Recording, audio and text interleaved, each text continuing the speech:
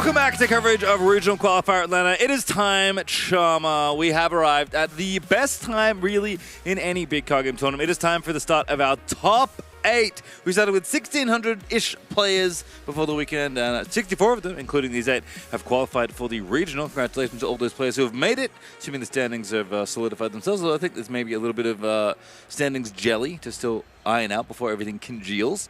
But we have 8 players left. And we have some very exciting names in this top 8. Yeah, we absolutely do. This is a very good top 8, both in terms of deck diversity, though I am relatively certain that you were wrong about the number of Dravens. But we have some big names. We also have some new players looking to make a name for themselves, and I am very excited to talk about some of them, like... Let's have a cheeky peek at the standings, shall we? And let the names unfurl in front of your own eyes. Look at the 8 players. There'll be probably more on this graphic, but it is Coca Lopez, Prismaticism, Frosty, Boulevard, Harukaz, Alan ZQ, Colin, and Stardust, our final Draven, sneaking in the win and in the Draven mirror we just had on stream. Yeah, this is a fantastic top 8 when you're looking at names like Colin, again, performed incredibly well in the past, now on that set representing the original legend that they fell in love with. We have Alan, of course, previous regional qualifier winner, Ezreal specialist. We have Harukaz, who we've seen on the broadcast this weekend, great on Aurelia. Boulevard, I'm just going to say the quote. So I was talking to Boulevard during the break, and Boulevard said, I really want to make top 8 because then all of the Legends of Runeterra players will know that I casted that game so that they could have a chance. You know, Boulevard is someone that we both worked with in Legends of Runeterra for quite a while. Pleasure to be around, but not to play against. Very, very good at card games. Has a hand in designing some as well, which is pretty impressive. But definitely a player that's fun to watch and has some spice despite playing the most represented deck in Draven. I have to point out, wait, no, it's not 6. It can't be 6 unique decks if there's 3 Dravens. It's 5. Oh, including Draven. I believe that is 1 more than Leal as far as deck diversity goes in the top 8. There you go. It's at least similar. Yeah, it's similar. There you go. The point is that it's not lopsided. Right. It's not half Draven. No, not like that. It's not half Draven. No, it's not. And it's only 3. 1 less than the last time we were in North America playing a regional qualifier. And of course, that begs the question, apart from Prismaticism, who I think at this point is now become our de facto player to win this event. I know you've been... No, I was going to say, that's my de facto. I actually think that there are very reasonable takes otherwise. If you had, say, argued for Alan, he's a previous winner. Makes a lot of sense. Colin is showing that he can win on nearly any legend with this run on set. Boulevard, again, a lot of success in other card games, is on Draven. In fact, if you were about to ask me if I had to pick somebody not named Prismaticism, I actually might pick Boulevard, simply because while he is on Draven, he has brought a very spicy version of this list in terms of the battlefields brought, but also some of the cards included. There is, when we hopefully get to it on the broadcast, a purple Draven main deck. There is also a red Rumble in there, he told me. I had a wonderful discussion about why those cards were included. I think that he had a very good read on the room, and it's very clearly paying off for him. Yeah, I mean, for all of the talk and for how much Draven has represented across Spiritforge as kind of a season at the regional qualifier level, only has won once. So has a chance to do it again, but it is not, despite being the most represented deck, it is not the most dominant deck necessarily in the field. Although I guess maybe Vegas people would feel a little bit differently, despite how exciting I personally found those Draven mirrors. Again, Prismaticism, I think the player, I guess we should talk about it, because we are going to talk about it at some point. The player who we all have our eyes on coming into this top 8 has done just about everything you can do in Riftbound right now, apart from win a regional qualifier. Yeah, absolutely. Multiple top 8s. Great performances in the third-party tournaments as well. Continues to be consistent, and I think that's the real measurement of skill. If you're new to card games, you might not understand why we're highlighting somebody like Prismaticism who doesn't have the big win, and the answer is simply, it's hard to win an event. You do need things to go your way, but it is significantly harder to be in the top cut, be in contention time after time after time again. And so that is what is the standout when I think about Prismaticism. I will say, as we start to look at maybe the bracket as that starts to coalesce. One of the other things to keep an eye out for is Frosty on that Kaisa. Oh, yeah. Because there is 3 Dravens in the top 8, and Frosty looked very good earlier in the weekend against Draven on that Kaisa. Looked very comfortable in that matchup, and if things align for Frosty, could just go on a run. The fun thing about Frosty is actually a player I met on Friday. I don't know them. They just was like a fan of work that I had done. Wanted to come over and chat, and they were practicing with their buddy, who actually was on stream playing Master Yi yesterday. I kept seeing this person on stream. I was like, I feel like I know this person. Did they top 8 at a different RQ? Like, am I remembering it? Oh, I met them on Friday. That's how. And they said their goal coming into this tournament was just to make top 64. When I talked to them after they were, I think, 10-0 after getting into a feature match, they couldn't believe what was happening. They was like, I'm sorry, I'm mentally readjusting to what's happening right now. I have to think about, I'm not only probably going to win Best of Kaisa, I'm going to be much better than top 64. I'm almost assuredly in top 8. Lo and behold, Frosty does make it as expected. So a player that is relatively new in some ways to success, at least at this level in Riftbound, looking to maybe break through and be a new player we now keep our eyes on. Yeah, and the interesting thing is production was kind enough to let me know that traditionally Kaisa across the field has a very bad matchup into Draven, and a lot of times I think that's on the back of Kaisa potentially struggling to deal with the Ferris Forerunners, but that's Frosty's really bad. yeah, Frosty's version that's really bad. Dealt with it very well earlier. Again, you had the right answers at the right time, and kind of I think understanding that it was going to be a battle of the mechs, and using the falling stars, the singularities, even cards like Smoke Screen to get those favorable trades there. I think Frosty has maybe cracked how to pilot it, because I do think sometimes with these lists, you look at it and you say, well, every list is the same or every pilot is the same, but there are gains that can be made if you kind of adjust your play patterns, and Frosty looked great. Absolutely. Let's have a look at Frosty's deck list. This is at least the main deck, and double time warp. This is looking like a very classic Kaisa. This was going to be the first thing I said, and then I realized there are 2 forecasters in the main deck. Yes, this is a card that's been included in a number of the Mind Domain lists this weekend because it allows you to get a lot of looks at your deck. Your mechs have vision, and that triggers on Forecaster when you play it because it's a mech, but also on your Forerunners. And then also when your Forerunners are cracked, when the mech tokens enter play, you get those triggers as well. So this is a way where you can ensure you have that right card at the right time to answer your opponents. And so again, might be a minor change on paper, but has paid dividends for Frosty throughout the event. Yeah, been looking good. Again, this is kind of the best deck in Origin, certainly. Certainly the most successful deck in that format. Kaisa was the most dominant force in that metagame. But you know what's kind of been fun? Since Spiritforged, until today, no Kaisa had ever made top 8 at original qualifier. Europe and NA did not have any since Spiritforged started until right now. Stay Frosty, my friend. Stay Frosty. Well, I mean, we've talked about kind of the heavy hitters. What about the wild cards? Because I think everyone's cheering for Set. Colin is a player that is easy to cheer for. Very genuine, very lovely guy. Very good card game player. And Set's just a fun deck. It's fun, man. Who doesn't want Set to win? I want Set to win. I don't even like Set that much. I am excited to see it in action once again. Again, we saw it earlier in the weekend, but it is a deck that I think sometimes is struggled when piloting by certain players because the resource management is critical. It is a deck that's very power hungry. You have to essentially know your energy. You have to know your power to pay for the heavy body costs.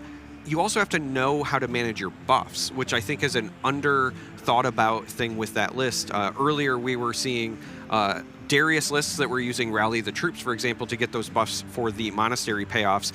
Colin was running the Arena Bar, for example, to make sure that he always had that fresh flow of the buffs. Again, understanding that's a third resource I have to manage, so let's make sure I have a supply of it. Yeah, okay, so I have 2 stats that I've just perceived that is kind of fun. So apparently, Set's win rate, I assume this is in Atlanta, against Draven. You know, the deck you expect to play against, certainly the most represented deck. 34% in Lille, a cool 20% here in Atlanta. Now, I don't think that's very representative of Colin's win rate against Draven, given how good his record has been. But against Annie, would you believe, Set looking pretty good. Do you want to give any guesses about what Set's winner versus Annie might be? Across the field, I would say Set's probably 58% against Annie. I was told, and I don't know if the stat is maybe skewed or there's something being misinformed, but that's it. That's the win rate versus Annie. 100%. It's literally unlosable. Well, that tells me a couple of things. That tells me Prismaticism did not play against a set yet. Yep. That also tells me that some of the Annies in the field just might not have been prepared for units that are both large and near unkillable, because the thing that separates Set from some of the other just kind of spam might decks is that Set Legend ability where you can spend the buff to get your unit back to safety and then just get it right back into the fray, right? Reaver's Row, as we know, was banned, and that had a very similar mechanic where when opponents came in, you could kind of save your unit, but Set's got that baked in, and I do think that there's a situation where Annie lists might have struggled against it, but I still think 100% is wild. I can't imagine the sample size is particularly large for that one, so there may be something going on in the back end that we'll take a little peek at some point. But thinking through the rest of the top 8, Aurelia, I mean, could get there. Yeah. I feel like we never have faith in Aurelia, but maybe that's her time to shine. I had said, again, a couple of times on the broadcast that I think Aurelia was kind of due because we keep seeing it get to the top 8 and not get the job done. Harukaz did look great on the broadcast earlier in the weekend. Certainly a capable player. If they go on to win it, I would not be surprised. It is going to, I think, be a very tough hill to climb, just given the nature of this top 8, however, because you're going to have to be going up against specialists, right? Colin on this set probably has a lot more games into Aurelia than Harukaz does into Set. Yeah, absolutely. And even if Harukaz has practiced against Ezreal, it's not the same as playing against Alan on Ezreal, and so that's the real hill. And I think that's the last thing to maybe talk about, because that is the last deck in our top 8. Azir, by the way, didn't make it. Well, by the way, didn't make it. Not two things I expected, actually. I thought you was almost guaranteed to make it, at least one of them, given that their deck, I think, had pretty good representation and converted quite well. We'll have a look at Harukaz's deck list, though, because Aurelia is a champion that you can build in quite a few different ways. In fact, if you cast your mind back to Vegas, there was also only one Aurelia in the top 8. It had Heart of Dark Ice. It was a much slower, almost more controlling build. This one, a little bit of top end, but what's sticking out to you here, Charmer? Because, again, there are very many ways to let Aurelia dance across the battlefield. Yeah, the things that jump out to me are the top end. We see that Mind Splitter there. Yes, it's just a one of, but that's saying that Aurelia wants to either have some hand disruption or just have a naturally large might unit on the back end. There is also that one of Vex that I'm a big fan of, because when you need to go in for maybe the game-winning combat, being able to tax your opponent at the right time also makes an awful lot of sense. The other thing that jumps out is earlier on the broadcast, we've seen a different version of Aurelia that was brought by a team that did perform very well. Unfortunately, none of those members made top 8, but they were on the sneaky deckhand, lower to the ground version, and this one is very clearly instead looking to play that long game and then kind of come in when things coalesce in the proper fashion. Yeah, got GA Zonus, things you can play early, 2 Titans, and of course those 3 Deserts Core, kind of filling out your early drop, 2-drop slot, as it were. Fizz actually one that also jumps out to me. You don't see this that often in Aurelia, but I do think even though it doesn't really work with things like Not So Fast, Hard Bargain, or Defy, cards that these decks are pretty notable for, it does work with a lot of other things, Rebuke being kind of an obvious one, Charm being a real winner there, I feel like, as well, but Fizz can get a decent amount of mileage. I kind of like that one here, and it's something I'd thought about in Aurelia, but I'd never done it, and it's now wild to see someone in top 8 with Fizz in their main deck. Yeah, there's a number of cards when I was looking at that list where you might have wanted to run another copy, but it's hard to fit so many cards into a 40-card list. So having that one Fizz kind of fills the role depending on the situation. Need another Ride the Wind? It's there, right? If you need another Defiant Dance for like an offensive setup, it's there. So I like the one of Fizz. I wonder how many Boots of Swiftness there were. Actually realized 2. Okay, that would make sense. That's the number that's usually pretty typical. We do have some interviews, though, because Barrett has been chatting with a few members of our top 8, so let's go down and hear what they had to say. I'm joined here with one of your top 8 contenders, Colin Kaiser. I feel like I've talked to you a lot this weekend already because you have been absolutely tearing it up here in this tournament. How do you feel right now locking in this top 8? Honestly, it's incredible. This is going to be my second top 8 that I've had now between Vegas and now, and to be able to do it on my old Passion deck is, honestly, it feels incredible. It's not even just the Passion deck. I mean, congratulations. You're obviously already the best of Set, so you've got one trophy to put in the case now, but how badly do you want to win it all? I would love it, honestly. Just having the ability to say that I'm the GOAT, unquestioned, unparalleled. I already believe I'm the best, but to be able to prove it to everybody, playing a deck that everybody wrote off would be amazing. Well, you're one of my favorites to win it. I love Set the Boss myself, so I hope you bust some heads in top 8. And who, out of the other people that are already locked as well, who do you maybe want to avoid in the bracket? At least until the finals, I'm in with my teammate Coco. So if we could get to be a finals of me versus him, then what better could we ask for, right? So that's what I'm hoping for. And outside of that, I'll take on whoever decides to play me.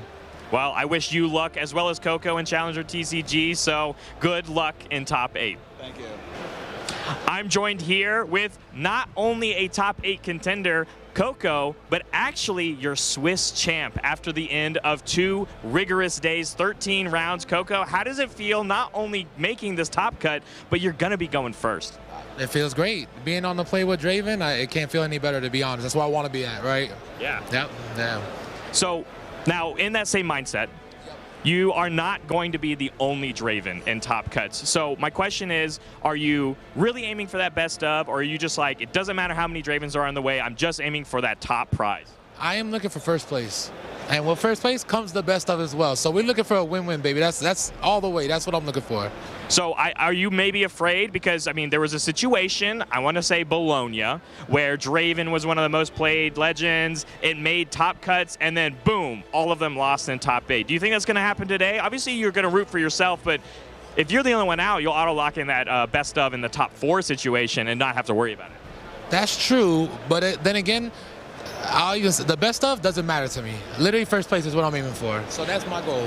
Well, Coco, I wish you luck. Obviously, I want you to give you some time, get into the space, but congratulations. Thank you. I'm joined here with your top 8 contender, Aurelia player, Harukaz. First of all, how do you feel? Honestly, it's surreal. I really didn't expect myself to get this far. I've been training a lot, and it's been something that I've been like really proud about trying to grind. I'm very competitive in nature, and then knowing that this is something like, you know, so far up, and then getting it, I was like blown away. Well, also congratulations. You're the only Aurelia in top cuts for such a high represented deck, which means you're already going home with a trophy, the best of. Honestly, I was so nervous. I didn't expect myself to actually get it because I actually played against a mirror, and this was determining the best of, and I'm so happy. It's incredible. Well, okay, so obviously locking in a little bit. You've got a little bit of time to rest before we get into top cuts, but is there a matchup that you're particularly trying to avoid? So far, Draven has always been the most stressful. Fortunately, I don't have to worry about the mirror because that's a bit difficult, but Draven has been one of the most stressful. I've played, I think, like 5 or 6 Dravens, and I've won most of them, but definitely something I still want to avoid. Well, it's good to know already on your journey you are getting comfortable in that Draven matchup. Don't have to worry about the mirror, like you said, but congratulations once again. But if you had any shout-outs, you said you worked really hard to get here. I mean, so how about it? Yeah, shout out to all my friends back in Connecticut. So we got Craig, really big tester. We have Rafi, Alex, Harry helped me a lot, and then David's Good Games Cafe. One of my prime places that I go to like play. So it's been fun. Yeah. Well, you said Connecticut, so I've got to go ahead and pick the question. You gonna be at Hartford? I will. Yeah, definitely going Hartford with all my buddies there. Well, I can't wait to see you there. Good luck later today. Wish you luck. Thank you very much. I'm joined here with one of our top 8 finalists. And man, Frosty, I've got to say, we've been watching you all day today, and I am so glad that you finally get to represent Kaisa in a top 8 scenario in a regional qualifier since Spirit Forge. How does it feel? It doesn't seem real even after you say it, and it's apparently locked. Genuinely, I was concerned about making day 2, let alone making it this far. So it's awesome, incredible. It really is incredible, and you're incredible for doing such an incredible performance, because I think you're like 2nd seed across going into top 8. So my question to you is, you're easily going to go first in this first little matchup, and even your second one. Sure. But what are you trying to avoid, even if going first is going to be an advantage to you? What kind of decks do you not want to run in, or maybe even players? To a degree, I think I have some level of disadvantage against a lot of the top 8 opponents. Draven, I've had success today. But I don't think it's necessarily a favored matchup for me. Aurelia is a very difficult matchup for my deck. I think my variant has a better matchup into Aurelia than a lot of other decks. Alan's EQ specifically, if I'm second and he slots into 7th, being the winning in, I've played Alan 5 games. I've won 1 of them. And it was this matchup with slightly different lists, but I've known Alan for just a month and a half or so, and he's definitely an opponent I don't want to sit across from in the first round. I couldn't imagine sitting across from him, having seen him not only win a regional qualifier, but he's just such a good, cool, and calculated player. So I also hope you don't go against him, because I would like to see Kaisa have a little bit more win. But speaking of, you've already locked in the best of Kaisa. So no matter what, you're going to go home with a trophy. So that must feel great as well. Yeah, it's incredible. I'm playing with a signed one, and it's an incredible upgrade. So it's hard to, like, that isn't real to my brain yet. Yeah. Walking home with that is incredible. I was super hoping to get top 64. Like, that was the dream. I heard I could have an opportunity to go to Hartford. So I'm there. Definitely going to be there for it. Yeah. I'm going to take a semester off of school, play more, and then hopefully do well there. So we'll see if we can run it back. I sure hope so, and I'm going to see you there. Frosty, congratulations on your top 8, and I wish you luck.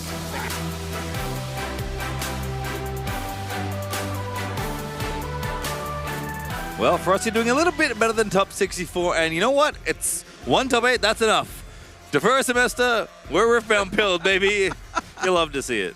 You know, it's not just that, but Frosty said 1 win out of 5 games with Alan, and they seemed kind of down about it. But you and I were talking, and I said, that's a great win rate against Alan. That would be enough for me to go pro if I could beat him even once out of 5 games. My win rate versus Alan is a flat 0, because I've never played him, and I would like to keep it that way, because I can tell you for a fact I will not do any winning against Alan's EQ. You are somebody who can say you've never lost to Alan. Yes. You got that going for you. I certainly have, and I think very few players can maybe claim that, or maybe there's a couple, I'm out there in side events today. I've also never played Alan, so have the same distinction perhaps. And that is actually the player we didn't talk about. But you know what? Let's have a look at the bracket, because where these matchups fall is going to be so much fun to see. So where are we? We know the seeds. Who's playing who? Oh, baby. It's a Draven Mirror up top as Coco Lopez plays Stardust. Boulevard is playing the Aurelia player, Harukaz, there in our second match. Frosty is playing Alan. No! And Prismaticism is playing Colin in the set matchup. Which is crazy, because we saw that stat earlier where Set has not lost to an Annie in all of the Atlanta regional qualifier, so that is also a spicy one. That is a spicy one there, and unfortunately for Prismaticus, I'm actually looking, so the Challenger TCG players, they can play each other in the finals based on this bracket. The friends, Prismaticism and Alan, their teammates, they can only meet in the semis. Yeah, they could only meet in the semis, but all of these players are, again, great. I've seen the bracket now. I'm still having a hard time picking who I think would win it all, because looking at this, I think that bottom half looks brutal. But then on the top, Boulevard has been very successful. Harukaz looks good. The Draven Slaughterfest up top is going to be interesting as well.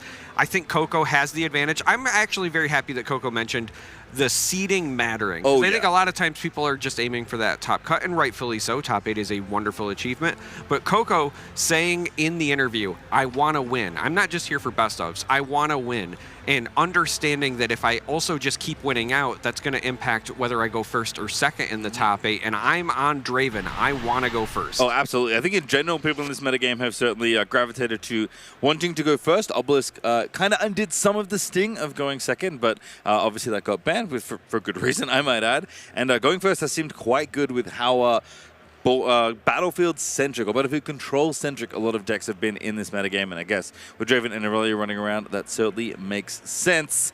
So the Dravens are going to slaughter each other in some capacity in the top half, and then it is the Wild West of sweet decks in the bottom half. Yeah. Now that you've seen the bracket, do you change your prediction at all? I don't think so. I feel like Priz is still the player we're going to be watching on. I mean, look, if Colin gets through, I think we'll follow him the whole way and hope he makes it. But Alan is a player that, again, like, it's funny looking at all the matchup data, right? Because it's looking at a huge, much significantly bigger sample size than, individual players who will play, because they only played, 13 rounds and there's however many games. And Alan, I mean, Alan against those domains just doesn't seem like he's going to lose very much. So if he gets there through kind of the other decks that are a little, that are not those, I kind of feel like Alan might be running it back in a different continent for once. See, it's interesting because when we see those stats for the overall spread throughout the weekend, right, they tell one story. But what jumps out to me is a lot of the players that did make the top 8 have done so by finding success against what should be an unfavored matchup. Frosty said, I don't think Kaisa is favored into Draven necessarily, but found a lot of success today, right? And then, again, we've seen probably small sample size, but silly stat about Set being undefeated against Annie, and we've got just silly Ezreal stats. That was the other one that I was trying to come back to. A lot of the Ezreal stats were saying that they were sub 50-50, some of them really unfavored, but obviously Alan's just built different. It does not matter what he's up against. His win rate is going to be drastically different than the spread, so I think one of the things that you have to look at is the player once you get to the top 8, because every one of them has their own unique path, and that includes beating their bad matchups. And speaking of their own unique path. All right, so this is Colin's run. Again, this player was EXO for quite a while. 1, 2, 3, 4, 5, 6, 7 rounds undefeated before finally picking up a loss. Actually to a Draven player, so beat Annie, beat Ezreal, Aurelia, Darius, Draven, Riftbound Plus took the L. Sam D. Sherman, actually, that was the last round of day 1 that we commentated yesterday, and then lost to open up day 2, which never feels good, and then win, draw into the top 8 alongside Aurelia. So not a lot of Draven, actually, in this run. A lot of different decks, more Lucian than maybe we'd expect. Another deck that didn't make top 8 that I think we may have thought was going to crack through, potentially. But a pretty fun run here. And now, thankfully for Colin, I guess, his run is fairly diverse, and this top 8 also relatively diverse as well. Yeah, looking at this run, another thing that jumps out to me is 2 wins against Victor. So obviously being able to play into the control decks very comfortably, not worry about the removal, likely just understanding how do I generate pressure safely without overcommitting. And that could potentially give Colin yet another edge should he move on to play somebody like an Alan who's going to be playing that control style. So it looks very good against Aurelia in particular, which I believe Aurelia is on that side of the... No, maybe on the other side of the bracket. I'll come back to it in a moment. Here's Prismaticism run, a player that we've been watching basically all weekend long. Kicked off of the bye as always. Aurelia, Zia, Rek'Sai, Siva, Victor, Draven. That is a very interesting spread for those first 8 rounds to be 8-0, up to 10-0 after taking out Azir and Draven, and then basically just continuing to run it, losing only to Frosty. So actually did pick up the L against Kaisa, but did not have to play set yet, drawing in with Coco Lopez in the last round after taking out Diwali in our on-stream match. Yeah, I think that this run makes an awful lot of sense to me when I'm looking at it, simply because the one loss is to Kaisa. Sometimes Annie has struggled against Kaisa, especially the versions that are off of Sneaky Deckhand, off of maybe things like Rear Guard. So you have a little bit less accelerate, and that gives that Kaisa player more time to find the removal, stop or slow down that pressure. But you can also see multiple wins against Draven, multiple wins against Aurelia. Those are the decks you expect to see, as well as 2 wins against Azir, which, yes, the representation didn't uptick a ton from Lil, but you still kind of expected it coming in. So I think, again, whatever testing was done by Prismaticism, having the answers, making the right calls there, did a wonderful job. So after looking at those, again, that is us. That is a top 8 match that we may well be watching. Certainly, that's the one that's happening in this first round of top 8, or one of the 4 that's happening. Who do we think is getting in there? How do we feel? Because as you might have noticed, Annie didn't play any sets, but Colin set played 1 Annie and 1. So doing the math a little bit, one player is 100% against Annie in this tournament, who's playing in this matchup, and the other Annie player on the other side of that matchup has 0%. Against set. There's nothing wrong with that stat at all. There's nothing wrong with it at all. You know, when I think about the matchup, it's going to be one that is hard to call when I consider equal player skill. And my reason is set is very sticky. The legend ability protecting your units means that you're always going to be able to get back into the battlefield after combat. A lot of times Annie wants to clear a path, score points, and rinse and repeat. but it's a little bit harder to do when you do that clear a path and your opponent is still left with might left over. This is a matchup that could very well be decided by who scores first, could be decided by who's going first or who gets that early tempo. So it's going to be close. Yeah, I mean, again, Colin had to have these decks on the mind when playing. Building this set deck.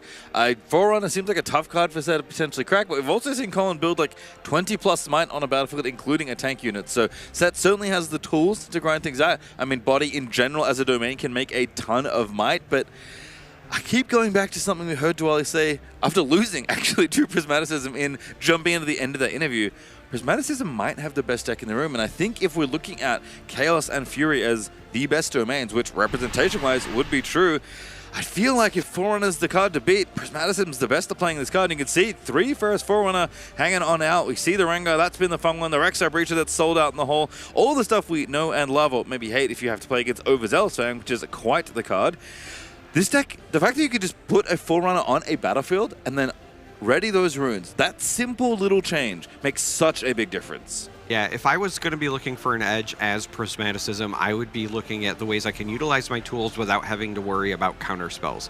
So cards like Rebuke get a lot of value, but also cards like Ride the Wind can get you some additional value as well, because you can hop on over when your opponent does jam those big units back into you. Hard Bargain could maybe catch Colin off guard. It's going to be an interesting matchup simply because this is one of the few times we're going to see these Annie players go against a non-calm opponent. Yeah, we'll have a look at Colin's set deck as well. We've looked at it a few times. It is Set Kingpin, the unusual one, not Brawler, in the Chosen Champion Zone. Something that's been very effective for kind of Set's thing where sometimes he does have to hold battlefields down in order to get those points. 3 Fiora, 3 Lucian, really leaning on the power of those cards. 3 Sabotage, 3 Showstopper, 3 Call to Glory. Didn't notice that the first time I looked at this deck list. And then a bunch of other pretty efficient units that can provide buffs for your team. But really just a lot of straightforward Set stuff. But it might look simple on paper. It is very tricky in practice. Yeah, I think the 3 Call to Glory is 100% worth it when you have 3 copies of Arena Bar. You're always going to have buffs available. And again, free is so rare in this game. Being able to fully commit. I was talking earlier about with Set, it's very resource intensive, and buffs are another resource you have to manage, but this gives you the ability to do so and then utilize it to pay for cards like Call to Glory. I'm also glad you mentioned Set Kingpin as well. Given that there are so many Ferris Forerunners, all it takes is Set plus 1 other buffed unit going in, and you can go over the top of a Forerunner and potentially not lose any units because of the tank stat on Set. Yeah, Set gets very big very quickly if you're able to send in a few units and buff. And that one Kikumak might look a little lonely, but Fey Dragon also is pretty spicy one we did see Colin to win a game with. But enough about the yapping. Let's have a look. You know what? Let's let the players decide, shall we? That's usually what we do here in Top 8. It is time to go down to the feature match area where we have Colin taking on Prismaticism. Not the first time these two have been in the same Top 8, but I'm trying to remember. I don't think in Vegas they played. I don't remember them playing in Vegas either. No, actually. Did they? They did. Because... Wait, no. Hang on. So I know that... So it's 2 Miracle and 2 Midrange. Yes. And they were definitely both on Miracle in that tournament. I'm trying to remember if the Miracle players played each other. I think they... No, if they did, they would have made Top 8. So no, they must not have played each other. No, they both lost to mid-range. I was going to say, I thought mid-range. I thought it was Miracle versus mid-range, and mid took both. Yes, that was the way that I remember. That's what happened. And Sam D. Sherman, our Lucian player from earlier today, did not crack another Top 8, but you know what? Still very impressive showings. You are going to get ready for game number 1. Untimed rounds, open deck list. Both these players know what's up. They're very, very talented at Riftbound. This should be one hell of a series. All right, and we're finally getting ready to kick things off. Both players opting to mulligan 2 cards, just wanting to make sure that their hands are as good as they can be before things get started. And it's going to be Prismaticism going first. Is a pretty high seed in this Top 8, so understandably wants to be going first whenever he can. It's always funny to see the runes awaken. Yes. It looks like something went wrong, but no, that's just how Annie's Legend ability works. It really does sometimes catch me off guard, specifically when going second and you just see 1 rune tapped, but like a red Rek'Sai, for example, because I'm always just like, wait, that doesn't cost 1. Yeah, what are they You're doing? cheating, judge. And the judge gets called. Reminds you, points taps the Annie, taps the best of Annie from Lil. Oh. And So this looks interesting. I don't know if I see a unit in the hand of Colin, other than other than that first mate, and obviously you want to get some sort of presence on the board, but ideally that's something that you want to take advantage of the when played. A little bit clunky, might explain why we saw both players mulligan too. I don't think it's ever arena bar here. No, it does have to be first mate. It doesn't feel great, but you do need something on the board, and Colin at least is going to commit a unit on his first turn, which I think against Annie especially, you do have to do. Like, Annie is the deck that is trying to get ahead early and stay ahead for the rest of the game with a bunch of little tricks she can use to keep her units healthy and on battlefields.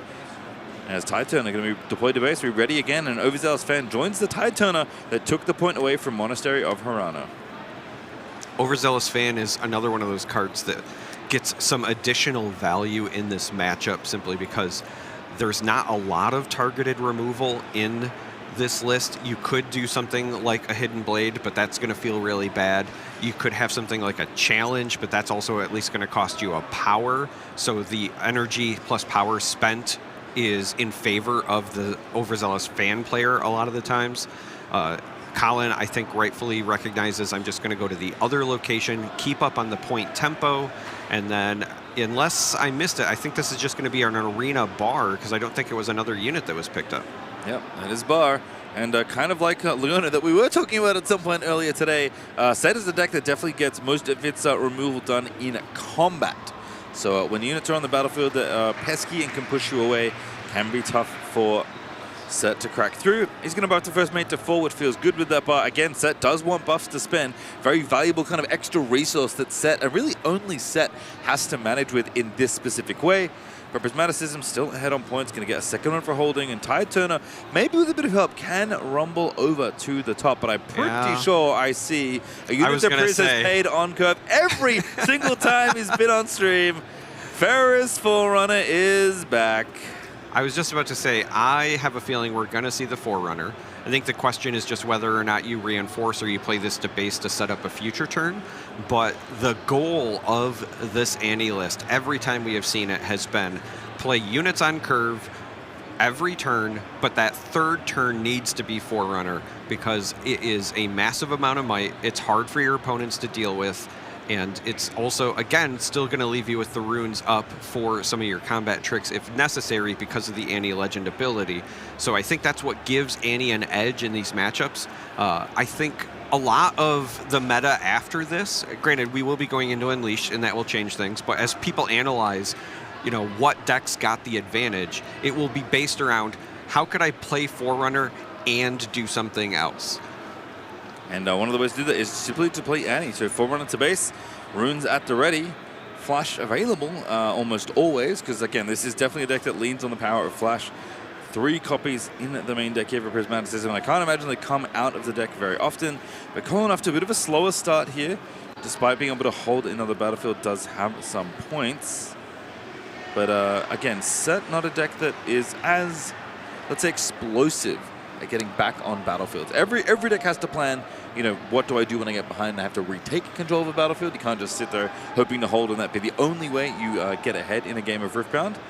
But there's certainly some trickery here. Cards like Showstopper can help with the mobility. Lots of different things Set can do. Lots of lines to take. And usually Colin doesn't have this many runes that aren't recycled. So lots of resources for Colin to play with as well. Yeah, I was just about to say there was a Fiora that was picked up. So I think the decision now is that the play with Arena Bar just to get that online? Is this where you maybe develop your chosen champion? Both would be solid. And yeah, it does look like Kingpin is going to be the play, reinforcing over to that seat of power. Seems like for now, Colin's like, you know what, that Overzealous Fan and that little Tide Turner, that's a later problem. And I think one of the fun things about that is that Prismaticism has correctly taken control, given the opportunity to take control of a battlefield first, has decided to take away Monastery of Harana, maybe expecting that they were going to be split in this early game and saying, I do not want you to go here. I cannot benefit from this at all, and it is incredible in your deck. So you can have the Seat of Power, because if you can't take the other one, you're never drawing a card off of it anyway. Yeah, I was just about to say this is actually a double denial, because not only are you stopping the draw from using Monastery, but also you cannot activate Seat of Power without presence at the other spot. So you're putting yourself in a position where you might get a benefit from one of the battlefields, but Colin cannot get any benefit until they at least come get you off of the monastery. All right, well, Awaken once more. Ferris Forerunner now ready to rumble. As our set, as you can see, has 1 extra might for the buff, and then +2 for each friendly buffed unit that's at set's location. So it counts himself. That's why there's a +2 for the die. So 5, 6, 8 for that set, +4 is 12 on the top battlefield. There's a buffed Sea Monkey that got played as well in the base. Thanks to, I think, Arena Bar did the Kingpin. The Sea Monkey can actually get a buff if you pay 1 extra energy for it. It's one of the nice things about the flexibility of that as an early drop. And then still only 4 might down in the bottom battlefield, but underselling Overzealous fan a little bit there. Yeah, underselling that. There is also a whopping 7 runes available to Prismaticism, who just passed on that last turn. But again, I think Prismaticism has the time to be patient here, was able to score first. As I mentioned before, that could just end up being the difference maker throughout this series, because that's going to force Colin to have to do something to unseat Prismaticism. And ultimately, it looks like we're going to see a Kaisa and a Rek'Sai come down. So just reinforcing the base a bit after moving that Ferris Forerunner over to the monastery. So we talked about something quite a bit over the course of this weekend that I want to highlight here. We've talked about, taking turns where you're trying to maybe take action, take out units, take points, jockey for position, maneuver yourself. And we've talked about development turns, right? Things where you just say, you know what, I can't really do much this turn. I need to build up more resources. Maybe need to put some units into my base so they can ready on my following turn. And I think the thing about Annie that kind of breaks that parity is that you don't have to really take off turns. You can have development turns and also turns where you still have interaction up. So you kind of get the best of both worlds in some way. I mean, this Forerunner is now holding down the fort with an Overzealous fan, and Prismaticism has 2 runes up and still played 2 units that turn.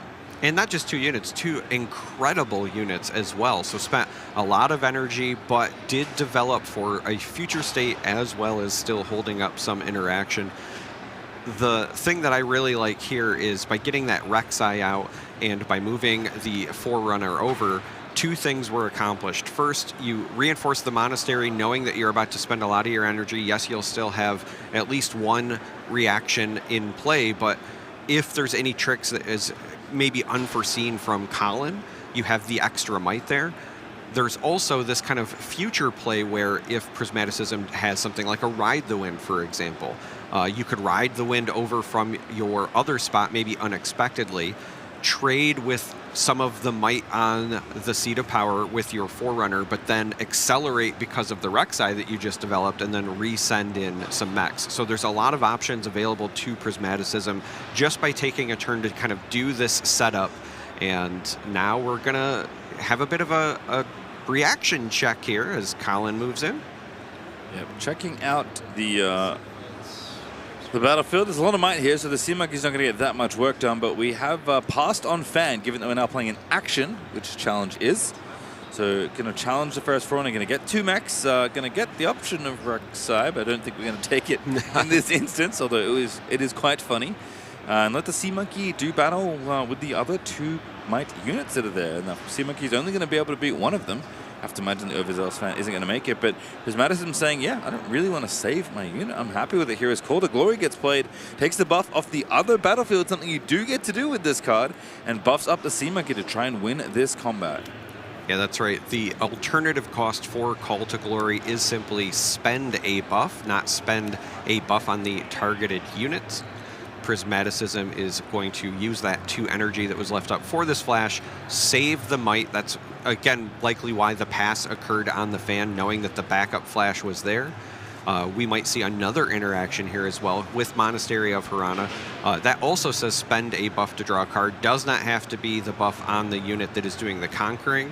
I still expect that to be the case because there's not really a reason to pull it off the Kingpin on the other side, but worth noting that, like I was saying before, your buffs are essentially a 3rd resource when you're piloting set. Yeah, and Sea Monkey keeping the buff, at least coming into that combat, was nice because if units did end up getting traded, you could have potentially used Set's Legend ability to save the Sea Monkey at the cost of the buff.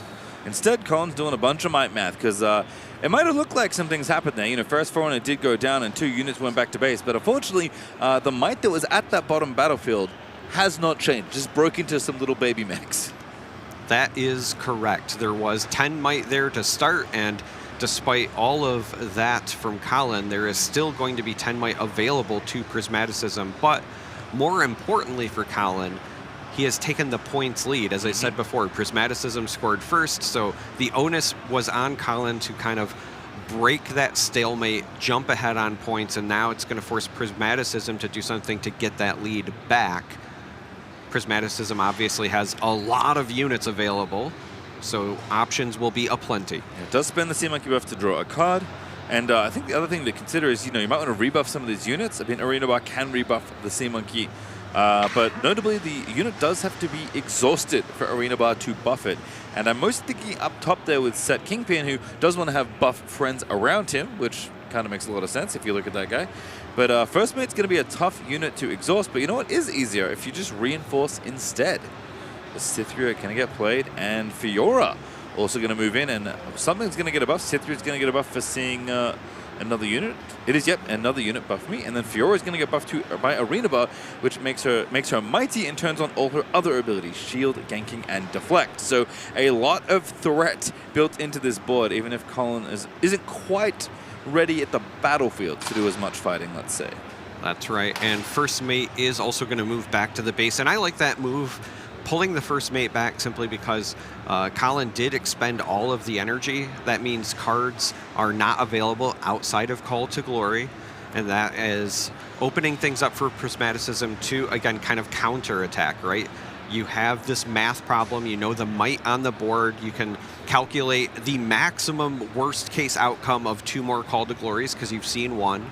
And you can navigate things in a pretty standard way here. I think the real question is how many units are you going to lose in the process, and or how many cards you have to spend from hand? Because the one thing I am noting is because Prismaticism has essentially just played units after units after units, the hand size is getting kind of small. Both players only have 2 cards.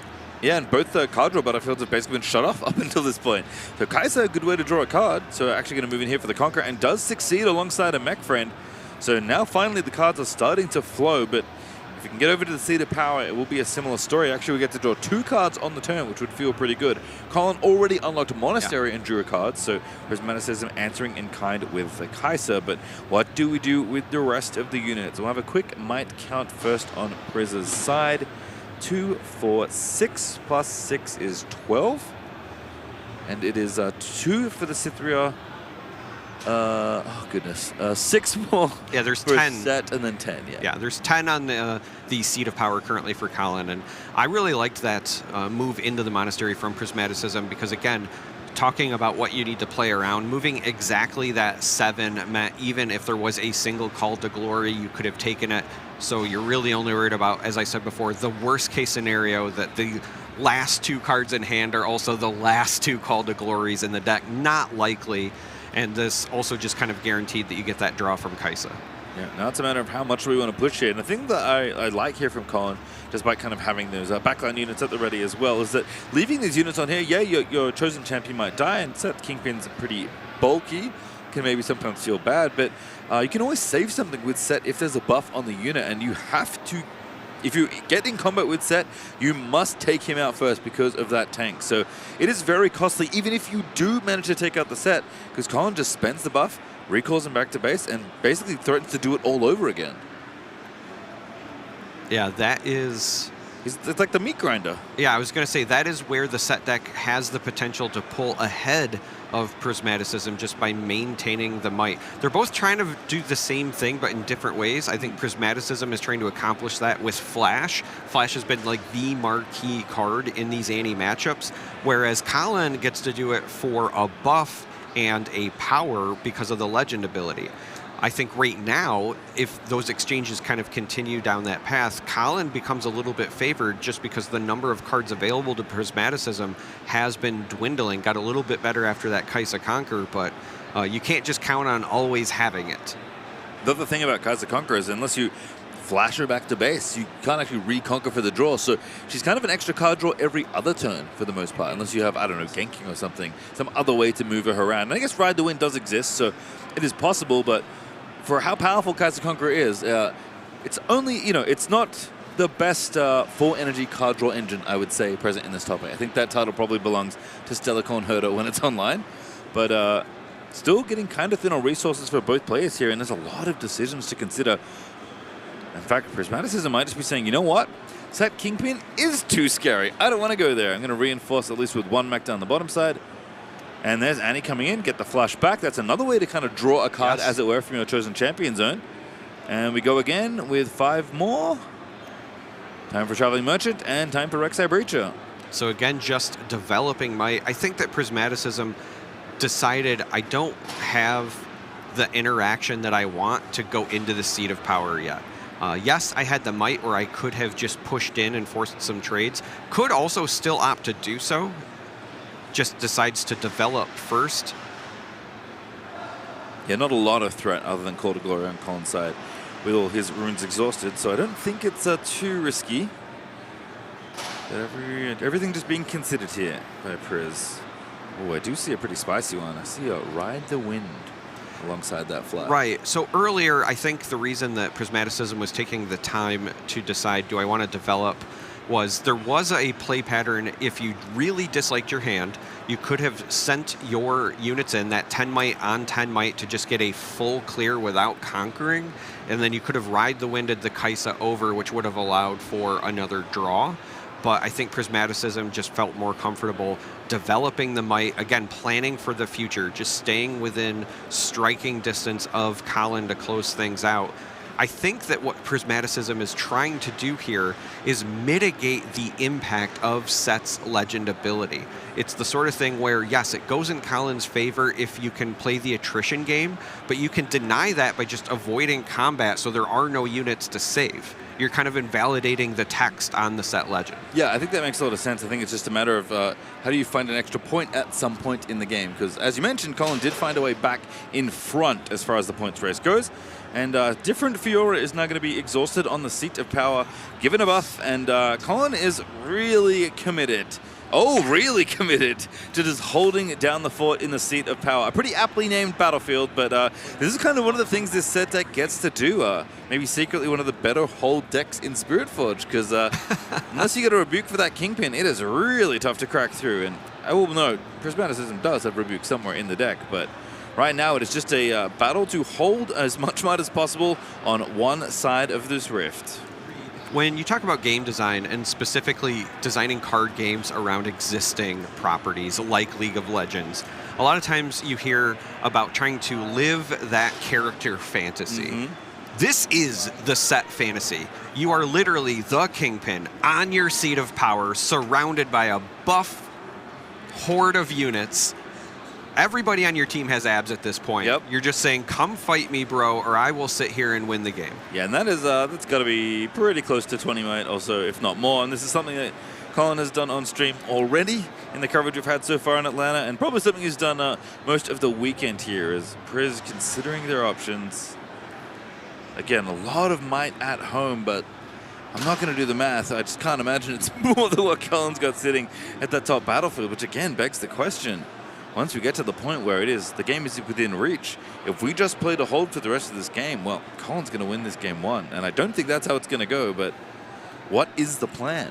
Well, there's another consideration here, which is, yes, right now the onus is on Prismaticism to break the stalemate, but also the presence of these Fioras, knowing that they both have ganking, means that, yes, it looks like Colin is just sitting there passively, but something like sending the Fioras over, following it up with a showstopper, Colin has just as much mobility available as Prismaticism does with those Ride the Wind plays, so you can't just feel comfortable on your side. You kind of have to worry about what your opponent is doing from the other end as well, and it is going to, potentially be a situation where if you let this go to 7, for example, then Colin could just surprise you on your side from the Seat of Power. Again, that first mate is what stands out to me talking about the showstopper plays, because it's just hanging out in base. It could have been somewhere else. So the fact that it's there tells me that Colin wants to have both something in reserve, but something unbuffed in base to potentially abuse showstopper when the time comes. All right, well, we're going in because that Rebuke I mentioned has bounced Set Kingpin back to Colin's hand.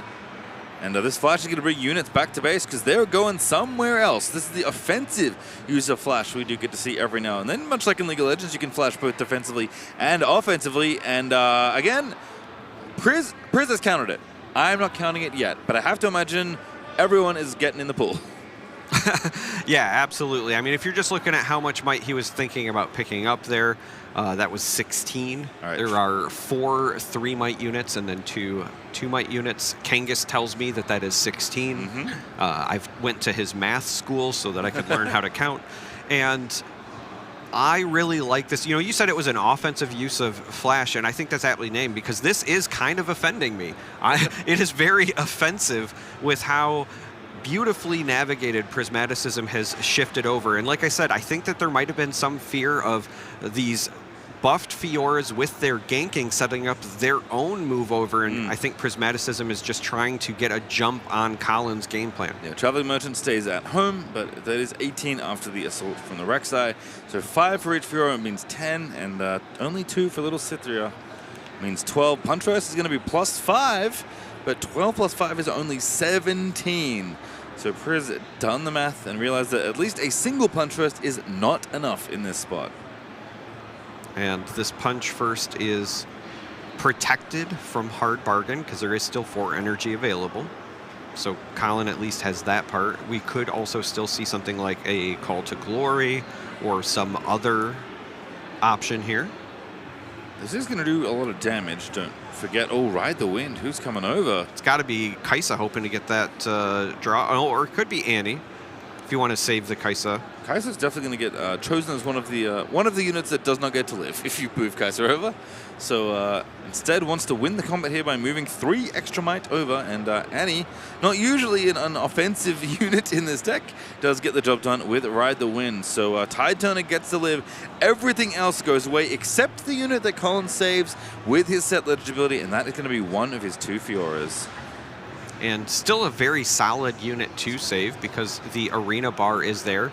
You will kind of have to finagle getting it on there, though, because as you had pointed out, Arena Bar only buffs exhausted units. So that Fiora is going to ready during the Awaken phase of the next turn. And actually another Overzealous fan is found to reinforce alongside that Tide Turner. 6 points now for Prismat. Another fan alongside that Kaiser in the bottom side. This is kind of a position we saw Priz navigate to in a previous match we had on stream where 2 fans on each battlefield threatening to hold for the win, and Traveling Merchant even just straight up draws a card because Priz ran out of them to do all of that. Yeah, incredibly efficient. Used every card in hand to go ahead in the points lead and then saved that Traveling Merchant to send safely to a location. Eventually we got to that card draw that I thought Kaisa might be trying to get, but you are correct. Kaisa would have died. Naturally. Traveling Merchant instead. I wonder it stayed home. Very, very efficient, very clever use of all of the might available.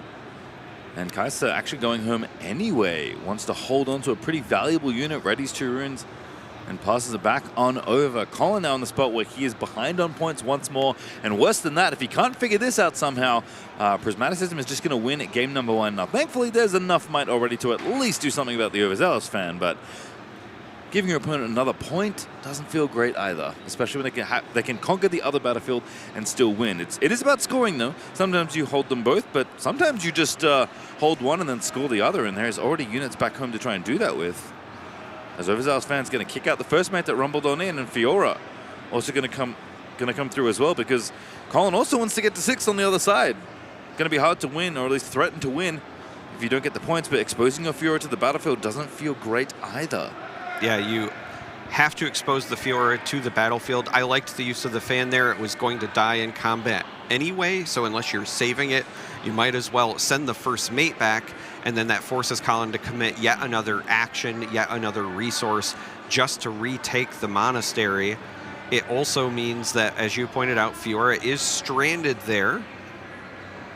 We have a Kaisa in the base, and with another card draw attempt, we could see Prismaticism with something like a Rebuke and then just a simple walk-in. I mean, whatever Colin plays from this point is, unless Showstopper gets involved, is not going to be on a battlefield. It's going to be in base, and that is not all that helpful. I guess, sorry, reinforcements could happen as well, and that is exactly what's going to happen. Yeah. My brain corrects itself. It is a long day, folks, but it's been a fun one so far, and we're only early in the round of 8 as Set Kingpin comes back down from the hand after being unceremoniously rebuked. And gonna hang out with Fiora, but no buffs on these units means that extra little bit of text on Set is not nearly as good. Fiora actually doesn't even have her abilities right now, and a Monastery of Piranha didn't get utilized to draw a card, so it's all going wrong for Set, because the buff guy's got no buffs. Finally getting one there thanks to Arena Bow. After that big round of combat, all of the units on Colin's side lost their buffs. They have to go back to the gym, hit leg day once again. Fiora is back online after the Arena Bar does place the buff on her. That's going to give Set Kingpin that +1 passive. So there's still a healthy amount of might there that Prismaticism would have to go through. I think that this is a safe bet from Colin simply because he knows Prismaticism had 1 card left, and that was just off the draw from the Merchant, so it's not something that was maybe tactically saved. Could get lucky off the top deck, but that plus another top deck is all Prismaticism is going to have to work with.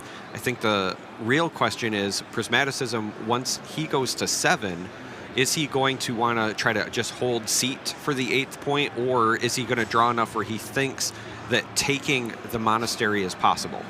Yeah, Akshan actually being played here. This is the 1 copy that Colin has in his main deck, and there's no gear to steal. Well, no gear to steal. No equipment out there. There are a couple longswords in Priz's deck, but none on the field for Akshan to thieve. So instead, just deciding where is Akshan going. You have to feel like you're kind of committed to this battlefield here. So he's looking to reinforce, but maybe not.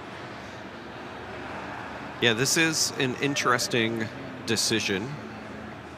Simply because by playing the Akshan, you are also signaling that you have 1 card left in hand, and the only thing it can be that would be playable would be a Call to Glory by spending Fiora's buff, because all of the energy is going to be spent. And I'm kind of with you. I could see the Akshan going on the battlefield knowing that if Prismaticism takes it, that's it. But I think Colin is banking on the fact that if Prismaticism cannot get over the hump, Colin goes to 7 and needs to have a way to take the other side. So this is one of those situations where there is playing to not lose, and then there's playing to win. And I think Colin has assessed this and saying there's no way that I can win. If he's got it, he's got it. But if not, this is the proper play. Have to agree, as that looks like Ferris Forerunner going over to the other battlefield. Priz going to make it as hard as possible to get up top. Flash back. Oh! Moves the Traveling Merchant, draws another card. Actually, just literally committed for the card draw. That is 2 energy, draw a card, and that is good enough right now. Go again, stack deck, gets another look. Ride the wind. Is that enough?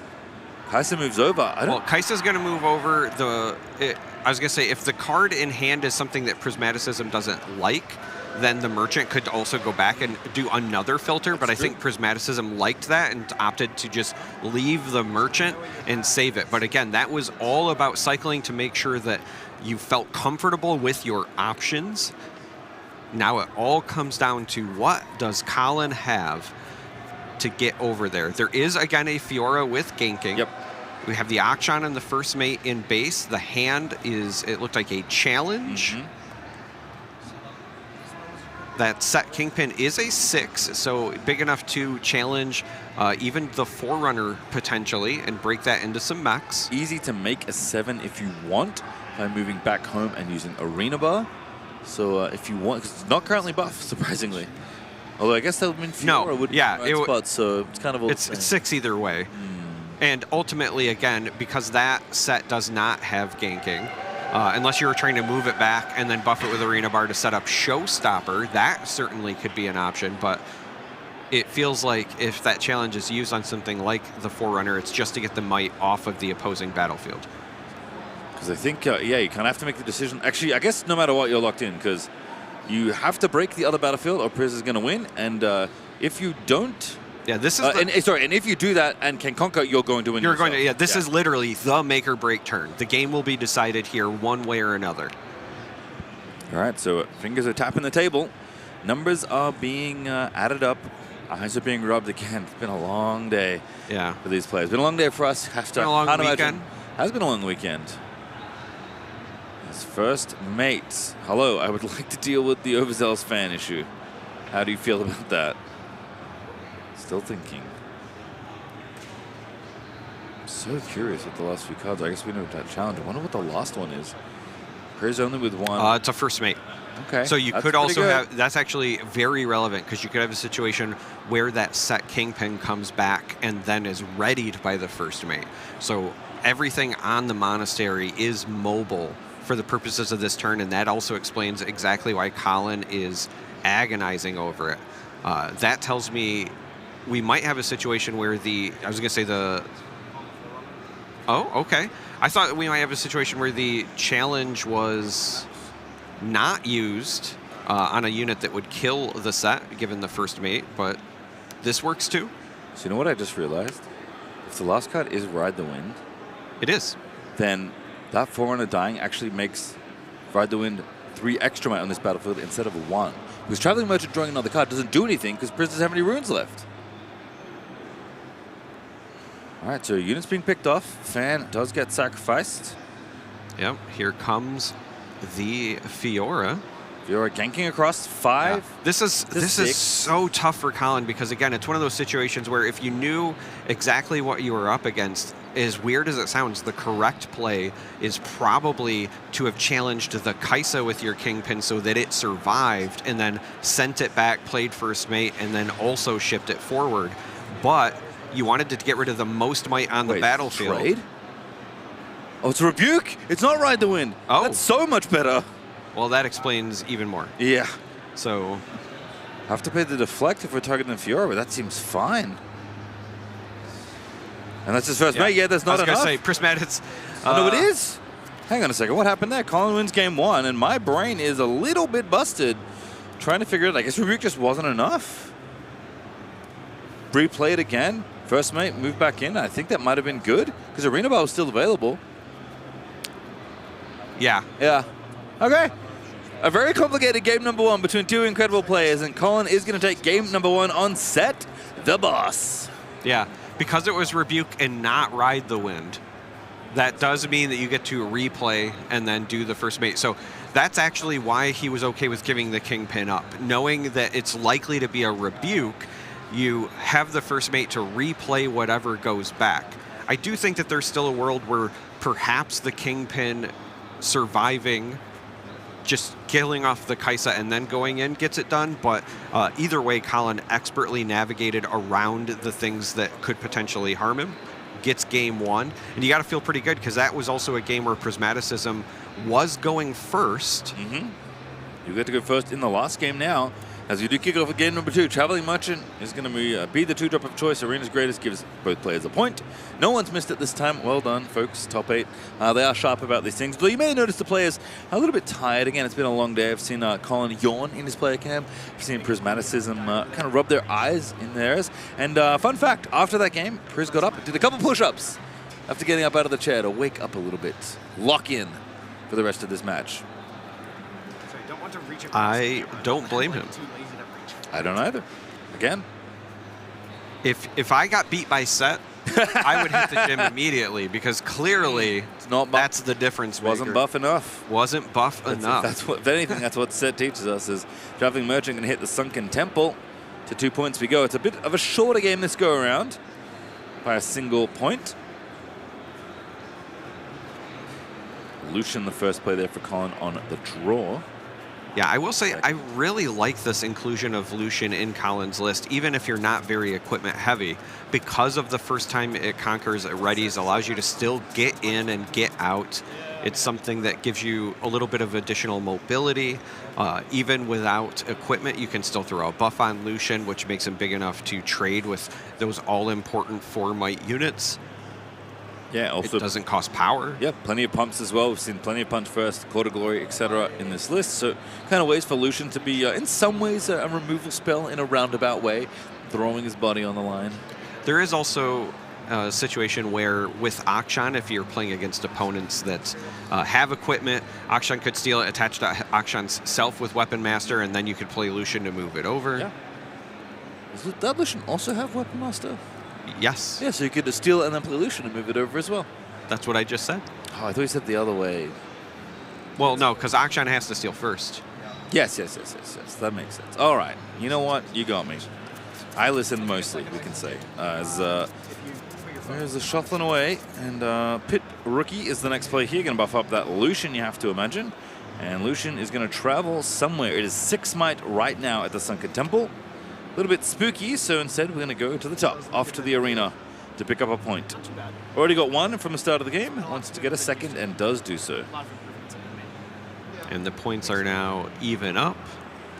And the even thresholds are still important. No aspirants climb. Yes, we started with Arena's Greatest, which gave everyone a free point, but that standard stay on even path feels, again, the game plan for these players. Yeah, kind of one of those things where just getting that first conquer, getting you to the even point means things are a little bit faster. Okay. I've actually seen already today how some players are just holding their units back until they can start getting 2 points, because you want to maybe wait and see, set up a little bit better of a position for yourself. And that first point, not as important as the first 2, as it turns out. As Arena Bar comes down, going to buff up the Pit Rookie as well.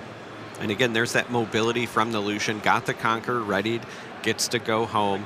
And in many ways, it makes the solution a nightmare to deal with specifically with Set, because on the off chance you ever do get rid of it, you could still use the Set Legend ability to save the Lucian as well.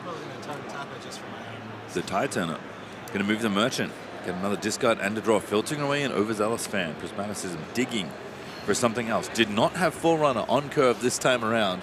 Every time he's at 6 runes, they've just played the Forerunner very swiftly to a battlefield usually, so at least Colin can be thankful that's not happening, and Set's building up a pretty decent board over there already, so not just hopeful, very efficient 4 might unit that's often on the cheap.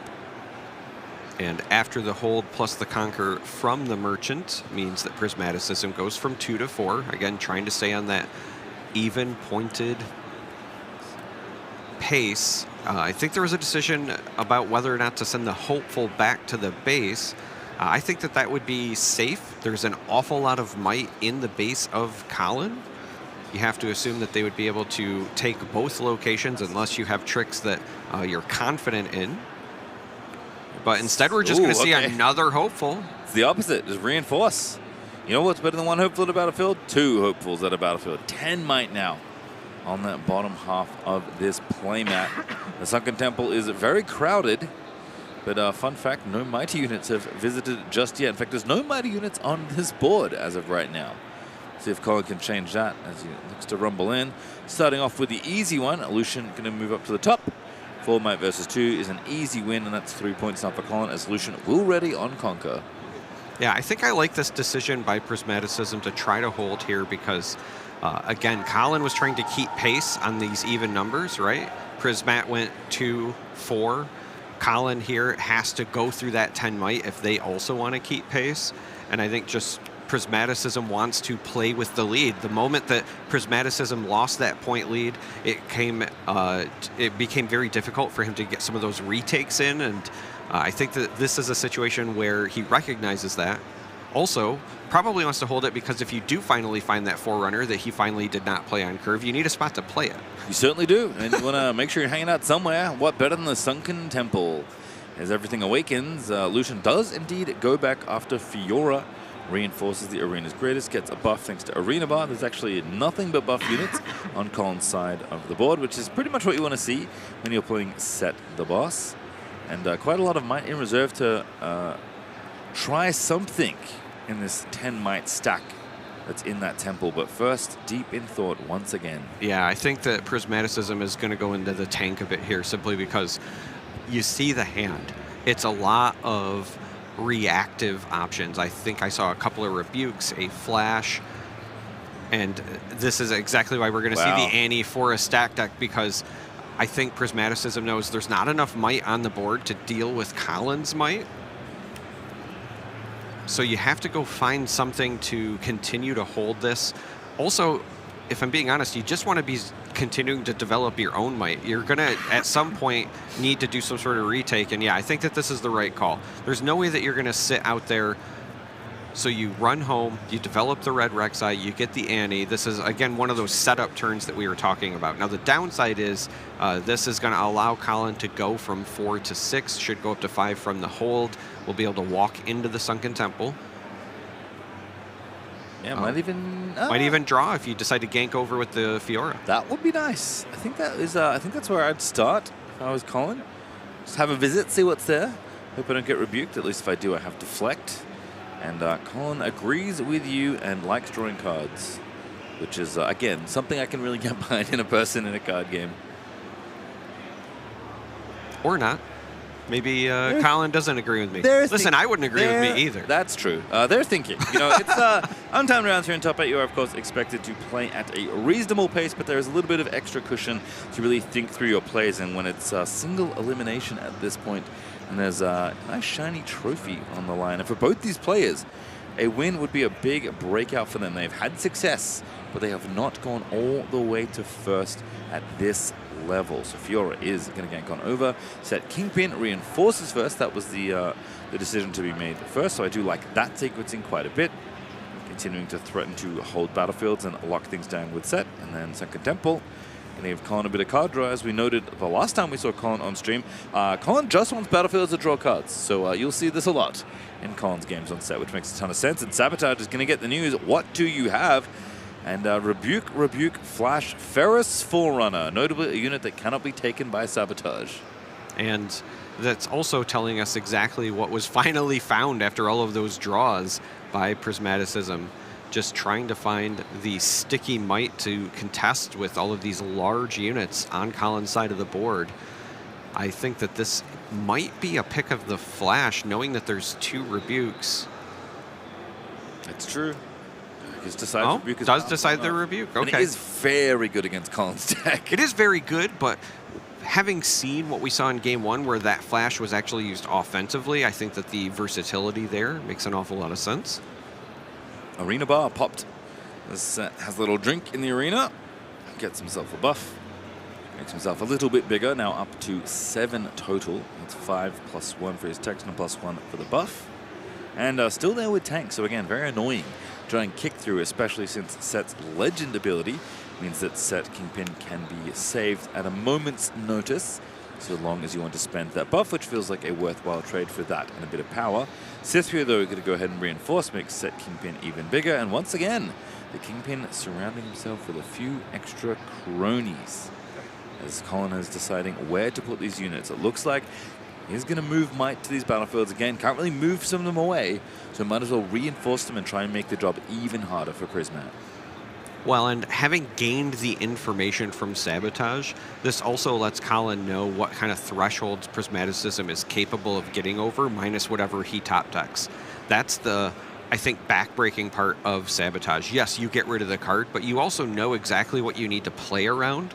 And so I think Colin feels confident that he can go and sit on some of these battlefields and force Prismaticism into unfavorable trades because, again, Prismaticism is going to be the one who has to break through this wall that Colin has created because the point tempo has unfortunately went in Colin's favor once again. And very impressive that Colin has managed to find a way, despite losing the lead early in both these games, despite, again, going first in this game as well. Impressive to find a way back in and then just kind of dig in. I think that's the thing about this set deck that's been impressive. Once it finds its way kind of back to parity and with just a little bit of a margin ahead, it just locks down a site and then getting in is impossible. Right. And on the top, we have 10 might. On the bottom, we have 8 might. But we also have 3 cards in Colin's hand with 3 runes available. And while 3 might not seem like a lot, it turns out there's a lot of things you can do in a set list with 3 runes. Punch First is obviously a very powerful card. You could also worry about cards like Challenge, etc. Instead, Colin just decides to utilize the set legend ability, spend a buff, and save that Fiora. All right, so Fiora going to get saved. That does mean Kingpin is a little vulnerable, perhaps, as Ferris Forerunner joins the party at the Sunken Temple. Unfortunately, is not conquering, despite being a mighty unit in that mech suit.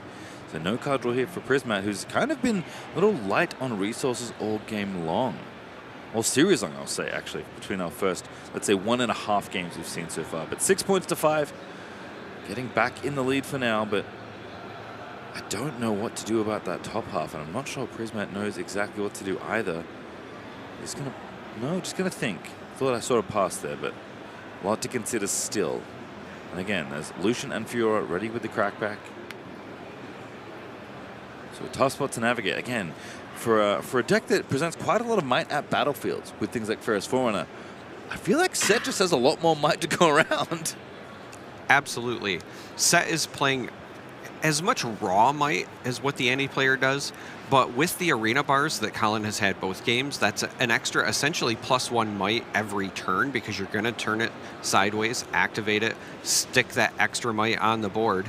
There is also the issue, as we've noted, where when a unit is saved by the Set Legend ability, Prismaticism is usually going down net might due to the trade, and Colin gets to save it. So this really does kind of become a situation where it's attrition. That's also probably why Colin opted with that Sabotage to get rid of the Rebuke, because that's where Prismaticism can spike back up at a key moment and make up that gap of might lost through the trades. Interesting to think of what to do here, though, knowing, again, that information that you pointed out, that is one of the more powerful things that these similar effects do give, even though Sabotage does take a card away. Knowing that that Rebuke is still there is important, because I was trying to think about the things Colin can do to remove units that aren't fight them, which is obviously the primary way. And when you're forcing your opponent into your battlefield, well, that's really good. You can just hold up a bunch of different pumps, like Punch First. But if you're trying to be a bit more proactive about it, well, Challenge is really Colin's best way to do that. And if you want to challenge this Forerunner, let's say, which I don't know if something he wants to do, but something he might be thinking about, you have to leave the battlefield if you want to use, let's say, your Set Kingpin, because if you don't, you are getting rebuked. Absolutely, that is Oh, actually, no, you can't. It's an action. Oh, correct. You're not starting a showdown. So you can do it from one spot to another. It's absolutely playable to challenge that Forerunner from across. I think the big concern would be something along the lines of, does that open up Prismaticism to then retake with the mechs? The big thing here is that going into this next turn, because Colin cannot win right now, so going into this next turn, is there a situation where giving the mechs into the base to allowing for more versatility during a retake, you know, more or less beneficial? Colin, it does seem, wants to get on this Sunken Temple, is sending in the Lucian. It's 4 versus 9 right now, but +5 would conveniently be exactly that same number. This might just be an emphasis on saying, I'm okay with potentially losing my Lucian. You could also save it with the Set Legend ability, but in return, I want to get rid of your red Rek'Sai, because what I'd be worried about on a retake would be you sending in the Ferris Forerunner somewhere, having it die, and then accelerate the mechs to get even more might. Yep, and again, something like Ride the Wind, that would be a pretty spicy way for Forerunner to trot on over and try and see if... Well, you also know that there's the flash in hand. Oh, so again, we've already seen the offensive flash play. That Sabotage revealed it. And that, again, that's kind of why I thought, if you see 2 Rebukes and 1 flash, sometimes you just kind of want to remove your options of your opponent. But as you had pointed out, Rebuke is also just incredibly strong against Set. Kind of hard to go wrong with any of those choices. And that is what happens. So that Lucian gets saved by the Set Legend ability, but does get rid of the red Rek'Sai. And I think that Colin was worried about those accelerated mechs. Makes sense to me. So we'll see. Does Colin try and conquer the battlefield and take away... Well, I guess not take away the threat of losing, but giving 1 point over and just forcing them to conquer the other battlefield is a way to try and weasel out of this situation. But like you said, Colin can't win. He can only get to 7 from this point. So Set is going to come back. Cithria all alone there in that top battlefield. First mate reinforcing the battlefield, going to ready the Kingpin. So we do want to tussle with the Forerunner. And it's more about reducing options here, making it a little bit harder for Priz next turn. Also, specifically because this is sending Kingpin, this could be about the draw as well. If you don't like your hand and you want one more answer, going onto Sunken Temple with your mighty unit is a way to do it. But we have a Rengar, a defensive Rengar, so it's only going to be worth 3 might because it's not the attacker, so the assault doesn't trigger. It's not the Shen, if you will, but still is bonus might and another unit on the Sunken Temple. This is a big play. And you also know that if you commit more, if you punch first to try and win this combat, you still know there's a Rebuke in hand. You still know there's a Rebuke in hand, and on top of that, if somehow you do still kill that Forerunner, you're not getting rid of the net might, so there still could be some sort of crackback on the following turn. This is a rough spot to be in. These Rengars, when I was walking the tables earlier through the weekend, have been blowing out games all weekend long. Yeah, not that many reaction units that are this size But yeah, Rengar, a pretty good one here. And this is one of the innovations that Prismat found for this Annie deck. 3 Rengar. Because not only is it just a pretty good unit in these domains, but when Annie readies 2 ruins, it's pretty easy to find a way to leave open 3. And all of a sudden, 2's scary enough, but 3, you have to add Rengar to the mix as well, as far as what you're thinking about when you're doing something like, oh, I don't know, walking into a battlefield with set Kingpin. Yeah, if anything, plays like this are why I'm so excited for Unleashed when that comes out, because there's so many units that have Ambush that are going to be coming in that set. I can't wait to see additional plays like this, and we are going to see the punch first committed. It doesn't feel great, but at some point you have to realize, well, I know they have the Rebuke, and they probably guess I have a punch first. I got to make you use it, because at this point, that's the only way I'm getting it out of your hand. I have to make an enticing enough target to force this out. So the situation that you're in now, if you're Prismaticism, is, am I forgetting anything? Is there any way I'm punished by rebuking? Is this him just baiting it out? Because we both know I have it, and he still chose to play this punch first. Does he know something I don't? Is he thinking of something that I have forgotten? So this is one of those situations where you don't just windmill slam your rebuke. You want to think through what the options are just to play it safe. Yep, Unyielding Spirit, which is kind of a spell that is a defensive body spell. Doesn't work in that situation because it's not dealing any damage. Saw that one a decent amount in Origins with all the Kaiser running around, but not so hot these days as a card you see commonly in body lists. And I believe there's something coming in Unleashed that might be helpful here, but unfortunately, we're not there yet. This is still Spirit Forge, right at the end of the original qualifier season for this set. And what a metagame it has been, as both these players still deep in thought, deep into this second game here, and Prismat really wants to take this one, because if he doesn't, he's out of the tournament. And that is the one thing he's truly searching for at this point in his Riftbound career, is just a win. And as I said before, yes, this seems pretty straightforward, but you want to make sure you're not forgetting anything. There is also that flash available. So this could be a situation where instead of using the Rebuke, if you're worried about additional attacks from the Fiora that is still in the base, right? Again, maybe there's a second punch first, so you Rebuke and then they punch first and then still come in. I was going to say, this could just be a flash, because not only does that save your units, but it means that in the next turn you'll get more value from the Rengar. So you set it up, make them commit resources, and now it's going to be +5 might on your turn when you try to go for the double conquer retake. So I actually really like this. It's safe, and it gives Prismaticism more options. It does give Colin a draw, though. A set does successfully conquer and go to 7, but 7 is not enough points to win. This game you do need 8, despite both players starting with a bonus point thanks to the Arena's Greatest. And I like this too, because in some ways it sidesteps the punch first, right? That 5 might that's being granted by punch first this turn, well, that's not going to be there next turn when you go back in with the rest of your units. And now Colin only has 3 energy left. Has to decide where this Fiora is going to go. Knows that holding is essentially the path to victory. And first mate stranded over there in the top battlefield. Cytherea can go back home, but not going to get anywhere else after that. And it is 17? 6, 10, 15, yeah, 17 might in base right now, accounting for Rengar's Assault 2. So that unit does have Assault 2, so there's quite a lot of offensive power, as you noted. And the math, not looking to check out right now, but we are going to make it even better. Fiora's going to join on in.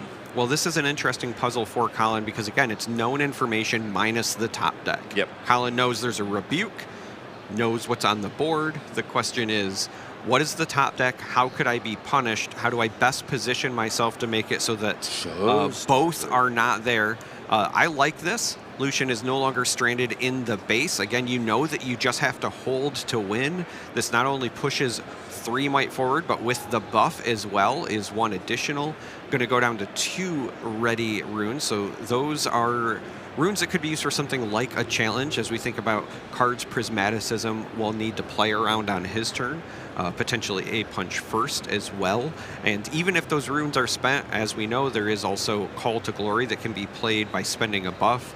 So 2 cards in the hand of Colin, and Prismaticism still has to play around quite a lot despite the diminished resources. All right, so counting out the might, I can see on the top, because that's where we're going to start, right? If Priz can double conquer this turn, going to win this game. If not, Colin's probably going to find the hold and find a win. So do want to likely break both here. I don't think you can commit to simply going to the bottom battlefield and just dealing with it.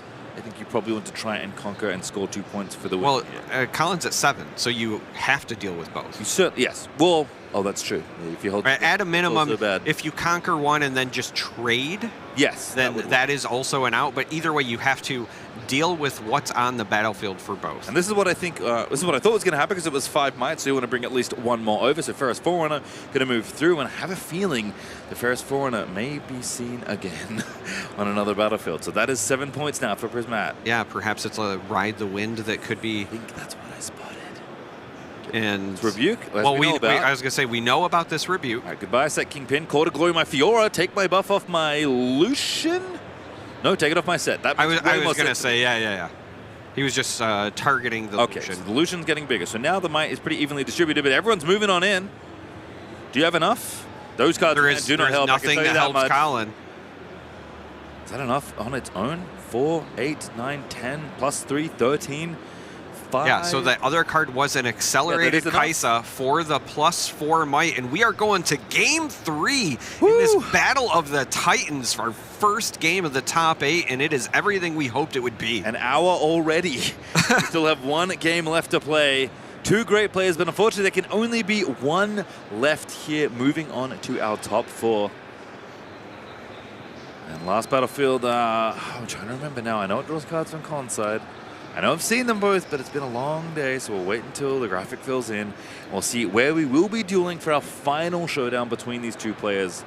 It is sad to only see one of these players for at least one more round after this, but it has been an incredible run for both of them. Already locked for best ofs, now just playing for the trophy. I believe the last one was Grove for him. Yes, Grove of the God Below.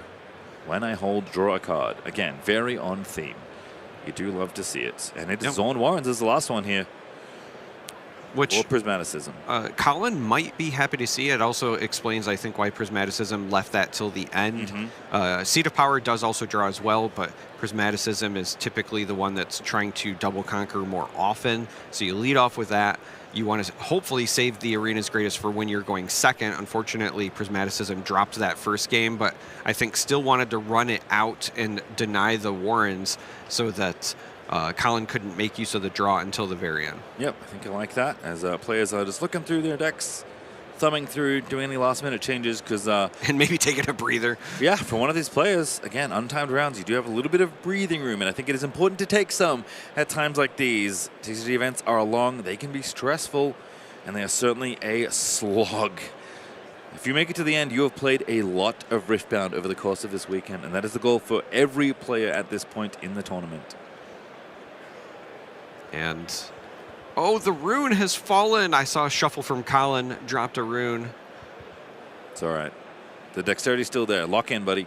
Gotta make sure that those runes are randomized. Just a little chuckle on either side. Players do know each other somewhat from their time in the top 8s of regional qualifiers, as it turns out. Again, we're both in the top 4, if memory serves correctly, in Vegas. Certainly we're at least both in top 8. And I think, I was going to say, I think Colin is also maybe getting up to stretch a little bit. Might have to run to the restroom or do some push-ups of his own. Maybe he said, hey, Prismaticism just did some push-ups.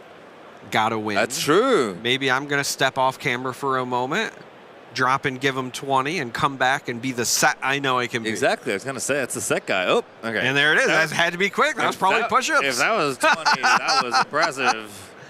A big smile on Colin's face. I'm sure it was 20, and I'm told I know how to count. Yes, that is true. Your math has never failed us yet. There's 2 players just, taking a breather, having a chat, bit of a banter, and shuffling up for what's going to be our final game of this quarterfinal matchup, at least. Very curious how the rest of our top 8 is doing, but I guess we'll find out after this because we need to lock in and focus on the task at hand, which is finishing the bout between 2 heavyweights here. Annie and Set. I would say one of these legends we expected to see in this top 8, and one of them we certainly did not. But it's a delight to have them both here as decks are presented, battlefields are revealed, and action will begin in short order. I think Colin might be the perfect evangelist for this set list because I have been impressed. I will be honest, I have not really looked into building Set at all in Set 1 or Set 2. However, I like what I've seen. This looks like it's a lot of fun. The all-in 3 arena bar to keep things going has been very effective. I like the mobility of Showstopper for sure, but seeing some of these other plays with First Mate has been fantastic. I just did not give Set the respect that the Kingpin deserves. Well, now we know. It's always good to learn things, Charmer, you know? Yeah. Not the set I expected to see in the Chosen Champions, though, but certainly I'd be a convert at this point, given Colin's results. Doesn't even have the option, by the way. There's no set brawlers anywhere in the set deck, and that's the flashy one, we can say. Don't always need to be flashy to get victories in Riftbound, as it turns out. As players have presented their decks, the customary fist pump is in the air, granted, and it is time to mulligan. 4 cards apiece. Have a look and see if they're all good. I see a single overzealous fan, at least a Forerunner. Oh, cards back again. Yeah, as a Rek'Sai, and I think the last one was a hard bargain. Colin looks like he's putting 2 away. Going to recycle those as required. Very diligent player is Colin. Even presented the 2 cards in the mulligan to Prismaticism in game number 1, which I think is just a funny little bit and very sporty, Colin, to do so. When you are recycling more than 1 card, you are supposed to randomize them and offer a cut. So just following the rules. Important to do when you're in the top 8. Very true. There are judges watching. There's not many matches left to keep track of. So the horde of judging staff that has been here, making sure the event runs smoothly all weekend long, now all their eyes are trained on the 4 matches still in play. And I do believe some of them probably have maybe been, said, you know what, you're done for the weekend, you can be okay. I don't think there's 50 judges watching these 4 games. That'll be quite funny. So a little bit interesting there. For a moment, Prismaticism was about to keep the Forerunner and the Rek'Sai. The Rek'Sai makes sense because going second, that's going to be your turn 1 play. Getting rid of the fan, not necessary as much. But at the last moment, instead shipped the Forerunner down and kept the hard bargain. Interesting. There's the Rek'Sai that you said. Runes get awakened. Cithria, the 2-drop on the other side there for a Colin. Not a bad one, especially if there's a unit to follow up with. And where are we going to go? Runes get channeled, card gets drawn. Smiles are exchanged, but the pleasantries are not done, but, wearing on as the series goes on here. Just not the focus. They're locked in. Yeah. Well, Prismaticism, I feel like, is always locked in. Permanently locked in. That's why he makes so many top 8s, don't you know? Yeah. Well, he's essentially achieved flow state by adding the extra ism. That's why it's Prismaticism ism. I see. With the name. All right, well, off to the Grove we go. Cithria rumbling on over, and it's going to say, okay, you can have the first point. You are the player going first. So usually that's the case, that player will take that first point. I do like that Colin always takes the point as well. We talked about how some players have been holding back, and I think that is correct in some situations, but this deck really does kind of get points in increments. So given that you're holding it, often I feel like when you're holding, you only hold for a single point. I do like that Colin just tries to take the points as they come, as a hidden card goes under that battlefield. And if I recall correctly, at least from what I know of the main deck, that could only be one of 2 things. That could be Hidden Blade or a Facebreaker. Yes, unless something came in from the sideboard. Yes, which we don't know. Are the options, but this is why that first point was taken, because we see... Oh! Rengar is so bad. You see a huge set Kingpin go down, and Colin recycled down to 2 runes to make this happen, but Rengar on the attack... Oh, this hard bargain. The hard bargain that was kept is going to be so good here. Hard bargain, the Hidden Blade. bargain. And that is a complete blowout on this battlefield. It is 4 for the Rek'Sai, 5 for the Rengar, 9 might total, crashing into 5, 6, 7, 8. Absolute beautiful play from Prismaticism. That gut check to say, I don't need the Forerunner, I just need the aggression and protection is paying off. Love to see this Rengar on offense. Obviously helped Prismaticism win the previous game by forcing resources out of Colin's hand and then being the extra might for the retake. Now shining here in early game 3. Oh. And this is a big blowout because the Kingpin did not have a buff on it. Only the Cithria did, so he cannot be saved with the set legend. Now considering, do you want to recycle another I was just rune? about to say, if you want to keep even just the Cithria, you have to go down another rune, and this is a big setback. It's a 1 might unit. Granted, when you play any other unit, it goes to 2, it gets a buff, but that is so little might for such a high cost. And if you're Prismaticism, that might signal a bit about what's in Colin's hand, because if you want to save even this 1 might unit, that means you might be light on units you can play anytime soon. Maybe it's a bit top heavy, or it's just all of the reactive options in Colin's hand. So happy to take the draw here off of Zon Warrens. Oh. Forgot his trigger. Interesting. Yeah, just straight up forgot. Because Kingpin's in there. There would be another unit, another card discarded to see, so went to the Warrens and just forgot. Cithria does get her buff back thanks to Lucian joining the table, but sometimes after you get Rengar, you forget your triggers. It happens to even the best players in the world. Rengar is quite the jump scare as far as units go, both in Riftbound and in League of Legends. So we'll continue on as Kai'Sa going to be reinforcing here alongside Traveling Merchant, ready to runes, and the pattern continues here. If you're wondering, a little heuristic on how to play this anti-deck, well, look at your hand, and look at if you have a unit on the battlefield. Consider reinforcing, spend all of your runes on units, and then awaken 2 and hold up something fun. Yeah, I mean, that is a great beginner's take. Yes. But also, let's just say this is understanding the game state, because you just saw Colin go way down on resources. You also should have the point tempo. I know it says 3 over there on Colin's side, but you're still going to be able to catch up. You also have this Grove of the Godwillow locked off. So you're going to continue to draw cards to continue to extend that resource advantage. Arena Bar. There's the Arena Bar. Greedy key card here in this set deck.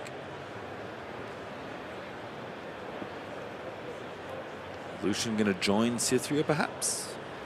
Yeah. Kind of awkward because you actually can't easily exhaust this unit to buff it. Right, you kind of have to move it there to be able to buff it. Yeah. And then you can move the Cithria back if you want to save her. And then if Prismaticism does come in to deal with the Lucian, worst case scenario, you can use your set legend to still save it. So it's not as risky as it seems, but it is the only way to get that buff on the Lucian. Yeah, not conquering in this case, because of course it was already held for a point. So with Cithria already occupying it, no need for Lucian to take anything. There's nothing really to take. The work has already been done, so Lucian can be exhausted, which is a very funny thing for Lucian. Usually doesn't stay sideways for very long. But stack deck and flash in the hand, and options being considered now for Prismat. I was just about to say, this is kind of a scary position if you're Colin, because you have Prismaticism with a lot of runes, an abnormally large number of runes, one might say, because typically there's a lot of recycling going on in these games, as well as a lot of cards in hand thanks to that Grove of the Godwillow. What does Prismaticism have up their sleeves? And it turns out it's a mech. Always has been. It's always Ferris Forerunner, reinforcing that Grove of the Godwillow, which, as I believe you mentioned, is also drawing Prismaticism cards. Not the plan Colin had when this battlefield was put in the lineup, but certainly Prismat will take it. Gonna retreat Rek'Sai now, leave the Forerunner there, maybe even retreat the Kai'Sa as well. Ready some runes, and it's just Kai'Sa that's going back. So quite a bit of might held on this battlefield. 12 total now on the Grove. I like this play. You do want to save a lot of might on Grove to make it difficult to overtake. You want to be able to draw the cards. But if something goes wrong, you want Rek'Sai to be around to potentially accelerate mech tokens or to give you a little bit of oomph on a retake. Also, because you're sitting on Grove and the Zon Warrens has just been held every time. Every time it's held, you do not get the trigger. It's only on Conquer, and that first one was missed by Colin. So again, you're just trying to control the flow of the card draw in this matchup. And Colin, I think, is just going to play this Fey Dragon and look for as much additional might on the board. Not a ton of value because the other 2 units already had buffs, but it is still 8 on its own. Yeah, just playing it for the stats. And I mean, Body's got big bodies. It's one of the draws to the domain, so it makes a ton of sense there as Prismat going to awaken, get a point now 4 apiece in this final game in this quarterfinal matchup between 2 incredibly good players. But Prismaticism is going to go back ahead on points, take the Warrens that he brought to this final game, get point number 5 and discard and draw. Kai'Sa going to discard the Kai'Sa. That is something that I think I'm a fan of, just kind of looking probably for more reactive tools. We're also going to use this stack deck to see if there's any more sauce that can be found. But given that you have a healthy number of units, you've now just established the official point lead. We kind of knew at some point Colin was going to need to leave the Zon Warrens open. You just have to put yourself in a position to be the person who scores last. If you're Annie, you have to assume that Flash is on the table, so Rek'Sai isn't exactly in danger over there. There's also, I believe, a fan in his hand, which could be reinforced over there. Actually, it's going to go to the Grove. So again, just all in on this Grove, saying, I am going to take away your best tool to win this game. It is hard to say no to a battlefield that draws you a card every time you hold it. And it does feel like, again, both these decks kind of just, whether by matchup or by design, just saying, you know what? Really stacking a ton of might on one battlefield is kind of the plan, and it does make sense. Again, we've seen the tank set Kingpin from the Chosen Champion, we've seen First Forerunner from Prisma. It does feel like that is one of the primary ways these decks do drive the game forward. Oh, takes back the fan. Little rewind there, a little smoke from both players, but everything above board did catch that in time. Stack deck first, get the information, good sequencing. Get the information. Oh, okay. A lot of good choices. This is not going to be an easy choice on this stack. Yeah, he goes into the tank. Down. Ooh, quicker than we might have expected. Well, not yet. You know, looking at choices, I saw a Flash, I saw a Forerunner. I think the Forerunner is ultimately the choice, and it makes sense. That's a lot of, again, sticky might, but I was not sure that was going to be an easy decision. Does play the Forerunner to the other side. When the turn is passed, will ready those runes. But again, gaining the information important, right? Because had the other plays stuck, there would not be enough energy left over to have deployed that Ferris Forerunner. So what's better than one Forerunner on a battlefield? Two, one each, I guess. One on each battlefield. Feels pretty good there. So even again, if Colin can trade some might in, going to be some might out on the other side there for Prismat as those baby mechlings do come pouring out of the suit. And this is kind of Set's game plan as challenge going to be issued there to the Forerunner. 8 plays 6 as far as the fight goes, and that's an easy one for Fey Dragon to win. But we see a long sword come down from the side of Prismaticism. Again, a card that has performed well for Prismaticism, so well in fact that the one Mind Splitter he was running in Leal came out for an additional copy. Certainly did. And that's going to be a trade, I believe. Yep, does trade away the dragon. Buff is available, is going to be used. Recycling a rune there to save the Fey Dragon. Yeah. Which can get it back thanks to the Arena Bar, but Set Legend is now exhausted. So this is interesting just because both players really kept most of the overall might the same on the board. The Fey Dragon just loses the buff, but that can be added back by the Arena Bar. On the other side, the Longsword sticks around and the Forerunner just becomes 2 mechs. It does open the window for a Conquer on the Zon Warrens for Colin, though. We'll see if Colin wants to take that opportunity. Contend with the Rek'Sai, which again, on defense is only 3 might. So not all that good as far as the defensive side is concerned. Another Forerunner. Actually losing another fight to the Dragon, I believe. The second challenge is issued. 1 out, and mechs explode into the backline. Lucian goes in, conquers the Warrens. Colin gets a point. Lucian's going to ready, and should be a discard and draw as well. Does indeed discard an Arena Bar. That one doesn't feel very good to use right now. So it makes sense to put that one away. Kind of only need 1 in a lot of cases. And I was going to say, I know that says +6, but I'm pretty sure that's supposed to represent 6 damage from the challenge. So what's next here? 5 apiece as far as points go. First mate I can see in the hand there. And the Forerunner's gone, so much easier to contend with the bottom battlefield as well. Fey Dragon getting ready. It's only 6 might, and Fey Dragon's a 7. That's more than enough. And Colin's getting ever closer to closing out this match. Yeah, Colin did find a way to break the stalemate back in his favor. Again, was behind on the point tempo. Prismaticism had a lot of might present. Colin found a way to deal with multiple Ferris Forerunners, which of course is something you have to be prepared for. It was the second most played card in the room all weekend long. Prismaticism, unfortunately, only at 5 points. This is why we talk about those even points being so important.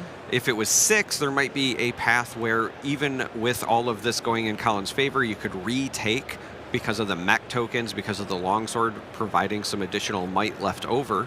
However, Prismaticism is only at 5. Will likely have to do something because Colin is at 6, and that means Colin is within striking distance of securing this match. And I love this, threatening to hold and then the conquer on the other side to potentially win from 6 to 8.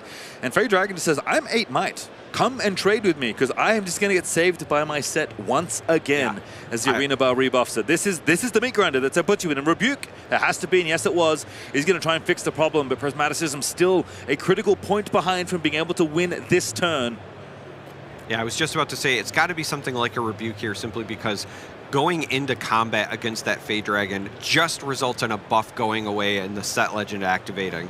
Prismaticism has to do something that pulls the might off a bit more permanently. Obviously, could be replayed by Colin, but that would eat up his entire next turn because it would be all of the 7 energy. So as far as this game is concerned, that could have just been as good as permanent removal. Yep, and that is 9 might that Colin is here to play with as he does awaken. So again, Colin also threatening to win by double conquering next turn if you can find enough might, enough units to get in there. With the Fey Dragon being moved back to hand, that is a big threat removed that is not able to be used in combat, you have to think, because that's the only thing Colin could replay. So even with something like a first mate, can't play that on top of it because it's already the Fey Dragon, because you just don't have enough energy. That is the thing about these decks. Set loves to recycle runes to use all these very powerful cards, his powerful legend ability. So it's 9 might of worth of mechs to the Grove of the Godwiller. Prismaticism saying, I'm going to try and put myself into position to win and hope I can hold on. And I would expect an additional unit to be played. Here's the Annie, so you can go back, get the Rebuke that you just played. And there's also likely going to be an equip of the Longsword for the additional might. And actually, that's very, very sly of Prismaticism. Instead of going all in on the Grove, making the mech on the other side a little bit harder to go over the top of, because when you're looking at the units that are on the side of Colin here, you have the Cytherea, but that's only 2 might. You have the first mate, that's only 3 might, so neither can do it alone. In fact, they can't even do it together, so it's on board if you're just looking at that information.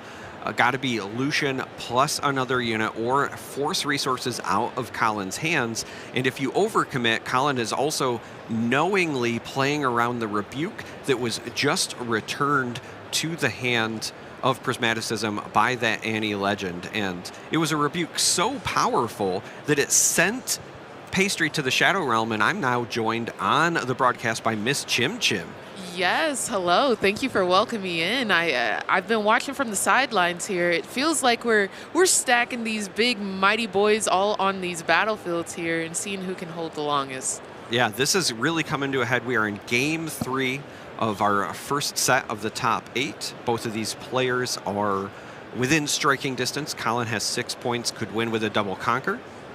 And we are, of course, looking at Prismaticism trying to hold just one of these locations. The game essentially comes down to this. There is a weird scenario where Colin could just remove the units from both battlefields and prevent the hold win, but the Rebuke is going to be enough to push Colin off, and that is a victory going to the side of Prismaticism. Wow, what a game! And you know, honestly, I didn't know that it was gonna turn out this way, but he was able to get that mech just to be so big to make sure he could hold for both battlefields here. Amazing, and that's gonna. What does that make him? He's second right now, yeah? He was the 2nd seed in the top 8, and so with this victory, he's going to advance to the top 4 of the tournament. Oh my gosh, we're going to see him in freaking semifinals. We are, and that is the hump that he needs to get over, because that is where he finished in Lille, but still has to feel good about getting that victory over the Set and representing the Annies throughout the event, because Set was undefeated against Annie as a whole up until the moment it mattered most. Prismaticism sticking it in for the win at the very end. And I want to highlight the fact that we had the techs that Prismaticism has really brought to the Annie list, showing how powerful they are there. Rengar and Longsword both showing exactly why Prismaticism has included 3 copies of Rengar and upped the copies of Longsword after Lille. Did beautiful work. Makes a lot of sense. And if your little switcheroo got cast on the broadcast, that's Prismaticism and all those tricksy tricks. But Annie prevailing and would look like, honestly, a very tough matchup there by the end. Colin navigating expertly on set all weekend long, but kind of the favorite. Still in that position after that. Yeah. I'm very impressed by your Miss Chim Chim vocal impersonation. I swear you sounded just like her for a moment. Yeah, I've been working on it. It's been a weekend, had a little bit of downtime every now and then to kind of get it done. But like I said, Annie's still looking good. Both these players locking in their best ofs, but Prismaticism has to feel like the player to beat, especially if he can navigate the quote-unquote weird matchups, right? Yes. Set, not a normal matchup. You really do a lot of testing against, you have to think. So if it is just going to be the expected decks kind of going through the top 4, top 2 of this tournament, well, Priz has a lot of practice against those. Yeah, I know that we keep joking about the stat that we saw, right? That Set was 100% against Annie's. But having watched that particular match, I can kind of see why. It's a lot of might, and the units stick around. It's just enough to be a thorn in the Annie player's side, and I can understand why the field struggled. But it also highlights exactly how player skill can overcome adversity because, again, Prismaticism lost the first game when he was going first, and that is traditionally one of the ones that you want to take early. Still managed to run it back, won games 2 and game 3 off of just very tight, pristine play. And that's the interesting thing about this deck, because you do have to play very tight. The margins are really thin if you're going to win, especially high-level games of Riftbound, but it is nice to see even early on in this game's life cycle that skilled play is rewarded. There is a reason players and names we keep talking about over and over again, no matter the tournament, no matter the country the tournament happens to be hosted in, because at the end of the day, Riftbound is proving itself to be a very skillful game indeed. And speaking of skillful players, I do want to take a moment to give the flowers to Colin. Oh, yeah. Still locked in the best of set. Showed that this is a legend that can perform even against the meta decks, and was really just moments away from also moving on to the top 4. Again, that was an incredibly close series. So Colin, you can certainly hang your head high. Yeah, back-to-back regional qualifier top 8s in North America. Yep. I don't believe traveled all the way to Europe to try and compete, although likely would have done relatively well given the skill we've seen on display. But certainly home in the USA is looking very good, and I'm so curious to see what, I mean, just in general, what everyone picks up for Unleashed. But now that we're getting towards the end of Spirit Forge, awesome to see a kind of an old set main in Riftbound go back to set for one final event and have one last hurrah. But it is the players we talk about seemingly every event moving on for now, and I'm so curious who else is left, because I have to suspect, even though Ezreal and Alan is in the top 8, I think that was our last quarterfinal. That's my guess, but I don't know. Yeah, I don't know either, but what I do know is, you talk about looking forward to Unleashed. The Rengar there looked outstanding. Oh yeah, that card is. And Ambush is going to be one of the key things that's coming in Unleashed. I think if I'm a deck builder that wants to competitively compete in Hartford, in Vancouver, I would start looking at lists that can mimic that play pattern. Granted, Annie is going to allow you to exploit that because you're always going to have those runes ready because of her legend ability, but even still, those plays are incredibly powerful where you are playing essentially a combat buff, but it can stick around as additional might for you to use for retakes or additional holds. It was so impactful even just to see that defensive Rengar that forced the punch first from Colin's hand, and that allowed him to not have it on defense when Prismaticism had to come back the following turn. Yeah, I think it's funny. We've talked a lot about Chaos, at least off camera this weekend, and one of the things that's obvious is Chaos clearly is very versatile, quite powerful, but a lot of the things Chaos does are temporary, which means when you create windows of opportunity for yourself, you must use them very well. Like, if you're using a flash to move some units, whether you're doing it offensively or defensively, you best believe you have to move the units back to the right spot, because if you don't use the resources given to you, well, you're going to run out of them pretty quickly. This isn't a deck that can grind forever and ever and ever. Yeah, it's definitely not set. No, it is not set, which is that's a deck what that we can grind saw. forever. It really did feel like, as the game went on, there was just more and more units in Colin's base or on the battlefields because not only are they big, but again, you could save them with the set legend ability. If you played to like 15 points, I think set would be a very, very good deck.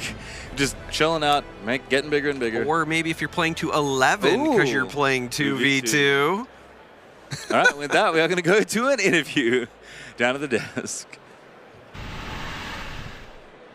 Thanks so much for that incredible cast, for that incredible marathon of a match that you had. I mean, Prismaticism, I've got to say, you've now unlocked yourself into another top 4 with Annie, back-to-back weekends. I mean, I've just got to say it here, man. You are really solidifying yourself as one of these first professional Riftbound players, and you are doing such an incredible job, and you have since all of these, and I'm going to bring it up.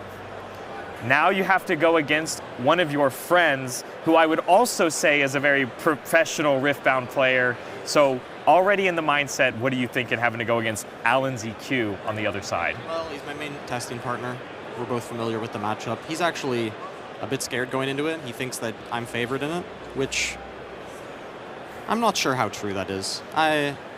Maybe a little bit favored, but I do have the die roll advantage from seeding, so that's nice. Colin put up a huge fight. That definitely took a lot to win that. Every single game was down to the wire. It was really cool. And I mean, now I'm warmed up. Hopefully I can go get past top 4. Literally warmed up. For everyone that wasn't aware, I'm gonna put you on blast for a little bit, in a good way. You lost game 1, and you were like, whoa, I went first. He broke serve on you. You got up and did push-ups to wake yourself up, which this is not the first time that you've done this, as I've been told. You then win game 2. I've been told that Colin thought you were taunting him because, Set is, he's a big workout guy. Yeah, it works out like that. So you win game 2. Colin goes and does push-ups. Oh, I didn't even notice, actually. Yes, he did. I was just like thinking about the game. He actually went and did them. He walked off camera, and I go, where did he go? And I go, oh, maybe he went to the restroom or something. No, he was doing push-ups because you did them, for you both to lock in for game 3. So I just kind of want to say, how important is that kind of thing? Every time I talk to you, your mindset, your professionalism in addressing this of Riftbound, you really are an icon of the game, and just showing how much, not just talent, but discipline it takes to do and play this game at such a high level. So much so that sometimes you got to wake yourself up. Yeah, and it's a tight balance between the nerves, limiting them, but also you need a little bit of nerves. You need that energy, because if you get too relaxed, too calm, and like you're falling asleep, you're not focused. And then so the push-ups help with that. They also help with the tilt, just like getting emotions out, channeling that energy a bit to then get back down to a good baseline.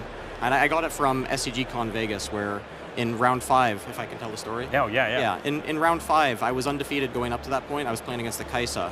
It was game 3, and I was ahead. I had a Mundo in my hand that I was about to play as my next turn, and then I accidentally drew an extra card. And then I had the habit shuffling my cards as soon as I draw them. So then opponent calls a judge correctly. Judge comes over, says my opponent gets to see my hand and take a card from it.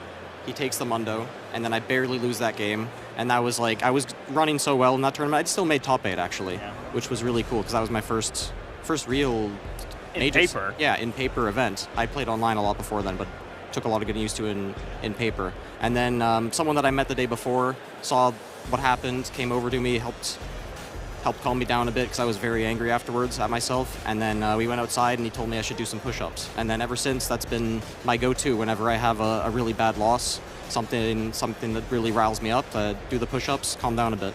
Well, and you took that to heart for game 1, but you didn't lose the match. We have one of our top 4 finalists here, still on the Annie Prismaticism.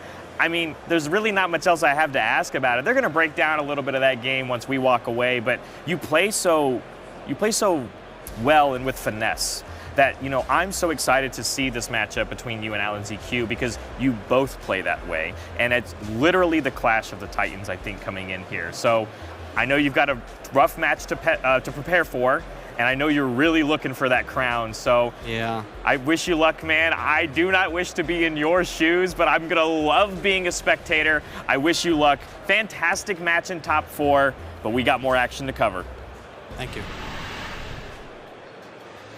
We certainly do. That is just one of many matches on the docket for the rest of the day. We made it all the way to the top 8. We're through most of the quarterfinals. Again, very curious to see the bracket, because a little bit of a spoiler, Alan did also win his quarterfinal matchup, which means he will be playing teammate and testing partner Prismaticism in a semifinal that I sure hope we're going to keep on watching. I learned 2 things from that interview. First, we were correct in our assumption. Colin did also do push-ups. Happy to see it.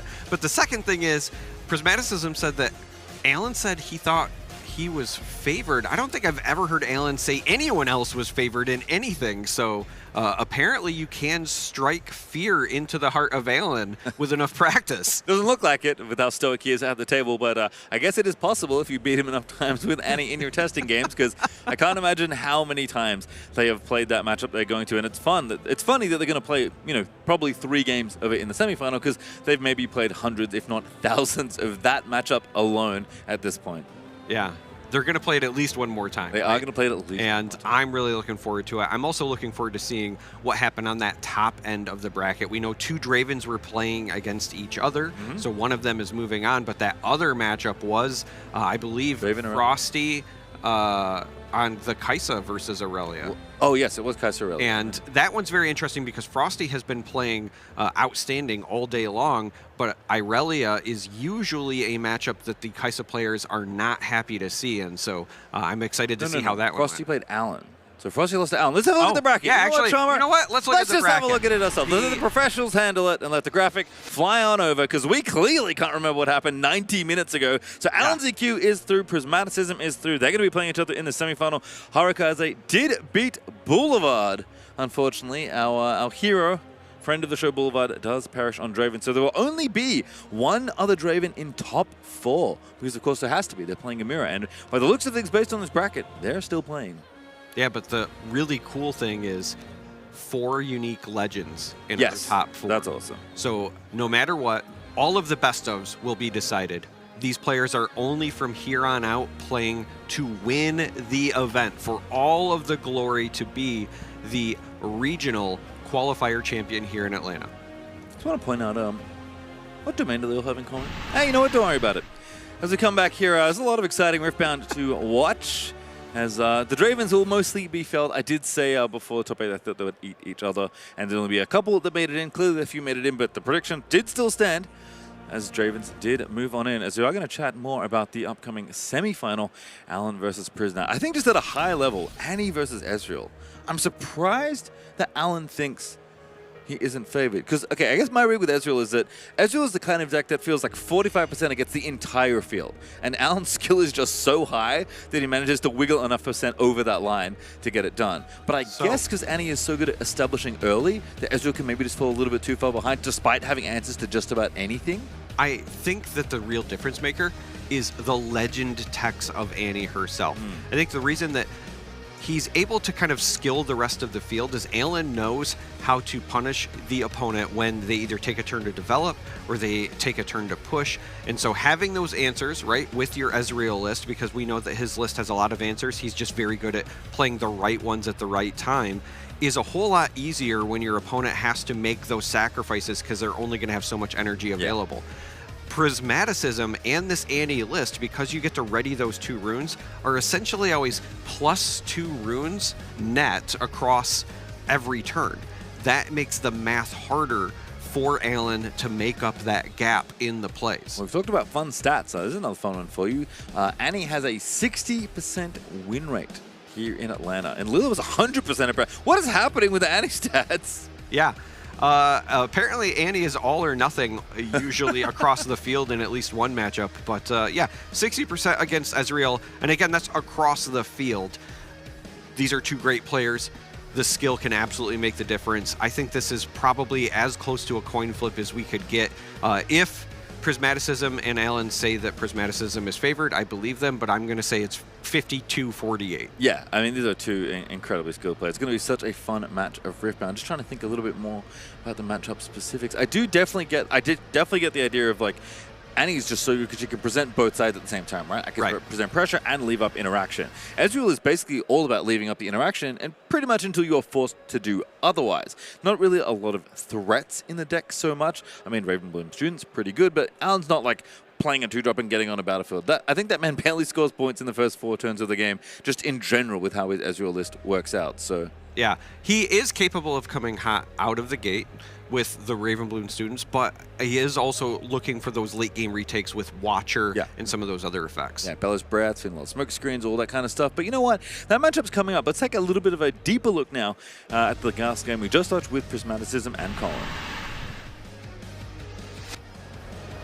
Thank you very much, Pastry. We're here to break down one of those games. I got Reagan to help me out. And did you get taller since the last time I saw you? I've always been 6'3". Always been 6'3"? Yes. All right, well, that confirms I'm also 6'3" then. I'll take that. We're going to take a look at the end of game number 2 between Prismaticism and Colin. Colin's up 1-0 at this point. Prismaticism needs to win 2 in order to take this, and the game's looking pretty tough. Reagan, I want you to count for me. How many units are on the board right now? Because this is something I've noticed this weekend, especially as we get to the higher tables. We get to high unit counts on the field. Yeah, let's count this up.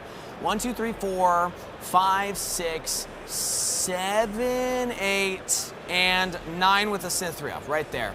At the battlefield, the arena's greatest. Yes. That's a lot of units, and this isn't even the gunkiest the board's gotten. I keep saying this term, gunky boards, because the top players, they like to play wide. They just establish these big fields, and they play with the resources, as opposed to going for early trades and trading one-for-ones often. I want to now look at what happens here, because with set, this makes a lot of sense. You want a lot of units buffed with the set coming in, but right now, Colin decides to go in as 1 unit to try and clear, and we saw that Prismaticism had 2 runes up and decides to flash back. So the flash actually saves 2 units. What we don't know is what that last card in hand is, but we're gonna find out, because there was a decision that Prismaticism could have done differently there as opposed to the flash, but the flash ends up actually saving him. He had the correct order. Now let's skip ahead to the next point, because basically what happens in the interim is that Colin just sends everything in and we reinforce this point. And now Prismaticism has to deal with, like, look at this might. That's what? 3 from the other units and the buffs, so this guy's like 9, 5, plus the shields, so 6, and then 4. Really hard to punch through all of that when you also have to deal with the 5 might defending up there. But the key is, Reagan, what did he have in his hand? I think he's going to have a Rebuke. Rebuke. Let's play ahead, because that's the next card that comes down for Prismaticism. That was what was saved in hand. You had the choice as Prismaticism. Do I either use the Flash to save 2 units or the Rebuke on the set to then hold that point, but that gives more information to Colin. Because Prismaticism did it this way instead, went down this line, it allowed Colin to say, okay, I'm gonna try and reinforce the set, which Prismaticism knows is the game plan for the set. Send the Forerunner in, 6 on 5, easy take there, and then the next card we're gonna play is doing the math. You're just gonna rebuke away the set. Huge swing right there, and the most important part is top decking, because this alone I still don't believe is enough. It's 2 plus the 5 plus the 3, that's 10, and that is 11 you're tagging into, but we got the Kai, so we can accelerate her. Prismaticism gets the right top deck and pushes in. It required a really strict use of those spells and also getting a really good top deck, but it gets the game 2 win, and then that allowed the time to actually get that game 3 win. So I actually felt like game 3, it was a little more standard, but game 2 had these really exciting ends to the game where it felt lost for Prismaticism, fights back, stays in the tournament, going to top 4. Reagan, do you think that Prismaticism has what it takes? Can Annie go to finals? I think he can if he keeps doing those push-ups. True, he was doing push-ups between the rounds. That was awesome. That's all that we had over here. Back to the casters. Thank you so much. What is happening to my Coca? I was trying to get my mental right. I learned a thing or two. You're locking from back in. Prismaticism. That's true. That was good advice. It is great advice. To keep your physical well-being in balance with your mental well-being. Well, the quarterfinals are almost done. Is our last match done? Does someone know? Are the Dravens still playing? Are they Somebody knows. Are they spinning axes? You know, that would make sense, because we did see one of those players win the series based on a game 1 kind of axe juggling and then a game 3 axe juggling. So perhaps that's what's happening, and that takes a lot of practice. I don't know if they know this yet, but because the other Draven lost, Boulevard, our good friend, did perish, unfortunately, in top 8. This Draven match is not only who gets to go to top 4, and who potentially gets to go to finals. It's actually for the best of Draven. Yeah. Can you imagine if they got dropped on you in the middle of your very intense quarterfinal match? It was like, by the way, the other Draven's out. I mean, you're looking around the room, they're probably playing somewhat near you. Like, you know, there's only so many people left in the venue at this point. Side events are winding down / done. People are mostly just watching. There's only 4 matches to keep track of, and they're both basically in the same area. So you look over, you know the Draven players, you see them losing. That's a lot of pressure. It puts a bit of extra pressure on you. You know what they should do? A couple push-ups. They should do some push-ups. That's right. The thing about push-ups is it makes you strong enough to hold those axes for the juggling. Makes it fun. Ooh, I have some fun ideas. Do you like the best of stuff here at the regional qualifier? I love the best of stuff. Yes. I adore it. Well, we've talked about best of winners already because we know there's a few. Let's have a look at some others that have won. Rian, as we know, did win. Jinx, lose Cannon, almost,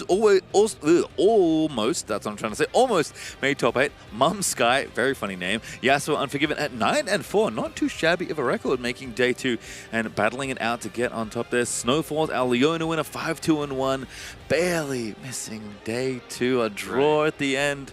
A dagger in the heart of Leona players everywhere who has never made day 2 in North America, Monka. And Riftbound Plus, the winner of the Victor Herald of the Arcane Best of, one that is surprisingly popular. Either the deck is popular or people really want to win the best of. I guess Arcane did a number on people and what best of and what legends they want to play. Because there's always Victor players running around, even though none in Not this everybody is a Victor hater like we are. There That's are a lot true. of people who go to the Church of Glorious Evolution and they believe in a machine-oriented future, and rightfully so, because 10-3 is a heck of a record at the end of the day. Well, you know what? I do like talking about the best of winners, but I actually like to hear from them themselves. We're going to throw over to some interviews we've done with these best of champions.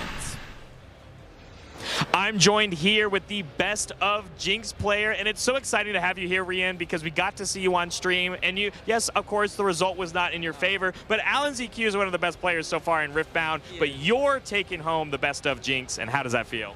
It feels amazing. I'm really happy. This took a lot of preparation. I was back and forth iterating on this constantly for a while now, and so, you know, getting to prove myself and getting to prove my specific deck list really meant a lot to me. Yeah. That's such a big message too, because I think there's a ton of people out there that really enjoy a legend like Link, like Jinx. She even has like a champion deck that you can get started on in the game with, and you showed up, and not only did you show up, but you showed up basically going almost undefeated on her, obviously losing out towards the end there, but we got to put you on stream. We got to see you play out of your mind. And so my question is, are you going to stick with Jinx in the future? Now that people see you playing it, you're going to inspire some others, or are you maybe going to try out something new and Unleashed? I'm absolutely a brewer at heart, so I feel like I've done a lot of work with Jinx. I'm really looking forward to getting to do something new. I have a friend who really loves playing League of Legends. He keeps me in the game, and he is a one-trick Lilia, so I might just be playing Lilia in the future. I mean, it'd be really cool if you took home a best of Lilia to share also with your best friend. That's such an amazing idea. I'm so happy for you. Great job once again, and I hope to see you at a later regional. I'm joined here with the best of Yasuo winner, Mom Sky. He's got it right here in his pocket. First of all, I think a lot of people were excited to see Yasuo in this tournament, thinking he was going to be the Aurelia killer, but you're the one taking home that prize for the Yasuo. How does it feel? Oh, it was pretty good. My last round, I had to knock someone out for their best of chance, so it's weird because, like, it's really nice for me, but you have to be, like, you gotta be chill. Yeah. Give them a fist bump, so. Hey, but you're going to take home that incredible prize here. And I got to ask you, are you maybe continuing going to play Yasuo going forward, or Unleashed on the horizon? Is there maybe a new legend you want to maybe bring that trophy home for? This card's really pretty, so maybe I go for the repeat, but they're all really pretty, so it's tough. I have to figure that one out. All right, well, TBD, but I'm hopefully still going to see Mom Sky at a future regional qualifier, and I can't wait to see what you cook up. Congratulations. Appreciate it. I'm joined here with the best of Leona winner, Snowfalls, and I've got to pick your brain real quick. You kind of already knew that you won this starting off today, so obviously congratulations, but did you have a great time in the tournament? Because you're playing a legend that I think a lot of people like, and you're the one taking home the prize. I think for most of Leona, right, it's super hard to play in this meta with all the rebukes in hand, so it's kind of really hard to do that. So for my playstyle, right, I was more of a go into fight might to might style, because I have Leona legend stun, so I was gonna be +1 always. That's why though. No, it makes sense, and it's a smart way to go about it, because a lot more people are going into combat now, and I gotta say, like, the stun mechanic can be pretty good against the Dravens of the meta. So I'm glad you had success. I have to ask you one more question. Do you like Leona so much that you're gonna play her maybe at a future regional qualifier, take home another one, or do you think you're gonna play a new legend that's coming out? Most like a new legend. I've been looking at Iron maybe, or Lilia also though. Because those two are my favorite jungle champions, that's why though. Well, I can't wait to see what you cook up. Of course, Ivern, same colors, same domain, so you could play a lot of the same cards. But congratulations on your win, taking home a great trophy. I'm joined here with the Best of Victor winner, Riftbound Plus, and we even got to see you on stream. Now, of course, maybe not the result that you wanted, but in the end, you still took home that Best of. How does it feel? Ooh, it feels amazing. Oh my gosh, this result is amazing. Just such great matches all weekend. The whole weekend was great. Today was great. Couldn't be happier. Absolutely, and now your third top 64, right, across all these regional qualifiers that you've gone to so far. But my last question I want to ask is this. Are you going to continue to show us that you are a great Victor player, or are you maybe going to pivot to something new and Unleashed? You know, there's a new Order Chaos legend on the horizon, LeBlanc, the Deceiver. One of my favorite characters from League of Legends. I'm a mid lane main, which is why I brought the Victor control. Maybe I'll bring in the Assassin coming in. I think she's going to be hot in Unleashed, and I'm thinking about trying her. She is, and she's going to be highly contested, just like Victor was this weekend. So I believe that you can definitely do it, and I'm excited to see that LeBlanc list. Riftbound Plus, thank you so much, and congratulations. For having me play some Riftbound. That's right. I'm here joined with the Best of Misfortune here, Snake. All I really want to ask real quick, I know you're a very busy person, you got a lot to celebrate for. How do you feel in this moment, having worked incredibly hard for this coveted prize? It feels fantastic. I tried it at Houston, I got top 64 and lost in 64, and now I have it now, so it's great. Absolutely, Snake. Now, are you going to keep playing Misfortune, or are you going to maybe mix it up with the next one? I'm a Diana main in League, so when Diana comes out, I have to get the Best of Diana. Well, I hope to see you with that Best of Diana at the next one. Great job, man.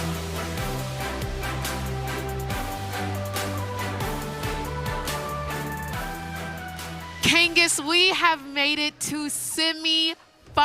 It is now time to cast the top 4.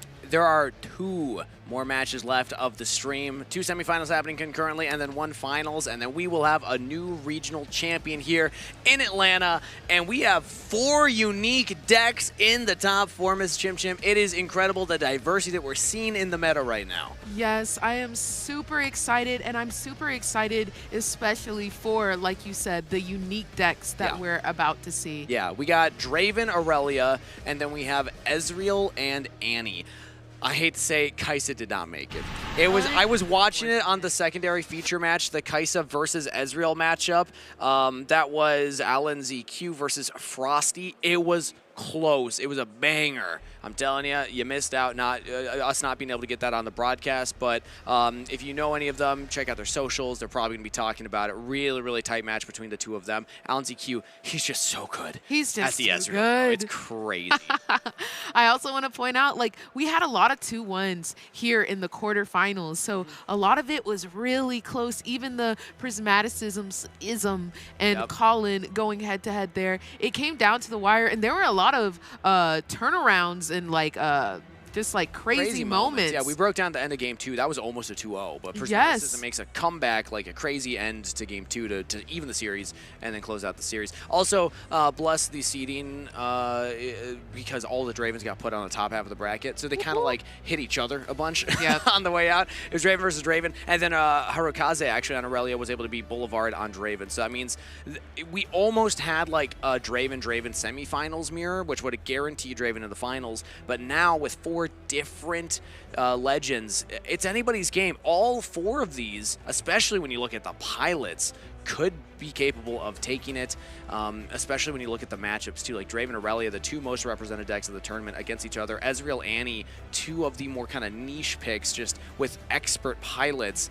Teammates. Alan ZQ went through a past teammate and friend in Frosty. Now might have to go through another friend and teammate in Prismaticism to make it to that finals. Yeah, no, very exciting here, but I'm just glad to see this diversity. We've got the Ezreal and the Annie and the Draven and the Aurelia, so I'm glad to see we gonna see somebody new. Also potential for 2 teams to be against each other. CTG versus CTCG. I think I got that right. Either way, they're different teams, different acronyms. We could actually have different teams represented in a regional finals. That'd be really fun, at least on the name. It's probably happened before in Spirit, but this is official.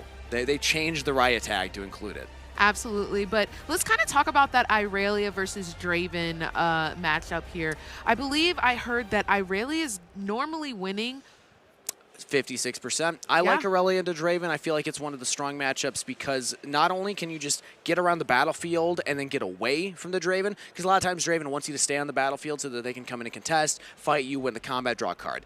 Aurelia is one of the decks that can kind of just play around that. You got your Ride the Winds, you got a lot of ways to just kind of move around the battlefields and not give them that opportunity. But you also have a lot of buff spells, so it's kind of hard for the Draven to do the math, because if you have 4 runes up there, like, you know, it can be so many things. On guard, it can be discipline, it can be even like if some people are on like a one of switcheroo they're hiding, that's me. No one else is on that. I think it's good. All kinds of stuff that the Aurelia can do to really mess with the Draven player. So I think it's a really fun matchup, and it's one that while people often are just like, the rogue decks are more fun than like the top 2 most represented, when you watch 2 really good players playing Draven versus Aurelia, it is very entertaining. So I think that's going to be a great show too. Absolutely. And then we have, what was the other matchup? Was it? It was Ezreal Annie. Yeah, Prismaticism on the Annie. He's been looking killer. He has. That's going to be a battle of who's the main character, because both of those players in their feature matches have just been drawing like the perfect card for the situation they're in. Game 2 for Prismaticism getting that Kaisa, and Alan ZQ against the Jinx that we highlighted with the triple Stupefy, like insane. Yeah. Absolutely. And I mean, Coco's Swiss run was absolutely insane. Yeah, let's take a look at some of the runs here, because we can see this is the Draven pilot from CTCG. There we go. I was right. Had no opponent, so the bye, because they were able to win one of the regional qualifiers. Sleeping Skittle, great name. Skirmisher, sorry. Sleeping Skittle, Slack Eye, Masta, Knick-Knack. But let's look at the matchups. A lot of Dravens. 4 Draven mirrors, actually. Yeah. But he came out on top every time, it looks like. Drew against Alan ZQ on the way here. That's actually really interesting. Yeah, I think that's both of their one tie there. Yeah, must be. And what a player to tie against. I mean, at that point, that could set up for a big grand finals, because they're on opposite sides of the bracket. So we could get a rematch in the grand finals. You're not going to go to time in that one. We will get a definitive winner. Yeah, we'll get a full play of that one. And we see he also is the reason that we did, unfortunately, have to say goodbye to that Frosty. But, you know, is what it is. I believe that was round 12 of Frosty. So that was Frosty's first loss. But it was actually Alan ZQ that beat Frosty in the 8th place match, or the top 8 match. Either way, let's take a look at the next one here. Harukaz, the opponent in Aurelia. Let's look at this. Also a couple of mirror matches. Wow. Yeah, a couple of mirror matches, but also we've got a bunch of Dravens here. I also see the 2 Kaisas, so had to go through a little bit as well. Love to see the Rek'Sai, and we also see the set there towards the bottom. And there's a few. I'm sorry. Got the win against Fiora. You're His depression, my depression, after seeing that. Yeah, and a Rek'Sai. Actually, a Rek'Sai pretty late in the event, too. So maybe the best performing Rek'Sai. Not many were making day 2 to begin with. So that's the path that they both took to get here. I would argue that the Draven path was a little harder. A lot of mirror matchups, and also a lot of really notable names. Not that, you know, the Aurelia pilot wasn't playing against good players, but just when you look at the name value of the opponents that you're up against, I think Draven had a tough road to get here. Absolutely. And I mean, I'm pretty sure the mirror matchups can't be easy at all, because you know your deck lists are going to be kind of similar, and you just get the luck of the draw, whatever is in hand. I mean, we did hear from previous Draven players on stream, like, oh, I teched my deck to win the counter matchup, or the mirror match, just because you know that that's going to be one of the most popular decks, and it was in fact the most popular deck here in Atlanta. So maybe some of these Dravens have those type of answers, but then if there's no more Dravens that are in the rest of the top 4, and you teched out your Draven deck to be Dravens, you know, that's not going to be the field anymore. It's not going to be like it was back in Vegas. So yeah, we'll see what happens going forward. Who do you think is favored from this point on with just these 4 decks? 'Cause I have an opinion, but I'm curious who you're rooting for, whether a duelist or a deck. Who I'm rooting for and who I think is going to win are 2 different answers, unfortunately. All right, let's hear it. I do feel like Ezreal Alan might take the win from what I've seen today. Okay. He's been really dominant so good in a lot of his, and he's very confident. And he's also shown like he will take that safest route to get the victory, like really just making sure all of his ducks are in a row before taking any action. Okay, so I'll say that. I would cheer for the Aurelia. I was gonna say the same. Aurelia hasn't won a regional yet. He I has think it's not time. won a regional. It's time. It's time. The We've last seen the Mirror others. Forge regional. Yeah, we've seen the other winners. We've seen the Draven. We've seen the Annie. Yeah. We've seen the Ezreal wins already. And I think I'd just like to see the Aurelia. But why don't we look at what Aurelia is running right now? Let's do it. Up first, a deck list here. This is Harukaze's Aurelia. Let's see if there's any outliers or if it's pretty standard. I will say some of the outliers I'm noticing. Mind Splitter in the main deck. I don't see every Aurelia pilot this. It's a big unit. Sometimes you don't have the amount of runes necessary to really pull this play off. You have to play very patient in the early game in order to set this up. And in the main deck, again, like sometimes maybe side deck it in if you know that you can play patient into certain matchups, but main deck means that I imagine that Harukaze actually plays a slightly slower game tempo of Aurelia than we've seen others play that, which kind of de-ramped themselves earlier. Absolutely. Now, before I got on my Fiora journey, I did play Aurelia. So this does look pretty standard to me besides the Mind Splitter. I don't remember running any Desert's Call. I think that's also one that stands out to me. But everything else looks pretty freaking standard. That hard bargain, that not so fast, because you gotta make sure that you're able to protect Aurelia if there's any spells that come out, even the Defy there. But you can even get a little aggressive if your Aurelia is at a battlefield and use those charms to bring someone in while your Aurelia is high and mighty and go ahead and take down some of those opponent units. But you can also use the charm, never forget, to move a unit away from the battlefield. So you can move them back to base. It's a very versatile spell. Sometimes late game, you just need to take the point. You don't have the might, you can just do that. But let's take a look at the opponent here, because I want to see what the Draven list is running. And again, looking for outliers if there are any. And immediately I'm seeing some fun ones. The Beast Below. This is a tech that been kind of a more recent adaptation I've seen within like the last 2 weeks, maybe month of play.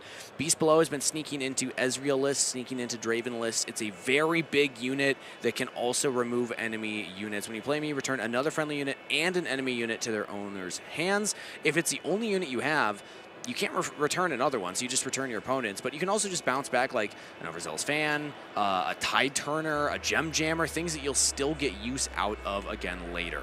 Also, one Blood Rush, important to note, we're on the 1 Blood Rush, 1 Cleave. A lot of folks are just on 2 Cleaves, but Blood Rush is a little more versatile, and like sometimes you need that extra 1 Might, and you have the runes for it. So getting Assault 4 can make the math a little easier in some circumstances. Wow, that's a lot, but also want to notate that switcheroo. I think it can always come in pretty handy. Oh, man. I love the one of switcher. You know what? I was saying I play it in my Aurelia. I think it's really funny in Draven. Just the one of. Because you like play enough Tide Turners, you hide those, you bait your opponent into getting comfortable, like, oh, it's Tide Turner, oh, it's Tide Turner. And then the one switcheroo, they just don't expect it. And especially against Aurelia, you pay the deflect cost, but if that Aurelia gets gigantic and attacks into like a Ferris Forerunner, even that's still worth switcherooing. So that might be very impactful in this game. I truly expect it to be hidden somewhere and then reacted with later at some point. Look at that trophy, y'all. Let's make some noise. Oh. Is that a floating rift right there? Look at that. That's beautiful. Oh, you're being silly. My bad. I was like, is it? Is it floating? I had to lean in a little bit. No, let's get ready for our first semifinals game. Let's go. Hype it up. Hype it up. We're getting into game here. Oh my gosh. Let's go ahead and see this Aurelia versus Draven. And we're getting the mirror matchup in terms of battlefields. Zon Warrens versus Zon Warrens. I love hearing players give their insight as to why they play certain battlefields at certain times. We've heard some saying, oh, I play it second or third because it helps me seed my sideboard faster. I can just cycle through my deck more. Some say, no, it's the one that you go first because then you can go like Aspirant's Climb or Arena's Greatest, depending on if you're going first or second. And Zon Warrens is just kind of the catch-all to get the cards you need for the matchup that you want. Either way, we're going to see a lot of discarding and drawing cards in Game 1 of our semifinals. Let's get it. I want to scream so bad, but I can't do that into the microphone. Yeah, I mean, maybe away from the microphone. Yeah, y'all might hear me scream in the background through Kangitz's mic at the end of this. I'll face this way for just give me a tap on the shoulder if you feel like doing it. What are these sleeves going on here? It's Super Saiyan? It's Dragon Ball Z, I do believe. That's awesome. I don't know what the rune sleeve is precisely, but it's on theme. We're going to go ahead and bring out that Gem Jammer for Coco Lopez. Oh. Also, I believe the first time we're seeing them on feature match, or at least my first time casting them. Well, I'll say snuck their way onto one of Pastry and Charmer's. But, okay, let's talk about the starts here and what ideal starts are versus non-ideal. It's a decent start for Draven. You would rather something... actually, now I'm trying to think like what other 2 mites that we saw on the list. I guess Tide Turner is also one that you don't really want early as much. You're not getting used out of the Gem Jammer, but it's still a unit that's going to score. Meanwhile, Aurelia is just going for the Zonias. Typically, you would rather have like a GA here because now your own smaller units are going to eat up that Zonias unless it's something like a Stellar Corn. Like Stellar Corn would be ideal here, and there it is. Okay, nice. There's the Stella coming out on that second turn there. And we're going to pass over to Coco, and we're going to ready that Gem Jammer. Let's see what we got here from Coco. We're going to move that Gem Jammer back, actually. Don't want to start any problems this early. And Lopez discarding the Falling Star because into the Aurelia matchup, there's not so fast you have to worry about. Hard Bargain can also be really annoying. But in instances like this, it would get through the Zonias, but it also just deramps you so much and would delay the Forerunner turn, which we are already going for. Looks like there's some thinking on Harukaz during the Conquer window here. Yeah, not sure if we actually wanted to play that for a second, but we are going to keep that Kaisa there. Oh, so we had to trigger the Zone Warrens still. So we just rewound briefly to trigger the Zone Warrens, and we still play the Ferris Forerunner. I like this type of play from Draven. Establish control at a board, especially once the Stellar Corn gets onto the field, because the worst case scenario is like they move to one, ride the wind over to the other, and then move back. So denying them the ability to move twice and conquer 2 points at the same time means that Harukaze's draw engine potential is slightly diminished, also only going to be able to score 1 point. All right, and when I move, draw 1, and Stella has moved. We've gone ahead and gotten our first point on the board there. So we're kind of drawing and seeing what we want here. I like discarding the Desert's Call. It doesn't get a lot of value in this matchup because it's only 4 might represented from 4 energy cost. You usually have better things to spend that energy on.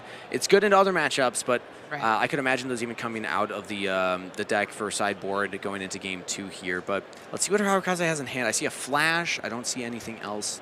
I see a flash. Bargain, I see a, I think I saw a Ride the Wind there. Oh, okay. We're just going to play the Aurelia for We're bringing the Aurelia out. Now, she is kind of safe, okay? We've got that Zonia's on the board already. Yeah. So she's not in complete danger as of yet. But just remember, whenever you choose this Aurelia, you get to give it +1 might. Yeah, anytime it's readied as well. So like a Ride the Wind could come in here. If a snipe spell comes through from Lopez, then that means you can just go for like a Discipline to try and buff it up. Again, not so fast available. There's a lot that Aurelia has with 2 energy visible. Like so many of the spells are low cost. So Coco Lopez should expect something to be coming in here. The flash is the big one to just save the Stellar-Corn, but if you move in and they flash back, you at least win the combat still as the Draven, so you get to draw as well. And that's, I think, what Harukaze is just accepting, basically. It's like it's an unprotected Stellar-Corn outside of the Zonias, but good chance that you're giving the Draven an additional resource here on top of being ahead in points. Yes, and it looks like we're going to get the second Gem Jammer. Oh, he's thinking. We're thinking. He's thinking. You know, it's very important that we think these through. Like we not playing them little games no more. No. We playing a big boy game. And and you know what? We're bringing out that Gem Jammer. So we're going to go ahead and put that into base here. It'll give ganking to one of the units at the battlefield. It looks like he tapped the Ferris Forerunner, so I'm assuming it's that. That makes sense to me. You won't get the draw from the Conqueror, but it's just more safe to send the Forerunner into the Stellar-Corn than it is the Kaisa. Absolutely. There's so many things that can get a 3 might above a 4 might in the Aurelia deck. So throwing the 6, even if it's like a Defiant Dance, you die, like you get 2 mech tokens. So Coco Lopez is playing for the efficient move here. or more the defensive efficient move as opposed to the offensive efficient move.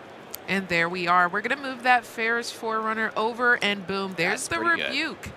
The Rebuke is coming out for the 2 runes and 2 recycled, and we're rebuking that back to Coco's hand. All Chaos runes spent on Harukaze's side. We got to keep in mind if he's able to flip over 2 more or if he only flips 1. Because if it's only 1, Coco Lopez plays the next turn knowing that Rebuke is not possible if Aurelia's on like 2 or 3 of them. But let's see what the next decision here is, because you can just try and play like your Draven. You're already at 4 points, so it's like pretty big. It's a 7. Honestly, I don't even hate that. Or you play the Darius. That's pretty good too. Play the Darius. So Darius is going to come out and immediately go to the others on Warrens and take care of that Stella. Yeah, and then I imagine move the Kaisa back. Actually, ooh. Okay, yeah, trigger the on Warrens, discard draw, and discards a Ferris Forerunner. Huh. Oh, wow. That's a big boy to let go of, no? Yeah, I mean, maybe that signals that there's more in Coco. Something better? Hand. Or maybe just more Ferris Forerunners, I'm thinking. Because like otherwise, that is such an efficient unit. Even in this matchup, I feel like it's pretty good, especially when 1 Rebuke's already gone. But the Zonias did save the Celicorn, so Harukaze has the ability to move that around still and get some draws. But with Coco winning the combat, he got an additional draw. That's always the danger of playing into Draven. He just gets advantage for playing the game. Absolutely, and I mean, if we take a look at the board state, oh, we're hiding. I mean, wow. Do you think? It's a secret. Oh. We don't know. It was hidden. It was a switcheroo. It was a switcheroo. I'm gonna be really quiet about it. I don't want anyone to hear. Yes, we don't want anyone to know. This could be big. It's a 5-might unit. Hiding switcheroo with a 5-might unit is very uncommon, but into Aurelia specifically, if you're trying to hit in on that Draven or that Darius, you're probably going to go a little bigger. You're at least going to read like, okay, so I have to be over 7, because if it's tight turn, then I want to be an 8. And then you go in with 8, and then it's like, okay, thanks for the stats. Exactly. Especially if it's Defiant Dance, because then it like lowers the Darius and buffs the Aurelia, and yeah. All right, so that Stella's actually going to move in for a point. So we're 2-5 here in favor of Coco. And Aurelia at this point will basically always be that 5-might because she's going to be readied at the beginning of every turn from here on out. Unless she doesn't move. Unless she doesn't move. That has happened. Sometimes you ride the Winter in, or like ride Winter away, and then at the start of your turn, she's not ready. You're like, oh. Oopsie. Whoops. Not like I'm speaking from experience or anything. Well, the Zonias did go away, but the GA is coming to play. Going to choose her, move her in. That is, count it up. And 6 she's plus protected. 1 is 7. So that's 7 attacking in on the 5. Multiple runes showing, but Switcheroo would have to pay a deflect cost, but it will at least force something else out of Harukaze. And are we going to react with that? We are. So we're going to switcheroo these mites real quick. And that 7-might is going over to Dariana. I almost wonder if like Coco could have also sent the Gem Jammer in just to bait out even more. And it didn't matter. Hard bargain will just stop that play in its tracks. Very efficient. There were no additional energy up for Coco. Unfortunate, just no runes to be able to pay that hard bargain.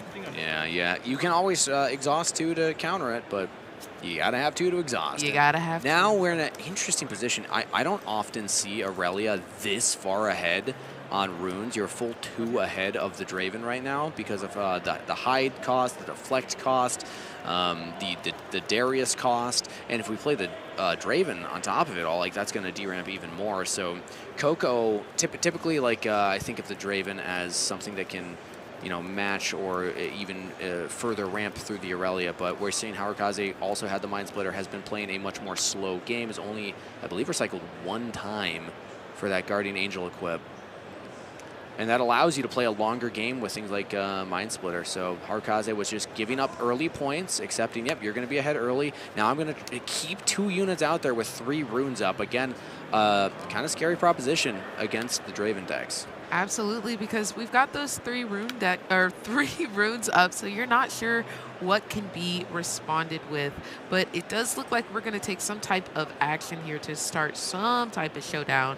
We can't just let Harukaze just start racking up these points. I do believe. Coco's playing the game right now. Yeah. Coco's ready to go, and you're already ahead in points, so you really only need to take one of these battlefields.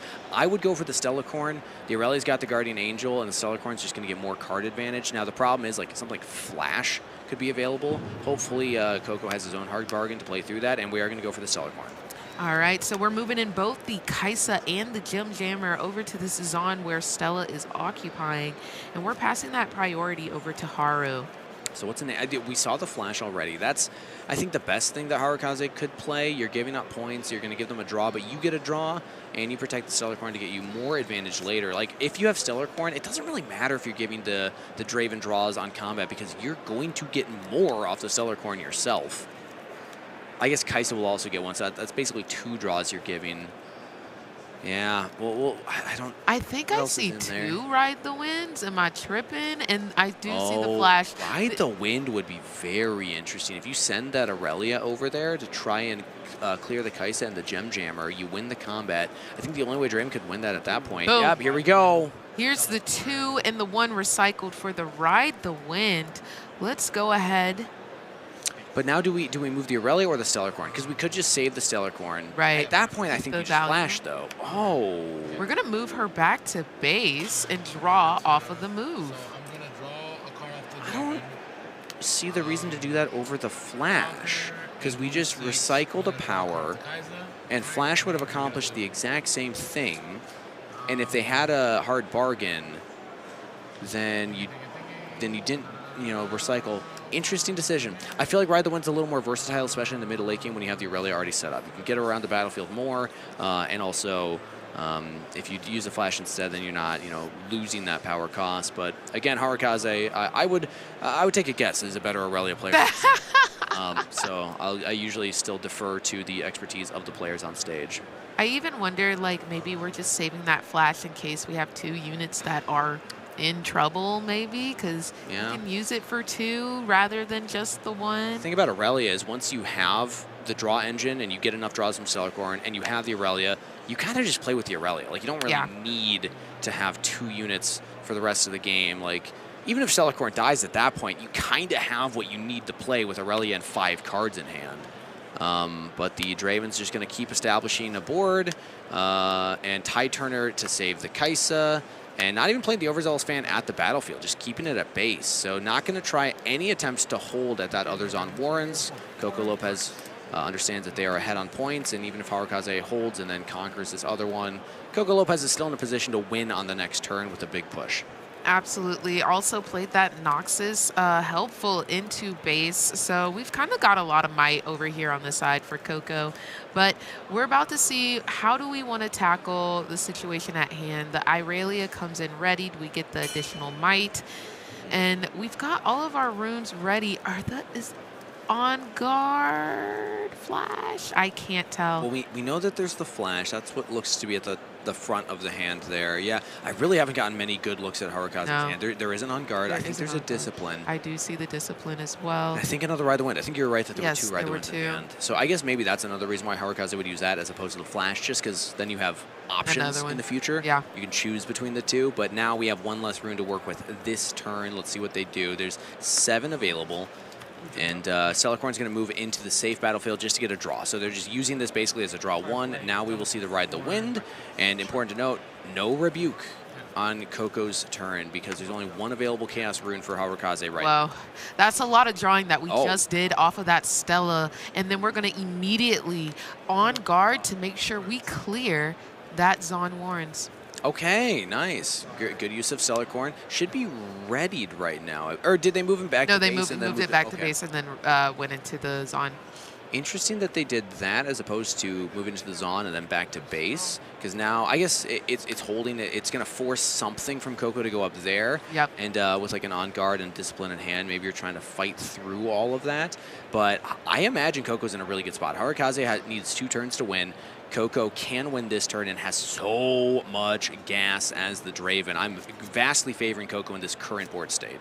Yes, it looks like it, but there are a couple of runes up on the side of Haru, so I won't count them out. It's always scary attacking into an Aurelia. Like, there's so many. She can get big. It is ridiculous how many things Aurelia can have access to, but one that you're not going to expect is like a ride the wind defensively for Aurelia to jump over. You've already seen 2 of those. Also, Aurelia wasn't even ready if that happens. So you're reading on guards, you're reading disciplines, you're reading the worst could be the Defiant Dance, because that's going to not only increase their might but lower yours. So you really are basically assuming, like, again, in situations like this, if you're going for the win, you almost always have to assume worst case scenario. It's like, okay, if they have 3 Defiant Dances and an on-guard, can I beat that? If the answer is yes, then absolutely 100% do the line, because like that's worst case scenario. It can't be rebuked. There's not enough chaos runes.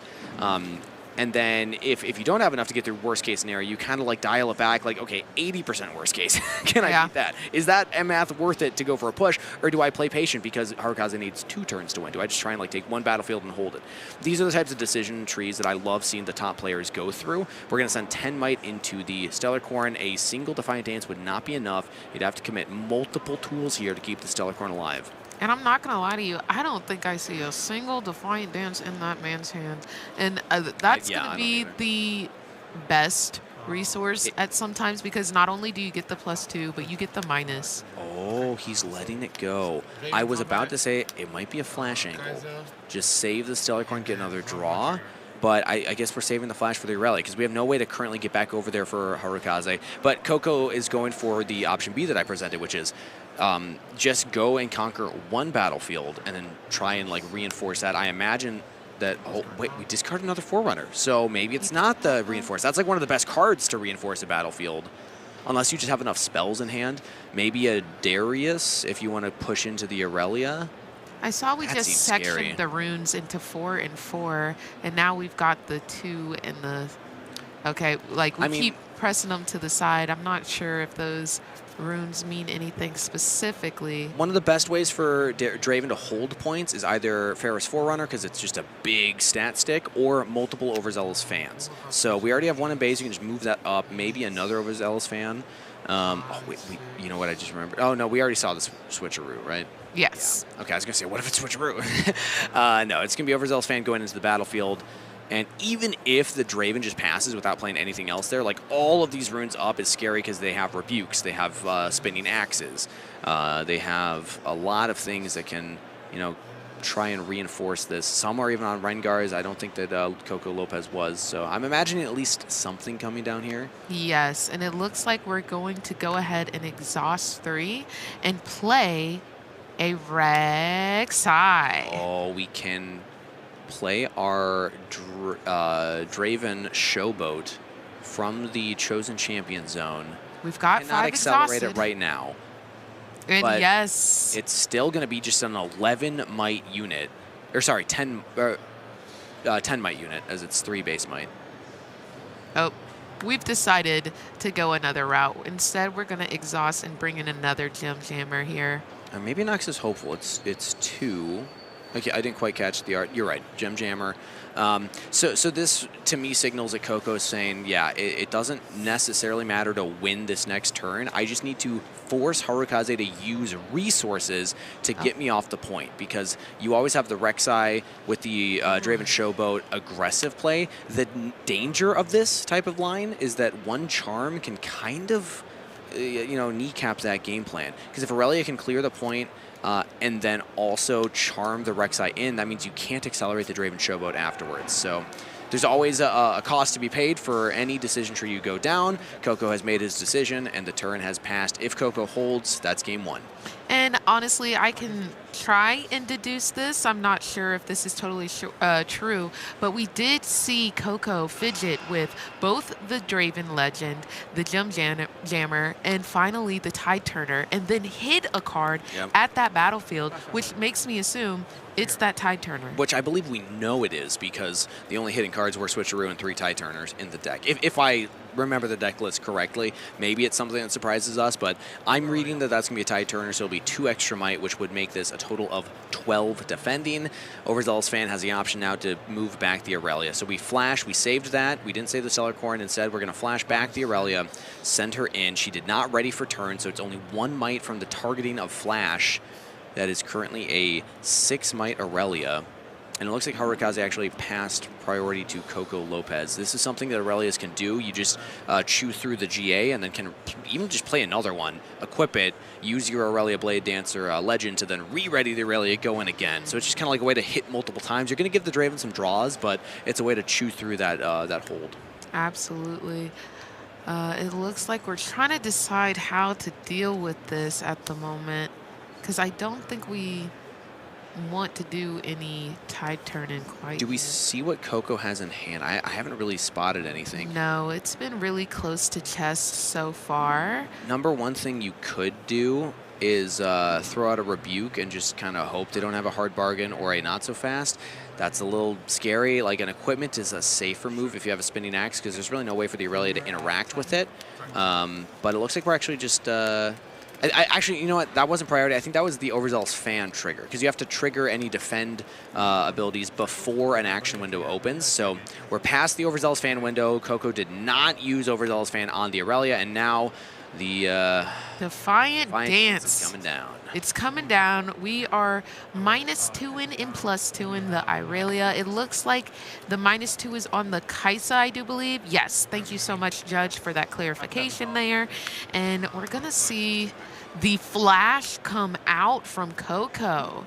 So this is a total of 8 defending might against the 9 attacking. So Flash will save those resources and just give up the point. Yeah, Harukaze knows that hard bargain would blank the Flash and it can clear everything on there. And that is a big swing for Harukaze. All right, so those are totally off the map altogether. And now Haru has taken full control of not only this battlefield, but kind of the game. So we haven't dealt with the Rek'Sai. If a Charm comes out here, I think that's just GG.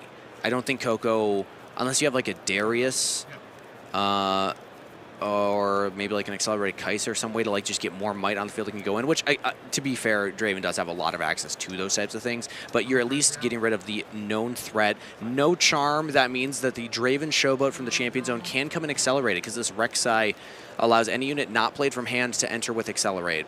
Now, that's going to be a 10 might Draven that I imagine will hit the board at some point on this turn. We do have 3. We do have 3 runes still up, so. Yep. Harukaze has tools. He can try and do stuff. Yeah, there's tools to deal with this. But the Defiant Dance was used, and that means that at worst case scenario, there's 2. So again, anytime you get information like this, you can start to chip away at the worst case scenario situations when you're doing your math. Now, worst case scenario would be 2 Defiant Dance and 1 on guard. So that's, what, 10 might delta? So as long as you get above even that. Okay. And there's the not so fast for the Rebuke, trying to get that back into the hand, but we're just hard bargain. Oh. He can counter the counter, and that's going to be game. Yep, Harukaze immediately scoops up. The hard bargain to stop the not so fast is enough. Coco had another unit. We did not even need to see the Draven Showboat. It just came down to the spells. Got the counter for the counter. Yeah. And I think we're going to go ahead and move on to the next game, Raven Bloom Conservatory for game 2 on the side of Haru, and Aspirant's Climb. So we're climbing. We're climbing this Whenever you're going second, or assume you're going second, you know, your opponent still gets to choose, but most players will always pick going first. So when you assume you're going second, Aspirant's Climb will just delay the game. Your opponent can get set up first, but then the game goes a little longer. I will say, as an Aurelia, I don't think you really mind the game going later, because it also buys you time to set up your field, and you don't have to feel as pressure to get in there super fast. So, and also going first, you're often on an odd number of points anyway, so it's like, you know, if you conquer and then like get on the other field, you usually would be like to 3 if you conquer, hold, conquer, but now you're at 4. So it's interesting to see how that math kind of changes things, but the bigger thing is that Draven can get bigger now on the side of Coco Lopez. Draven Showboat gains might for every point you have, and Aspirant's Climb just means that they can get to even larger numbers than normal. Alrighty, well, let's get into this game number 2. We're getting started here. 2 runes coming out for Aurelia, and we're immediately starting with that tie turner. All right, stack deck on the side of Coco. going ahead and looking through what cards we might want to add. Tide Turner start for Aurelia. Again, when we're looking at ideal starts, it's like, it can get you a point, but it doesn't really do anything on its own, and Draven kind of just chews it up. So there's the stacked deck, and let's see what the first unit is. Overzealous Fan. Overzealous Fan. So we could go ahead and go in and get a point, and maybe Coco might move to the other battlefield, but instead we're going to bring in that Stella Corn. So we're going to start drawing. Eventually. Now, do we send the Tide Turner in? Because now we're tapped out. Okay, we're going to go for the Raven Bloom Conservatory. This will get us a point. And again, being on odd points isn't bad into the Aspirant's Climb. I realized I kind of tripped over my words at the beginning. What I meant to say is it's similar to like the Arena's Greatest, where being on an odd number of points scored in early turns isn't a big deal, because you can still score, if you're at like 1 point now, it's still now 4 turns of double scores for the rest of the game. So if you're able to kind of like score 2 on a turn, which is a max you can typically get, you're still able to end on the same clock, as opposed to being on an odd number when it's like a normal battlefield state. But all that's to say that I think Harukaz is going to opt to just look for a spell dig, so that hopefully, even though if you lose combat to the Draven, you can get a +1 as well with the Raven Bloom Conservatory, while having a good kind of score ramp right now. And boom, why don't we just go ahead and accelerate a Rek'Sai into this battlefield, go ahead and deal with the Tide Turner, make sure that no hold points are collected, and we still have another unit that can go and collect that second point. Do we want to do that, Coco? It's kind of tough, because like if you go in there and then the Stellar Corn jumps at you, you either lose your unit or you have to bounce the Stellar Corn back, which gives another draw. So I actually don't know if Coco is supposed to send this in. But he does it anyway. We're going to try and get that point here, and it's going to go through. So we've got 2 to the 1, and now it's time for the response from Haru. Do we want to go over there and take care of that Overzealous Fan?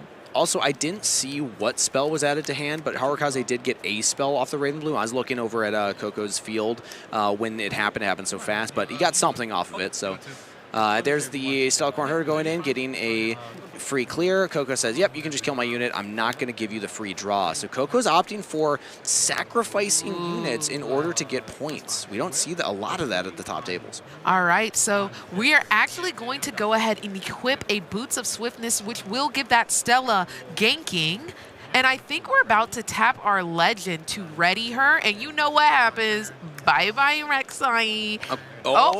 Switcheroo. Oh, wait. Oh, no, we're just going to... There's nothing to switcheroo. Was it not hidden at the Raven Bloom? Did I miss something there? No, he drew that. The Raven Bloom Conservatory. Yeah, right. Yeah. That makes way more sense. So that's a future switcheroo. That's a future switcheroo. So we know it's in hand. So, yeah, Stella is going to go ahead and clear that battlefield, get the point, and then we're going to get a Sand Soldier played off of Desert's Call.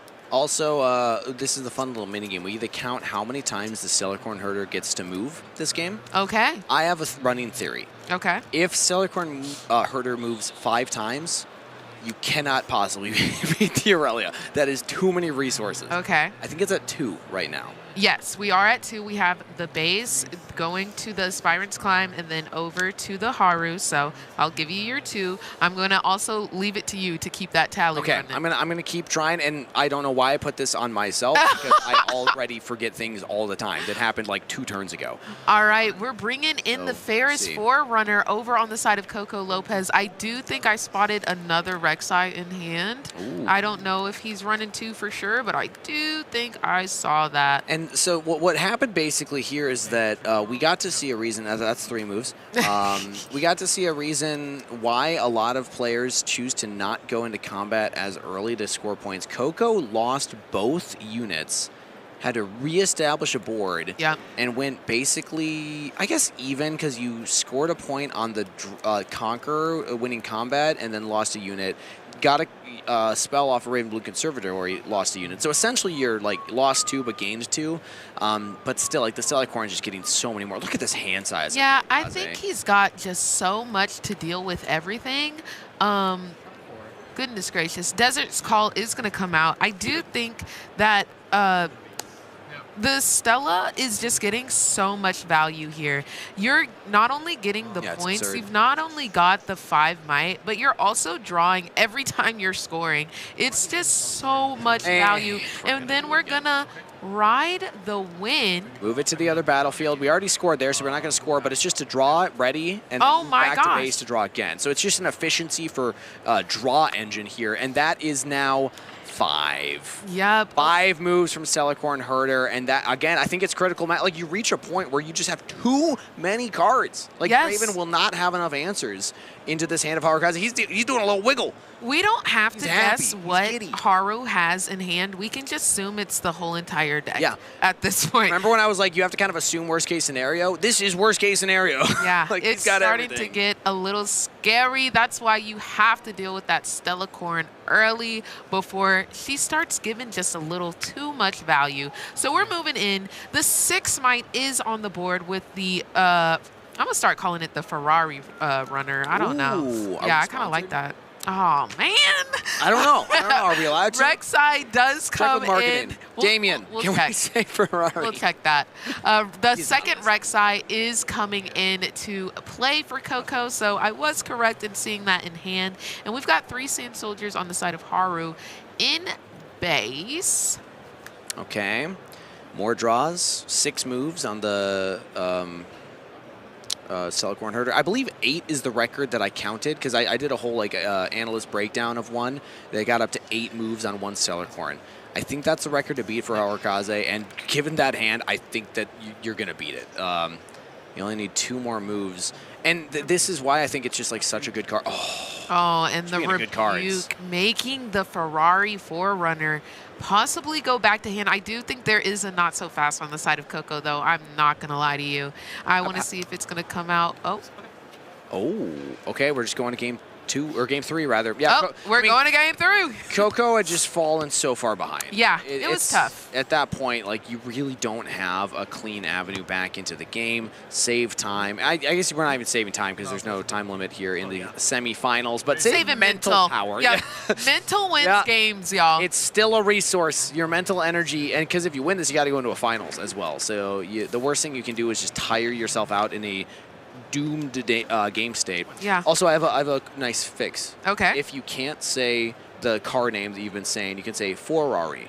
Nah, it doesn't have the same ring to it, because I was saying Forerunner and Fair. Yeah. Okay. Now, you know what? As I said it, I knew it wasn't. Sometimes you got to test it. Sometimes you got to test drive it. You got to like test a it live in front of everybody listening. Yep. Yeah, Exactly. they knew too. The moment it came out, I think there was a collective cringe. Targon Speak versus Hunga Temple is going to be the Game 3 Battlefield matchups, as Coco Lopez should get the decision to go first, and I'm fully imagining that the Draven will take advantage of that, taking that first turn. And yeah, Coco is really going through making sure this deck is shuffled, because we really want to make sure we're pulling the cards that we need to pull. We don't want the same cards back to back to back by an insufficient shuffle. We're playing for the win right now. Okay, this is game 3 of semifinals. We're going to finals if we win. Lock the frick in. So we need that deck properly shuffled here. And you need to hope for the right draws. I honestly don't think we've seen like the ideal turn 1 from either deck yet. In my opinion, the ideal turn 1 for Aurelia is Guardian Angel. I mean, Zonius is fine, but like GA is the better ideal start because it doesn't get wasted on something like a Tide Turner. And if you're going to send out the Stellarcorn, you kind of want the GA on anyway because then you can ready it, move it around. Draven, the ideal start would be probably the Overzealous Fan, I'd say. He's like that turn 1 big play because you get to play it down, move in, and then kind of deny your opponent from conquering a point afterwards. You hold a little bit better. Let's see, game number 3. This is it, guys. We are going to know our finalists for Riftbound Regionals in Atlanta after this game right here. We're going to Targon's Peak. We're going to Sunken Temple.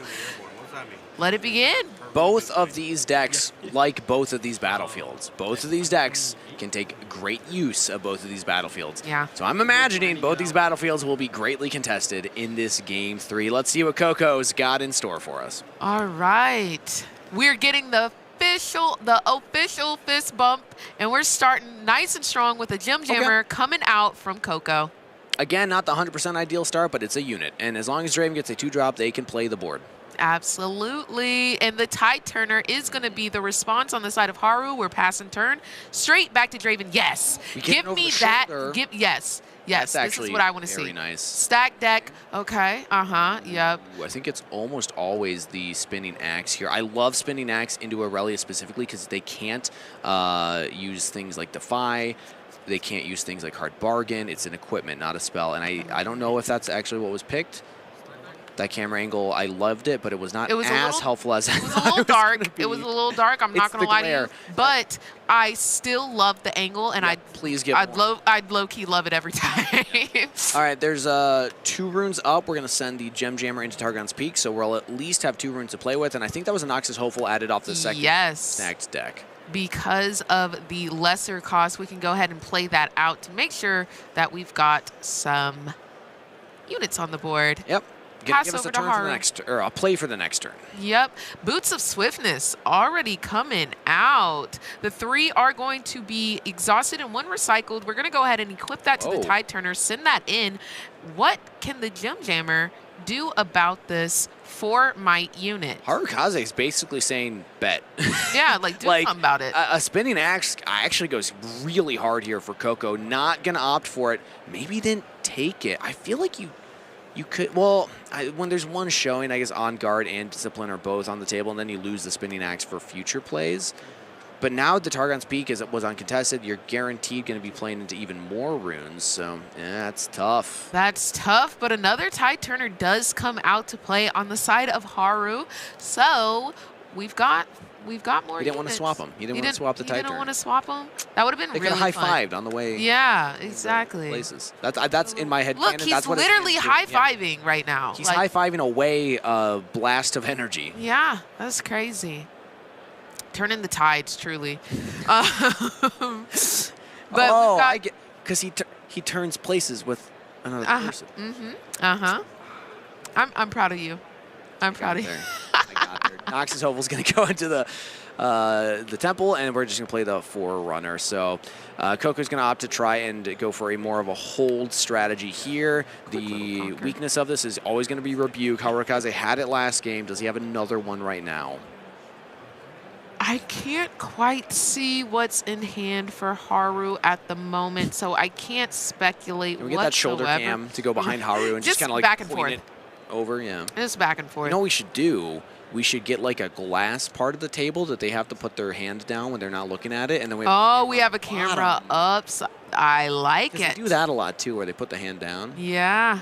See, I'm thinking. Well, Stella is coming out, and we saw last game that was a real problem. So I feel like we might have to shut this down. I also could see us using that tide turner as a sacrifice just to get the Boots of Swiftness off of the tide turner and onto the Stella. Really interested to see if that's going to be a play in the future. Danger, I mean, maybe against other decks. Against Draven, you're just giving them a free draw if you ever run in there. I mean, you would trade with the Noxus Hopeful, so at least you like get 1 unit off, but generally you don't want to give the free draws to Draven, as now the Gem Jammer will give ganking to Ferris Forerunner. Oof, and that is going to move over, collect another point, and it looks like we've got more in store. There's going to be 5 exhausted, and we're bringing in the Draven. Okay, this is going to be a pivotal play, pivotal turn for Harukaze. Coco has committed all... Oh, wait, no, there's actually 2 runes left because we conquer Targon's Peak. So Targon's Peak's always going to make this a really interesting board state because you can never truly tap out as long as you're conquering. All right, so Stella's going in. We're drawing, and we're getting an additional point here, keeping it kind of close, but Coco still has the lead. What can we do? 2 tide turners in the back. We did not get a draw off the Sunken Temple because we didn't buff up the Stelicorn Herder to be a big enough might. I was thinking maybe there's plays where you go like On Guard or you know, like Discipline to buff up, get the draw, and then charm something in, but I maybe not expecting that anymore. Instead, just the draw off the Stelicorn. But all runes up, still a lot of options for Harukaz. We can establish the Aurelia. We can try and, you know, deal with that Ferris Forerunner if we really want. we can try and slow things down. Because at least this next turn, because Coco's going to hold at the Targon's Peak. No, we're going to go in. Okay, so Defiant Dance plus the Tide Turner. This is a gambit, because now, even if we take this, this gives Coco the opportunity to take it back and then ready 2 runes, as opposed to holding and then not having the opportunity to conquer for two runes at the end of the next turn.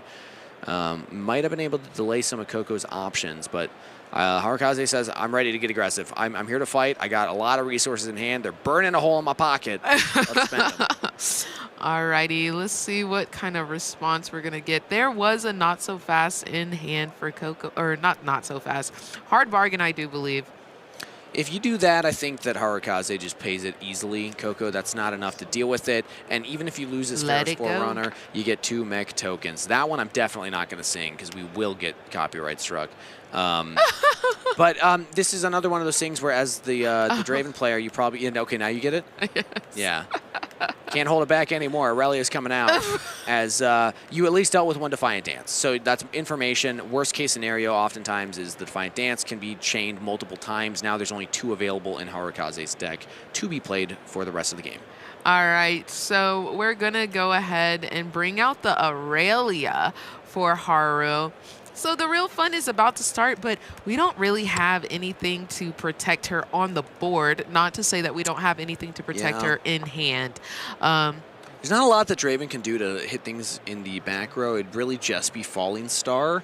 And that can be not so fasted. You can also like Discipline, and then that targets Aurelia. She goes up to 7, so then the Falling Star is not enough to kill. Plus you have to pay double deflect cost. So like it's almost, in this specific matchup, it's actually very safe to play Aurelia into the back. There's not much that Draven's going to be able to do to interact with that, and that's just kind of like something Draven has to accept in the matchup. Is like, yep, Aurelia's just going to be there. Like, just a small threat. Yeah, pretty big threat, but one that you can't really deal with until it's at a battlefield. Right. Well, I think we're going through the motions here, trying to see how to set up the board in a way that we can deal with it. And we're going to go ahead and move that Noxus Hopeful into the Stella, but Haru is going to respond with an On Guard. First On Guard. And there's the spinning axe. And there's the spinning axe from Draven. That's going to give 7 might attacking in on 5. Does Harukaze have anything else? How important is the Cellcorn? We didn't hit critical mass, Reagan. Oh, another Defiant Dance. So we're not only going to +2 our Stella, but we're going to -2 that Noxus Hopeful.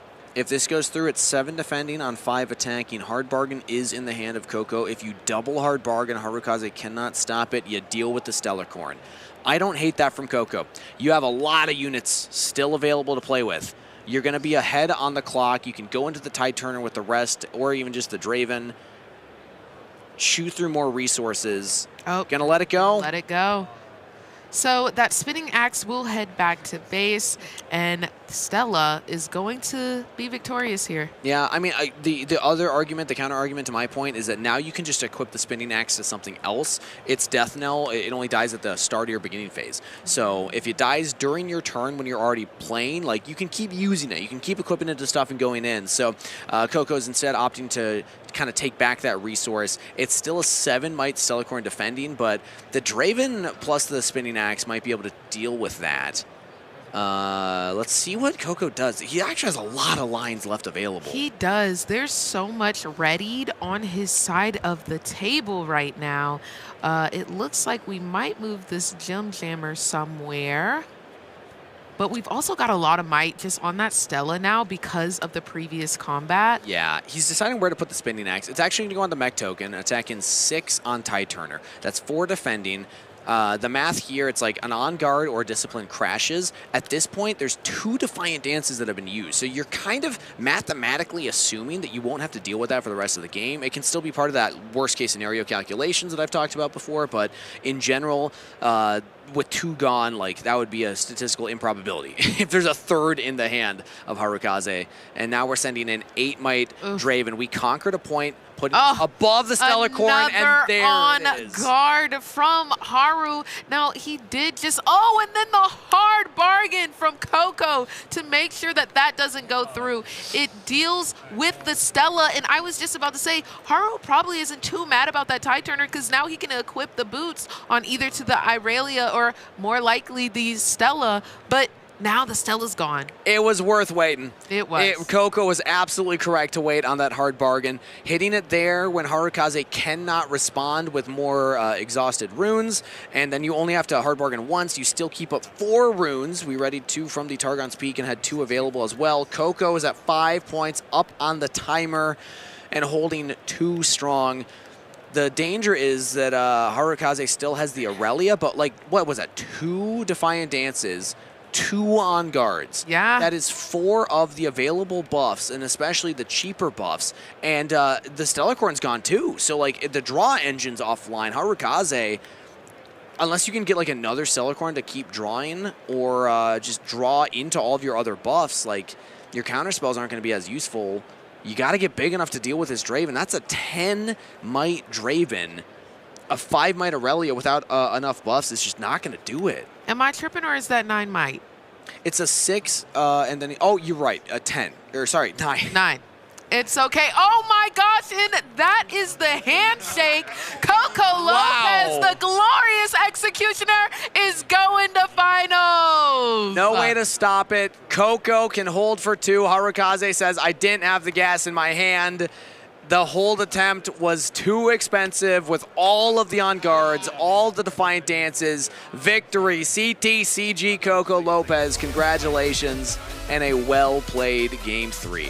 I freaking love to see it. And you could tell each individual calculation there, the discipline, not the discipline from Haru that he actually played, but the discipline from Coco that he displayed during that game was absolutely immaculate. Yeah. Oh my gosh. Talk about not having patience, man. I don't know if I would be able to do that. Yeah, he saw a much better line than I did. That's showing the experience of a Draven player saying, okay, it doesn't matter if I lose this Noxus Hopeful going in with the Spinning Axe. I can still equip the Spinning Axe. Yeah. Get a really efficient take on the other side, and then that gets the Draven big enough to crash over, because then he's an 8 might attacking the 7 might Stellarcorn, and you still have the hard bargain.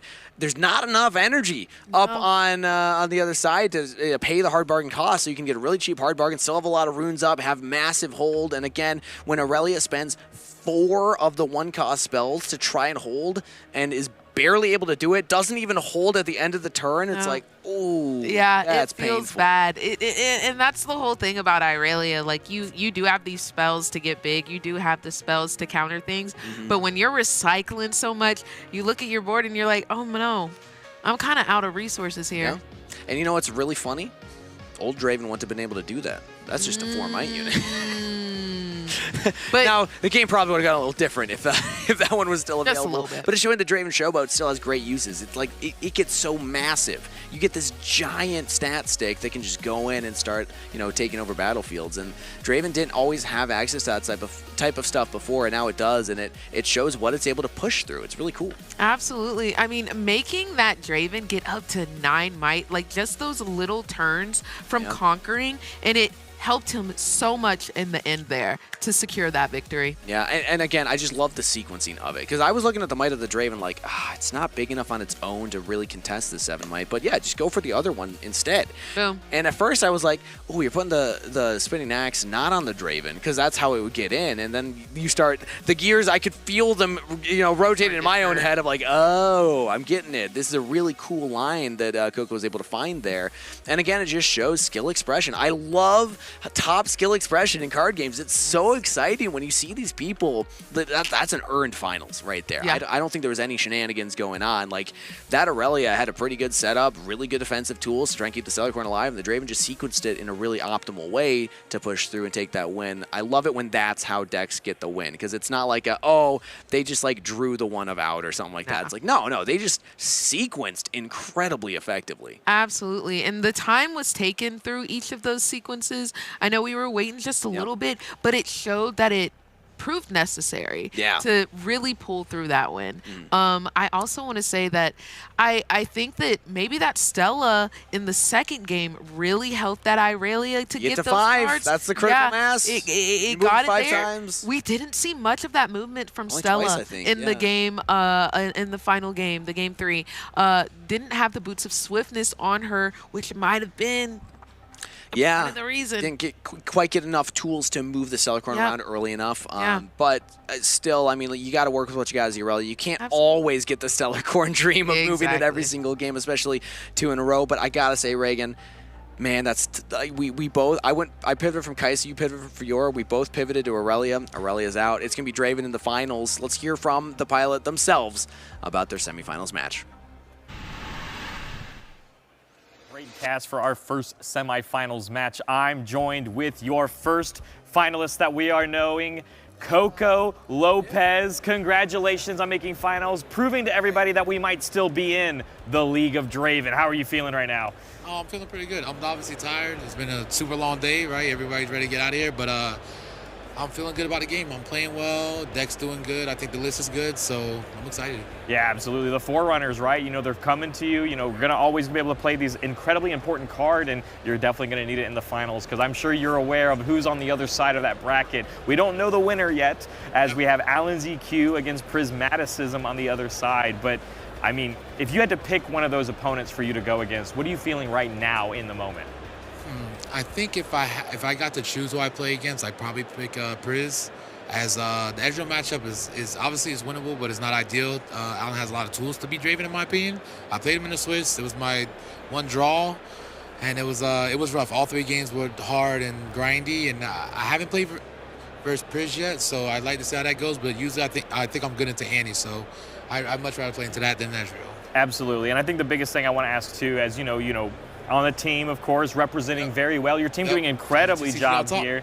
My biggest question to you is, for the people at home, making it to the finals, how much time did you have to put in perfecting this deck, making it as good as can be? And obviously you're playing out of your mind.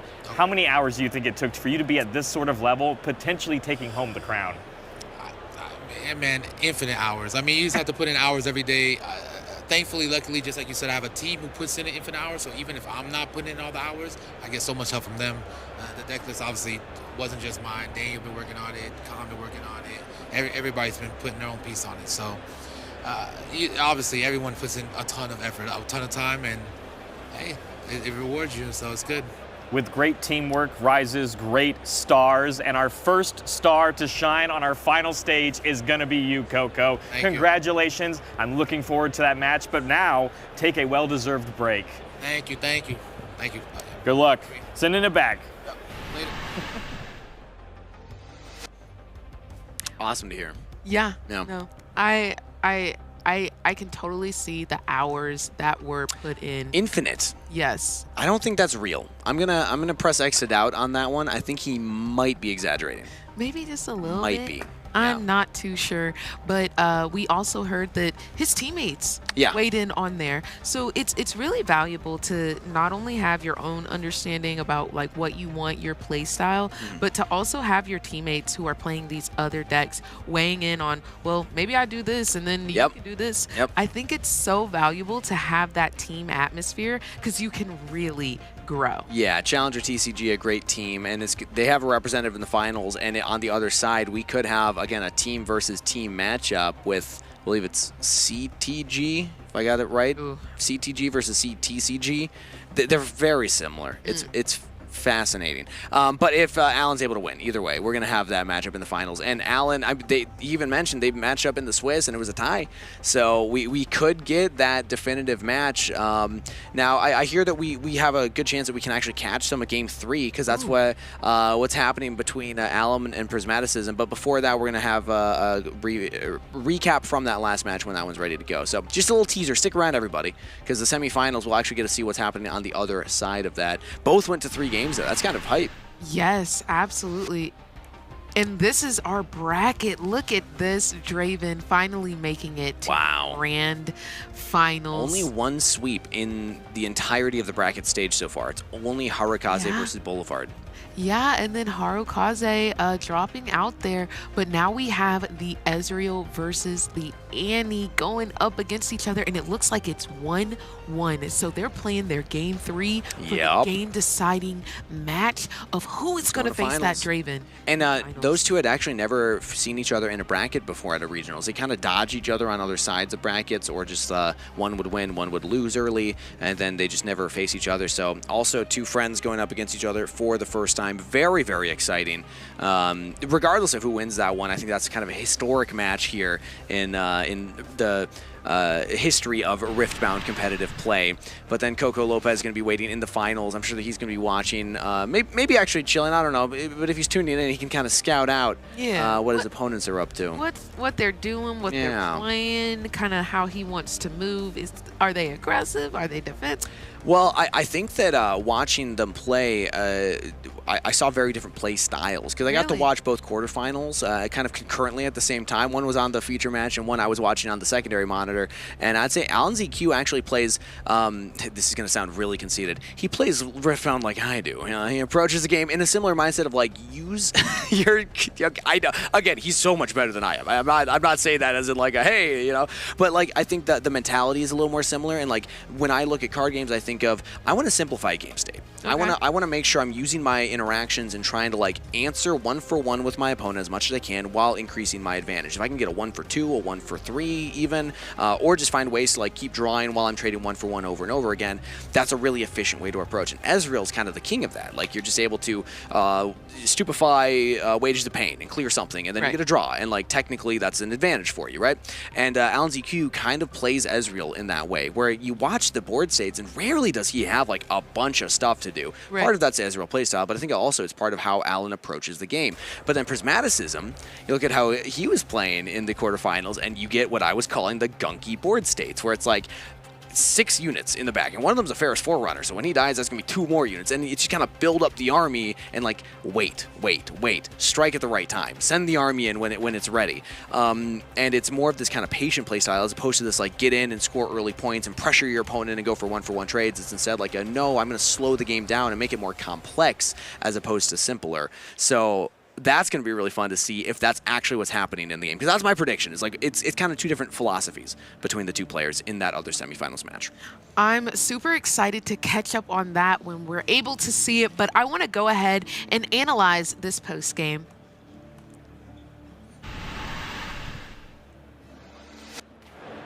Hello and welcome back. We're here at the I guess we lost our table. We were the desk at one point, but the hall is clearing out as we are getting closer and closer to the end of the de facto. I have to quiet my voice a little bit because one semifinal is done. We'll have a look at what happened kind of at the end of that game in the second charmer, but there's another one going on right over there, just past you. 2 players are still playing to determine who's going to be in our finals, but Aurelia versus Draven, kind of the 2 most represented decks, and unfortunately, the most represented one did win at the end of it.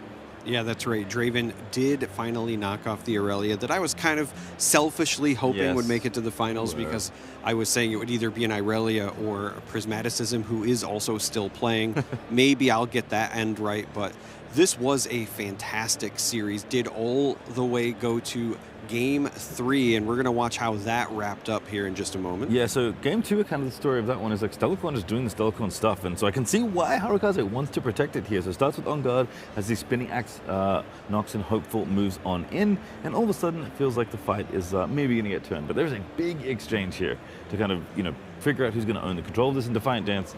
The great equalizer, or unequalizer, I suppose, from Aurelia, going to make this a very unfair fight. Yeah, absolutely. This is a situation where I think Harukaz was hoping that this would be enough might to survive on its own. We're going to see there was also a backup play available, but one thing you have to worry about when you're playing against Chaos is still counter spells, which is a little bit weird, being the calm player and then potentially losing to the counter spell in the end. But I'm glad you brought it up. This really was a series that I think was dictated by Stellacorn Herder. Game 1 was not really online to the degree it needed to be. Game 2 started running rampant, was played on curve, had those boots of swiftness, and Coco really just didn't have a way to answer it. But here in Game 3, when Harukaz tried to get it going and wanted to protect it here, again, they're playing through it, but you're going to see the exchange was not able to keep it alive. And not only did that turn off the engine, but then also really slowed down the point tempo of the game. Yeah, I think, pumps are interesting because they last for the turn, which can be good in this situation, even when your opponent has a big backline of units. But there is just so much might left over here. Like, Falcon, even with the +4 still on it, it's just not going to be big enough, I feel like. And I have to think with Aurelia at home, I mean, it's rough because the point totals are even, and you do want to try and score here because you can maybe threaten to win, because of course if Coco Lopez conquers both here, manages to kick you off the battlefields, then they're going to be threatening to win from 6 on their turn. But Aurelia's basically losing all the value that she could have been getting from the pumps you're committing, and Stellarcon at this point is only going to draw you so many more cards. Yeah, and so this was a situation where Coco had shifted to ensure that he conquered the other battlefield. Again, we kind of talked about it all weekend long.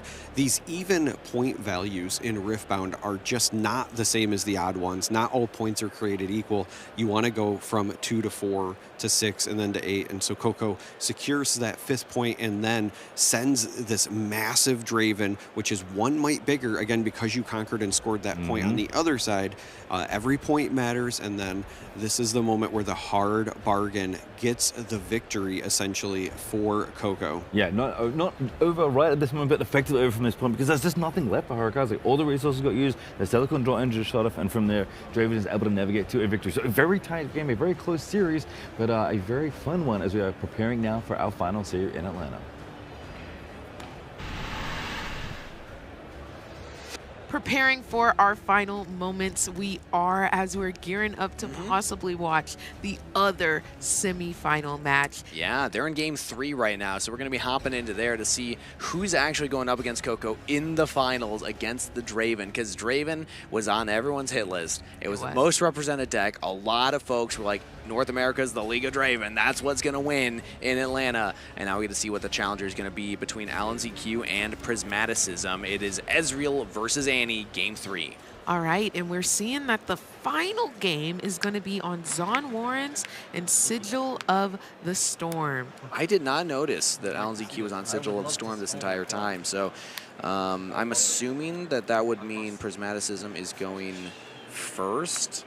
Usually don't want to give your opponent something easy to conquer there, but we'll see what happens here as it is Annie set up. Oh, he's got the Annie best of, I think, with it. Look at that. Oh wow, that is. Oh, that's crazy. a flex. Yeah, that's a flex. Gotta go ahead and let the world know. Yeah, gotta go ahead and let the world know that might be 2 metal Annies on the field. We've got the metal Annie right here. That's crazy. That's like, you're just mogging Alan ZQ right now. Jeez. I freaking love it. Well, we're gonna go ahead and y'all, he's playing with the Chinese version of the card, so do bear with me. But we're going in with the overzealous fan. You got it. I can read Mandarin. Really? I can read it. Yeah. That says overzealous fan. I go by picture. I'm like, that guy looks overzealous. A little too excited. And what's another word for fan? And very a little too breezy. I went with the other definition of fan. Okay. Yeah. Oh. Switch it up on you. All right, the overzealous fan can now go into a battlefield. We can go for the Zon Warrens, get a discard and a draw, and also defend it. But against Ezreal, it's kind of scary. He's just going to have stuff to bounce it back, specifically things like Wages of Pain. So Prismaticism is going to opt to, again, this is what I've noticed from him. Instead of going in and accepting, all right, I'm going to trade 1-for-1 resource, you're saying, no, I'm not going to give you the opportunity to hit my thing. You're just going to have wasted runes. Because I think Alan ZQ against most opponents would say, oh, I'm going to Wages of Pain here. I'm going to get a gold gear, spend my 3 runes, deal with the threat. But now instead, he has a card in hand, but he didn't develop a board, he didn't get to spend the runes, he doesn't have the gold gear. So in that specific instance, I think Prismaticism's feeling pretty good, but Alan ZQ can just play a Ravenbloom student and still have the card, because if you don't chew through it, you don't chew through it. It's still in the hand of Alan ZQ. Yes, so we've got that Kaisa ready and the overzealous fan ready, and looking to make some moves here. Both battlefields are open. I'm imagining with the Kaisa, now we will conquer. First off, a Wages of Pain alone will not deal with it. There's only 3 runes up, so it's not like a Stupefy Wages is in your future. Maybe a Stupefy Gust is in your future. But again, you get through 2 of the resources then.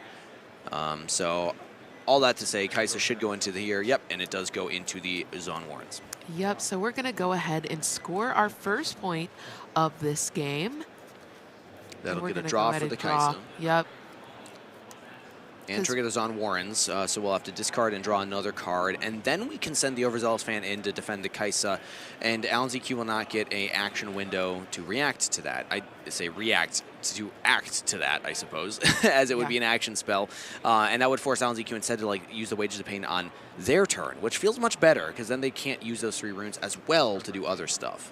And it looks like the Rek'Sai is going to get discarded here before the draw. Instead of playing that, we're just going to go ahead and put that in our trash bin. 6 runes up, a lot of options to develop right now.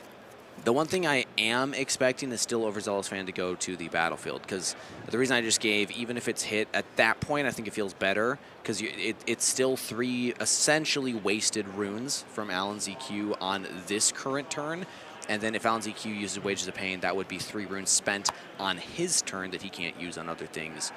But again, Prismaticism very often does things that I'm not expecting. Very often he goes for a hyper safe play. So there is still a world where he just doesn't move it up there and instead develop something else. I am kind of imagining it's not a Ferris Forerunner, because I feel like if it is, that's such an obvious move that you would just drop it right now. But I haven't gotten a good look at his hand. Do you think he's going to tap both legends when he taps his legend? Do you think if you get 2 Metal Annies that you're able to tap both and get 4 untapped at the end of your turn? Like, is that just like you get a cheat code? I can't wait to see when we get off of this turn. We are going to move that Overzealous Fan, and we are going to go ahead and exhaust 6, and we're bringing in 2 more Rek'Sais. That's why we discarded the Rek'Sai, babes. We got all 3. All right, I want to point out 2 things. First off, that's a lot of aggression on Prismaticism's next turn. Second of all, I think for the first time today, I've successfully predicted a move that Prismaticism might do. So, just want to say, I'm learning. Did we tap the I'm legend? getting into his mind. You know, I don't have the hair he has that he keeps playing with. Yeah. But I'm pretending I do. I'm shadow hair tugging, you know? I'm just really sad because I wanted to see both Annies simultaneously tapped here. Yeah, well, they don't actually have to exhaust in order to ready the runes. They just kind of do it. Yeah. But just for the vibes, you know. Yeah, he could build like a tower of Annies. Right now he's got like a. Yeah, he's got the bottom. What's the battle formation of the Trojans? The phalanx. He's got a phalanx of Annies. Although that would require 1 behind as well. But that's the spear. All right, we need a 3rd Metal Annie for Prismaticism in order for my joke to work. So let's work on that. Use the Blade of the Ruin King promo card since he's got top 8. Fortunately, not the correct domain, but I like where your head's at. Let's see what Alan does on his turn here, as he's got the Rain Bloom Student. Can get buffed if you play spells, and again, that Wages of Pain has kind of been read from the beginning from Prismaticism. And I've already kind of given the thought process here, so Alan ZQ will go through it, but this feels so much better than getting hit on your turn, because Alan ZQ just had 2 turns in a row where he had 3 runes up that he didn't get to use, and now he has to spend them on his turn, and will only have 4 more to play with. We're looking for the response, and it looks like that's gonna go through. We pass, and we pass back. What I does he think want that to do? Alan ZQ has passed, and that now Prismaticism is thinking. The only thing that you would really have is like a flash, maybe a hard bargain, but it will go through. So Wages of Pain has dealt with the Overzealous Fan and has created a exhausted gold gear, and now comes the card sharp. And now comes the card sharp. So we are actually going to get 2 gold gears here on this turn. We've got 1 more rune left. But do we have anything that we can do? I mean, 1 rune isn't much. You could Stupefy Kaisa, send the Raven Bloom in. Maybe that's one of the angles. You could even Hextech, or no, sorry, not Hextech Ray. This isn't Kaisa. Man, I'm so Kaisa-pilled still. Shout out Frosty. Yeah, it would really just be like the Stupefy and then Crash. Actually, it wouldn't even be a Crash at that point because we played the Wages of Pain already. So Alan ZQ is Still thinking, still processing. 3 cards in hand. We've targeted one thing. I think you would probably Stupefy either way, because you get to draw off Stupefy, and then you get to use the Ezreal Prodigal Explorer legend to draw a second card, because you've targeted 2 things. But you get to pick at the hand, and it looks like we're passing. Okay. Yeah, he was asking Prismaticism if he wanted gold from the card chart. He was like, oh, was that it? Oh, that's really funny. You sure you don't want this? I kind of want one more. But, of course, it's always bait, so we went ahead and said no, and we passed our turn. Trying to spot what's in Alan's hand. It looks like a Gust, a Singularity, and a Arcane Shift. I think that's a 3 cards. That's correct. I agree with you fully. Oh, there's a Fizz, too. There's so a Fizz, 4. yep. But we're looking here, and it looks like the stack deck, again, can read Mandarin, is going to come out here. I'm going to press exit out on that one, too. I feel like you're messing with me. No. Look, I read it before they pulled up the card. I'm gonna Google Translate something for you real quick. Keep talking about what's happening on screen. Will do. Well, honestly, not much going on right now. We're kind of just thinking through the motions right here, trying to figure out how we want to take action. We're looking at the stack deck cards. What do we actually want to proceed forward with? All right. Can you read that one for me? Yes. Hi, how can I change the language to Chinese? That's wrong. It's actually League of Legends. League of Legends so, in Chinese. You're wrong live. All right. Rek'Sai took 1 battlefield. Let's catch up on what else has happened. Alan Sell has not scored a point here. Prismaticism is controlling the field very efficiently. We're still on stack deck here, wondering what card. You know what I think it was? I started being able to interpret Prismaticism's playstyle once I saw him doing push-ups between games. It was like a spiritual connection happened. Do you think push-ups were done during this? Well, I would hope. I would hope. All right. Otherwise, why was I doing them? I'm trying to see what we just pulled, but I cannot. Is that a why? I really can't tell, but we're going to move that Rek'Sai in over to the Sigil of the Storm. And I thank you, broadcast. They're showing me down here in the bottom right-hand corner. And the Traveling Merchant is going to go ahead and come out. Thank you, because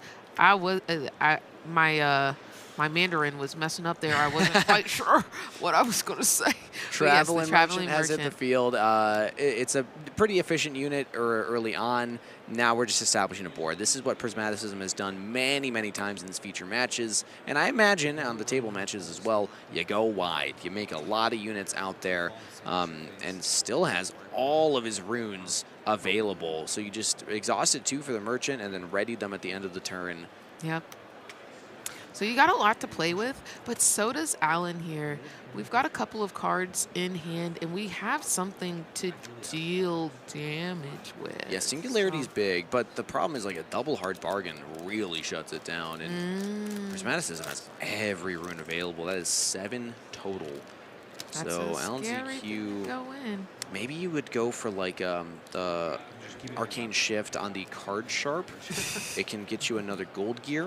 You can instead go for the, your Ezreal Prodigy, get the draws, then Arcane Shift, get the draws again. We're going to send the card sharp in. All right, we have passed priority over to Prismaticism, and that is going to go through. We're going to take out only one of the Rek'Sais, but it's the start of the battle here. Yeah, and now Arcane Shift can deal with the other one. So, like, you can send Ravenbloom. I'm just talking known information from specifically what's already on the field. We can always establish more units, but like you can send Ravenbloom into the Zon Warrens and then Arcane Shift back to base, sniping the Rek'Sai. You could, because then you're not really giving like the avenue for the Kaisa to attack in on the Ravenbloom student on the crackback. I feel like Ezreal Prodigy might be a good call here, just because it can get you more draws. Fizz on the hard bargain's also enticing because it can hit the Rek'Sai, and even if they like at reaction speed use the longsword to quick draw onto Rek'Sai, you can then still send the Ravenbloom in and crash anyway. I see.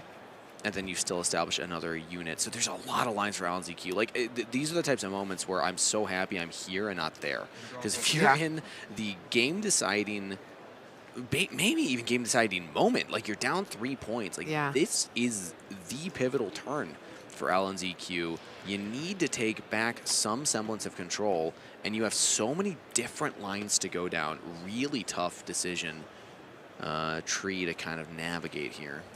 Yeah, it looks like we've kind of maybe started to devise a plan. I notice we're divvying up the runes to kind of see maybe we could put down this Fizz, and we'll bring back a spell from the trash bin for that. I think and this one feels the best. We're going to ignore the cost. Well, I mean, it's the only spell in the recycle bin at the moment was the Wages of Pain. And the reason I think this one feels the best is because we save an action speed spell in the Arcane Shift for later. We get to establish another body on the field, and it forces an interaction out of Prismaticism. It's the Flash. It's not the Longsword, but still, like, now that Flash is gone. This is how Alan likes to play the Ezreals. You just chew through the resources. Flash is no longer available, and if you can target one more thing, because the target still happened, you can also get draws off of your Ezreal Prodigal Explorer. But there's nothing at Battlefield, so I think Singularity is actually the only thing that they have that can target that backfield. elsewhere. Yeah. Now there are still, what, 2, 4, 5 runes up on the side of Prismaticism. Not ideal, because that is double hard bargainable. Actually, you won't even need double hard bargain on Singularity. One would be enough. You just need one. Yeah, it's not repeatable. Giving purple a counterspell made all of these Chaos decks so strong. Crazy. But there's, I mean, I see why it's needed. It's something to, like, you got to be able to deal with it in some way or fashion. I still have this dream of making, like, an Aurelia deck with 3 hard bargain, 3 defy, 3 not so fast, 3 wind wall. And then you just kind of hope you never match against Lucian. Yeah. All right, Ezreal's hit the board. Prodigal is going to get discard 2 and draw 2. This signals to me that Alan might be going for a slower turn and instead opt for more resources, more choices for future turns. You're still falling behind in points. Like, if we don't get a point here, that means theoretically Prismaticism will be at 5-0 going into Alan's next turn. Yeah, and I mean, that can't be optimal in any fashion. I mean, I've seen decks come back from worse, but usually not in the semifinals against one of the best players in the world. So yeah, usually it happens against me at locals. We just got to take some time here and really analyze what direction we can move forward. We've got 3 more runes to play with, and we do have one readied unit. We could get on the board. Oh, and we're passing. Yeah. If we get on the board, you're just sacrificing the Ravenbloom student. I don't think that Alan ZQ's hand was able to protect it other than Arcane Shift. But I guess I want to save Arcane Shift for future turns, because you can get back the Fizz to, you know, get the Gusts. You can get back the Ezreal to get more draws. It's a little more flexible if you use it on the other 2 and not the Ravenbloom. Yeah, it looks like we're starting to get a little bit stressed as that Kaisa goes in and scores the 4th point. Now we're going to discard the card and draw from Kaisa real quick. Excited. Looks like it. I kind of want to see what we have in hand here, but we're holding them close to chest here. We're going to go ahead and exhaust one and stack deck. What's that one say? Stack deck. Nice. Yeah. Okay, maybe I told you I can read. Yeah, I can read. I'm fluent, actually. Let's see what the choice is. Looking at the hand, now looking back at the cards. I think there was a merchant there. That's the only one that I was able to quickly spot. I imagine that's not the choice. There's probably more efficient options, and it's Cleave that is taken a hand. And I think there was another one that I got. That was present, so that's 2 Cleaves representing 6 additional assault strength when you're attacking in. And we're going to send the Rek'Sai in and not the merchant. We're going to go ahead and secure that 5th point here, 5-0. It's starting to really get down to the wire. Yep. Oh, and we're actually playing Annie Stubborn to get back the Flash. Oh, wow. Okay, so Flash is known to go back in hand. That is known information for Alan. And to me, this signals that Prismaticism is very happy with his hand. Because otherwise you'd go the Merchant and discard something that you don't think is that useful to get a different draw, and then you can Flash to move him back. But instead they said, no, I'm going to keep the exact hand, send the Rek'Sai in, use the Flash to be able to save that.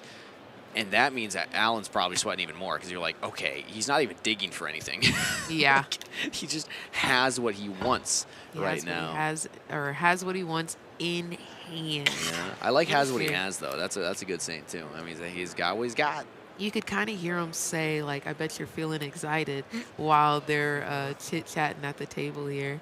But we're going to go ahead and stupefy real quick. The Rek'Sai. To get that draw. Okay. That's going to make it harder to take out the Kaisa on the other side, but Rek'Sai is now at 2 might, and Fizz will go in.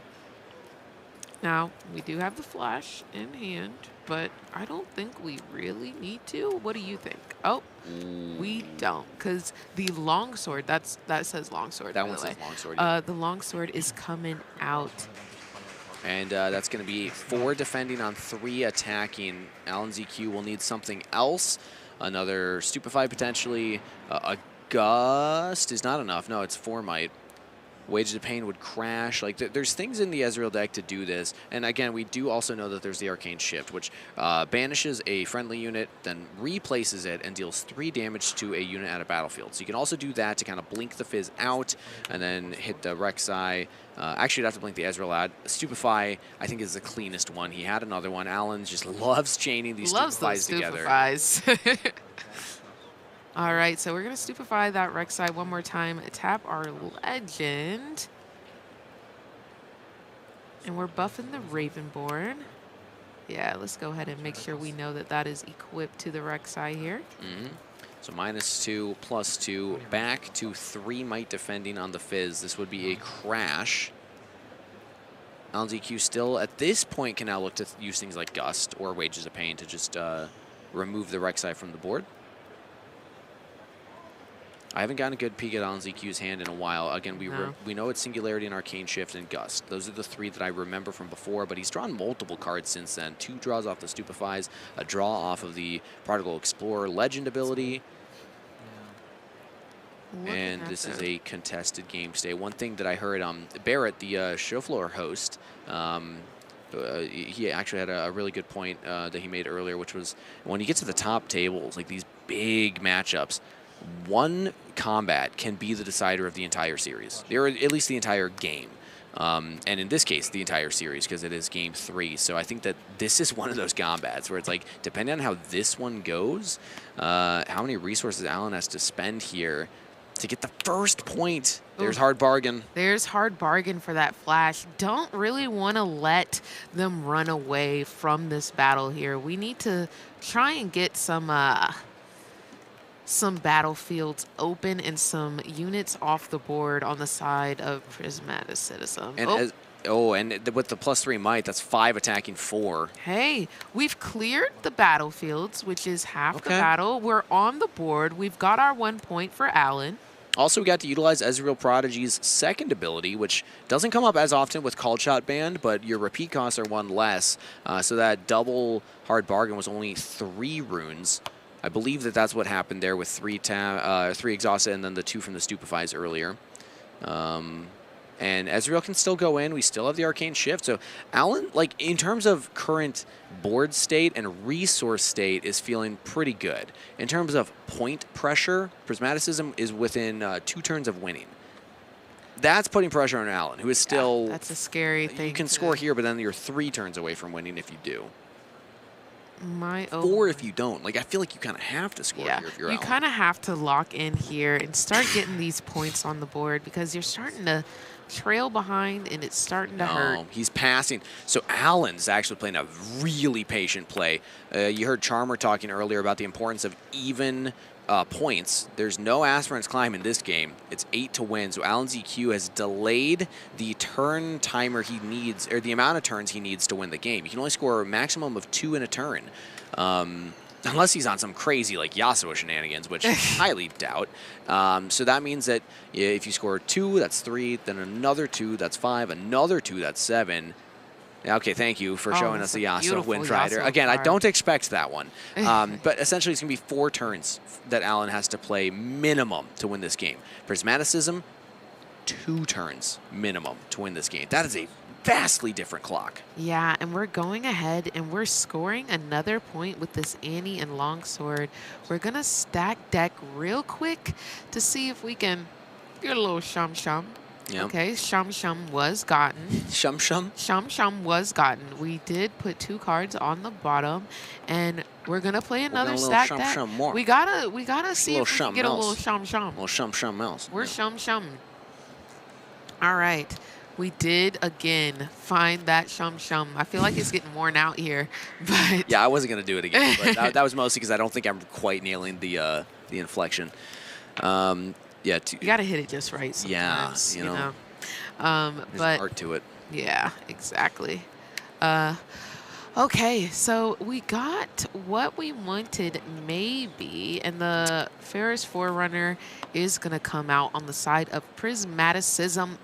I imagine Alan did it at that moment because you're probably not going to get another action window. Prismaticism doesn't need to score 2 this turn. You only need 1, because then you can score 2 on your next turn. Yep. So you probably weren't going to get another action window. You might as well throw out both stack decks in that action window. But again, that's what... If we count up the number of total runes Alan ZQ has had available at the end of Prismaticism's turns throughout this game, it's probably like 10. Yeah. Because I think that was 4, and there were 2 different turns with 3. So Prismaticism is just playing such a coy game right now. He's just not letting Alan do the Ezreal things where he's like playing on your turn. Right. And Alan is just kind of like not having efficient rune expenditures turn over turn over turn. And I think that's really what we're feeling is putting him in this hole. Dang, so that sounds like it's hurting a lot as this Thousand-Tailed Watcher comes out here. To defend a point, Alan's realizing the situation they're in right now. It's like kind of do or die. Yeah. -3 might on the Annie puts it at 2. And we're going to move in that Ezreal immediately to see if we can clear up this board. It's 3 attacking 2, so Prismaticism would have to use something like another longsword, maybe a gust. Nope, it's all right. He's gonna clear it. So we're doing stuff. We're doing stuff. We're making stuff happen. But I think at that point, Annie had accomplished her job. A 3-might unit that doesn't do anything on board. Whatever. You know, you got the Ferris Forerunner. And probably things like Rek'Sai, Kaisa in hand. So I think Annie and Prismaticism are feeling just fine right now. You even have Rebukes to deal with this. Alan ZQ does have 5 runes to try and play defense with. And again, we know that there's things like Arcane Shift, which paired with the Thousand-Tailed Watcher is kind of crazy because you can pull back the Thousand-Tailed Watcher, replay it, and then snipe 3 damage, and then Thousand-Tailed will drop the Might of Everything by 3. That damage sticks. So then you can actually get them in range to just kill stuff. I see here. And all right. So currently 7 runes for Prismaticism to play with. Reagan, how many times has he touched his hair so far in this game alone? He's been going through those luscious locks all day. And, you know, I understand you're stressed, but dang, we're really part of the process. It up. It's part of the process. It probably helps him think. Alan ZQ, it was also part of his process many years ago, and that's part of the current situation. Did you used to do that as well? Yes, I actually did. I did the whole Bieber flip thing. Oh wow! Yeah, just constantly. It kind of became a tick. Did it hurt your neck? That looks like it would hurt your neck. Well, it did, but now I've been doing a lot of neck workouts. Thank you for asking me about that, actually. You know, we gotta get back to the game here. Let's see. Prismaticism is still thinking here before we get on that tangent. Well, now you're the one bringing us back on. Oh, my bad. Check my Twitter recently. So we're thinking, y'all. We're thinking. I really got to drag out that we're thinking here because we cannot go down that road. 86 minutes. Like they are taking their time on here. We do not have overtime here because we're in the semifinals. They get to really bring out the knowledge, the time that they need to figure out these plays. I'm just looking at Alan right now, just like Ponderin' the Ponderin' of Prismaticism. Yep. Who, again, this is a player that likes to take his time, likes to play a wide game of Riftbound. He actually has probably the least number of units for this amount of points that I've ever seen. Usually he's still got like 8 units in base, but he has been committing them to the field because he realized that, I imagine at least he realized, I don't speak for him of course, but he had the clock in his favor and Alan just wasn't able to really get out there and pressure points early on. Prismaticism, even though he is 3 points ahead, still was playing really patient in the early game. Transition to mid-game went a little harder on just putting out things like the Rek'Sai, had the flash to defend them all, was always going out getting the points when he can pull back the units. Now has the potential winning angle. Has he finally found it? He has picked up a rune, and he has exhausted it. Boom. We're cleaving, and it looks like we're cleaving the I forgot the name. Ferrari runner. Ferrari. And we are going to swing in with 9 might. The smoke screen comes out from Alan. Automatic response. We knew what we wanted to do here. Very, very big, as now it's cumulatively -1 on the Ferris Forerunner from the +3 on the cleave and the -4 from the smoke screen, +1 on the Ravenbloom student, means that it is now 10 defending against 5 attacking.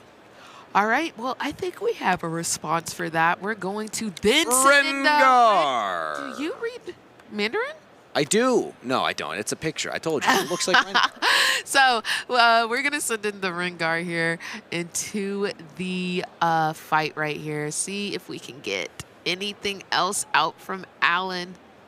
It's going to be 10 might, because Rengar's 3 might with Assault 2. Reaction, you can play it to a battlefield that you're attacking. It's basically ambush, before ambush as a keyword was printed. I can't wait for Rengar to be a legend, man. It's going to be so much fun. That thrilled hunt print here. I'm going to find a way to break this game, I promise you.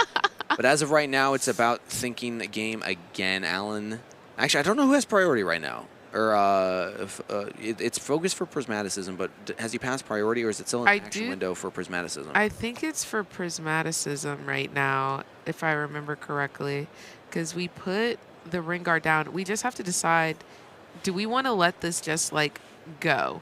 Yeah. I mean, like, a crash here is advantageous for Prismaticism. You get 2 mech tokens. For Alan, I think the advantage of that too is like you're not really expecting anything accelerated. Rek'Sai is the cheapest accelerate in the any deck, and that's 4. It's 3 to play it, but then an additional 1 and a recycle to accelerate. There's only 3 runes up on Prismaticism side right now, so I don't think that that's likely. Maybe it'd be like Ride the Wind, because you could like equip Longsword and then Ride the Wind over onto the Ezreal. That would probably be like the only angle left for Prismaticism to win the game. And it's been a while since I've actually gotten a peek at his hand. Yeah. Again, I think he's intentionally playing around my goldfish memory. So I'm going to think it through until Steve forgets what I had. The more you try to remember, the more he doesn't want you to see. I low-key want to see... Oh, okay. I guess it was Alan's. It was Alan's opportunity to respond, and we've got the Arcane Shift coming out, and then the hard bargain in response, and then another cleave to make it this much harder for Alan to make this resolve in his favor. So instead of that -1 on the Rengar, instead we're going to have a +5. Wow. Or the -1 on the runner. +5 on the Rengar. Yeah, because you got the +2 from the Assault. Now another cleave coming in here. So that's 8 + 4. And that's the handshake. Alan's EQ concedes it. Prismaticism, for the first time ever, is making it to a regional finals. Oh my gosh, he did it. Annie is going on another run here in the finals. We're going to have Annie versus Draven. It's been a long time since we've seen Annie have the opportunity to take the finals, to take the win. It's Chaos and Fury matchup in the finals. 2 very different legends, 2 very similar color palettes, and 2 very explosive potential matchups here. Prismaticism, he took his time, but he found the right angle to go in there. It was just make the Rengar bigger. Just cleave on him, and that's going to be enough. Yes, and the passing of the priority there, like he knew, like, okay, I still have these cards in hand. I can probably still hard bargain if he does come back with something. Oh my gosh, I'm so excited. That was it.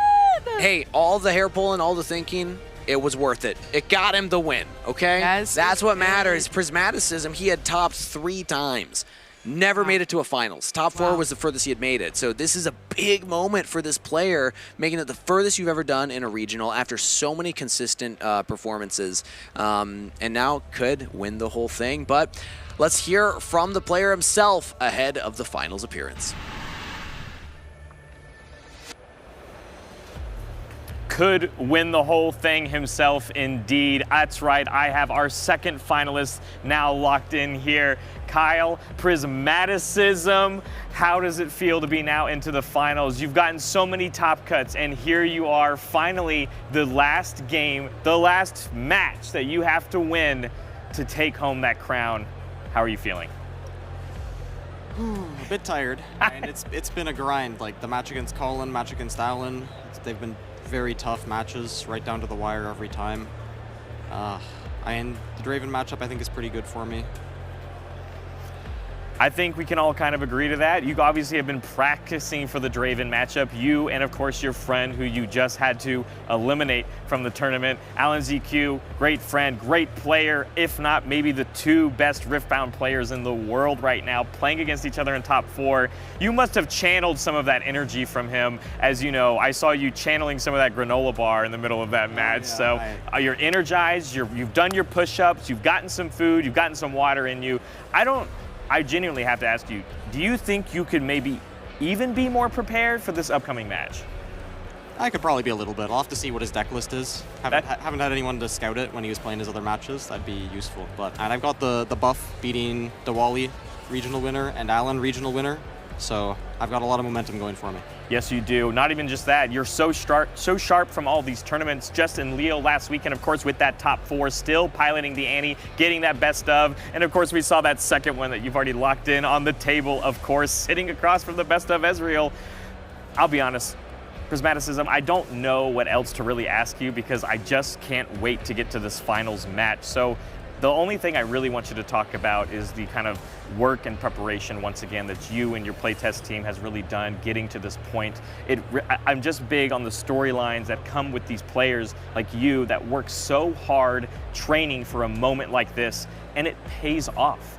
It's exactly what you've worked for, and here you have the chance to prove it, that you could be one of the best Riftbound players, not just here in Atlanta, but in the whole world.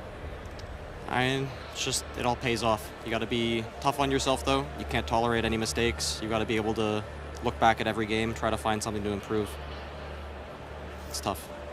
Tough it's going to be because we've got Coco Lopez on the other side for this finals match. Don't go anywhere because we've got an incredible finals here at the Regional Qualifier in Atlanta, but we're going to send it back. We're going to finals. We're going to finals, and I gotta say, that was some really funny, stark difference in energy between Coco and Prismaticism. Yes. Coco was like, yeah, that was awesome. I'm feeling good. I'm feeling ready. You know, shout out the team.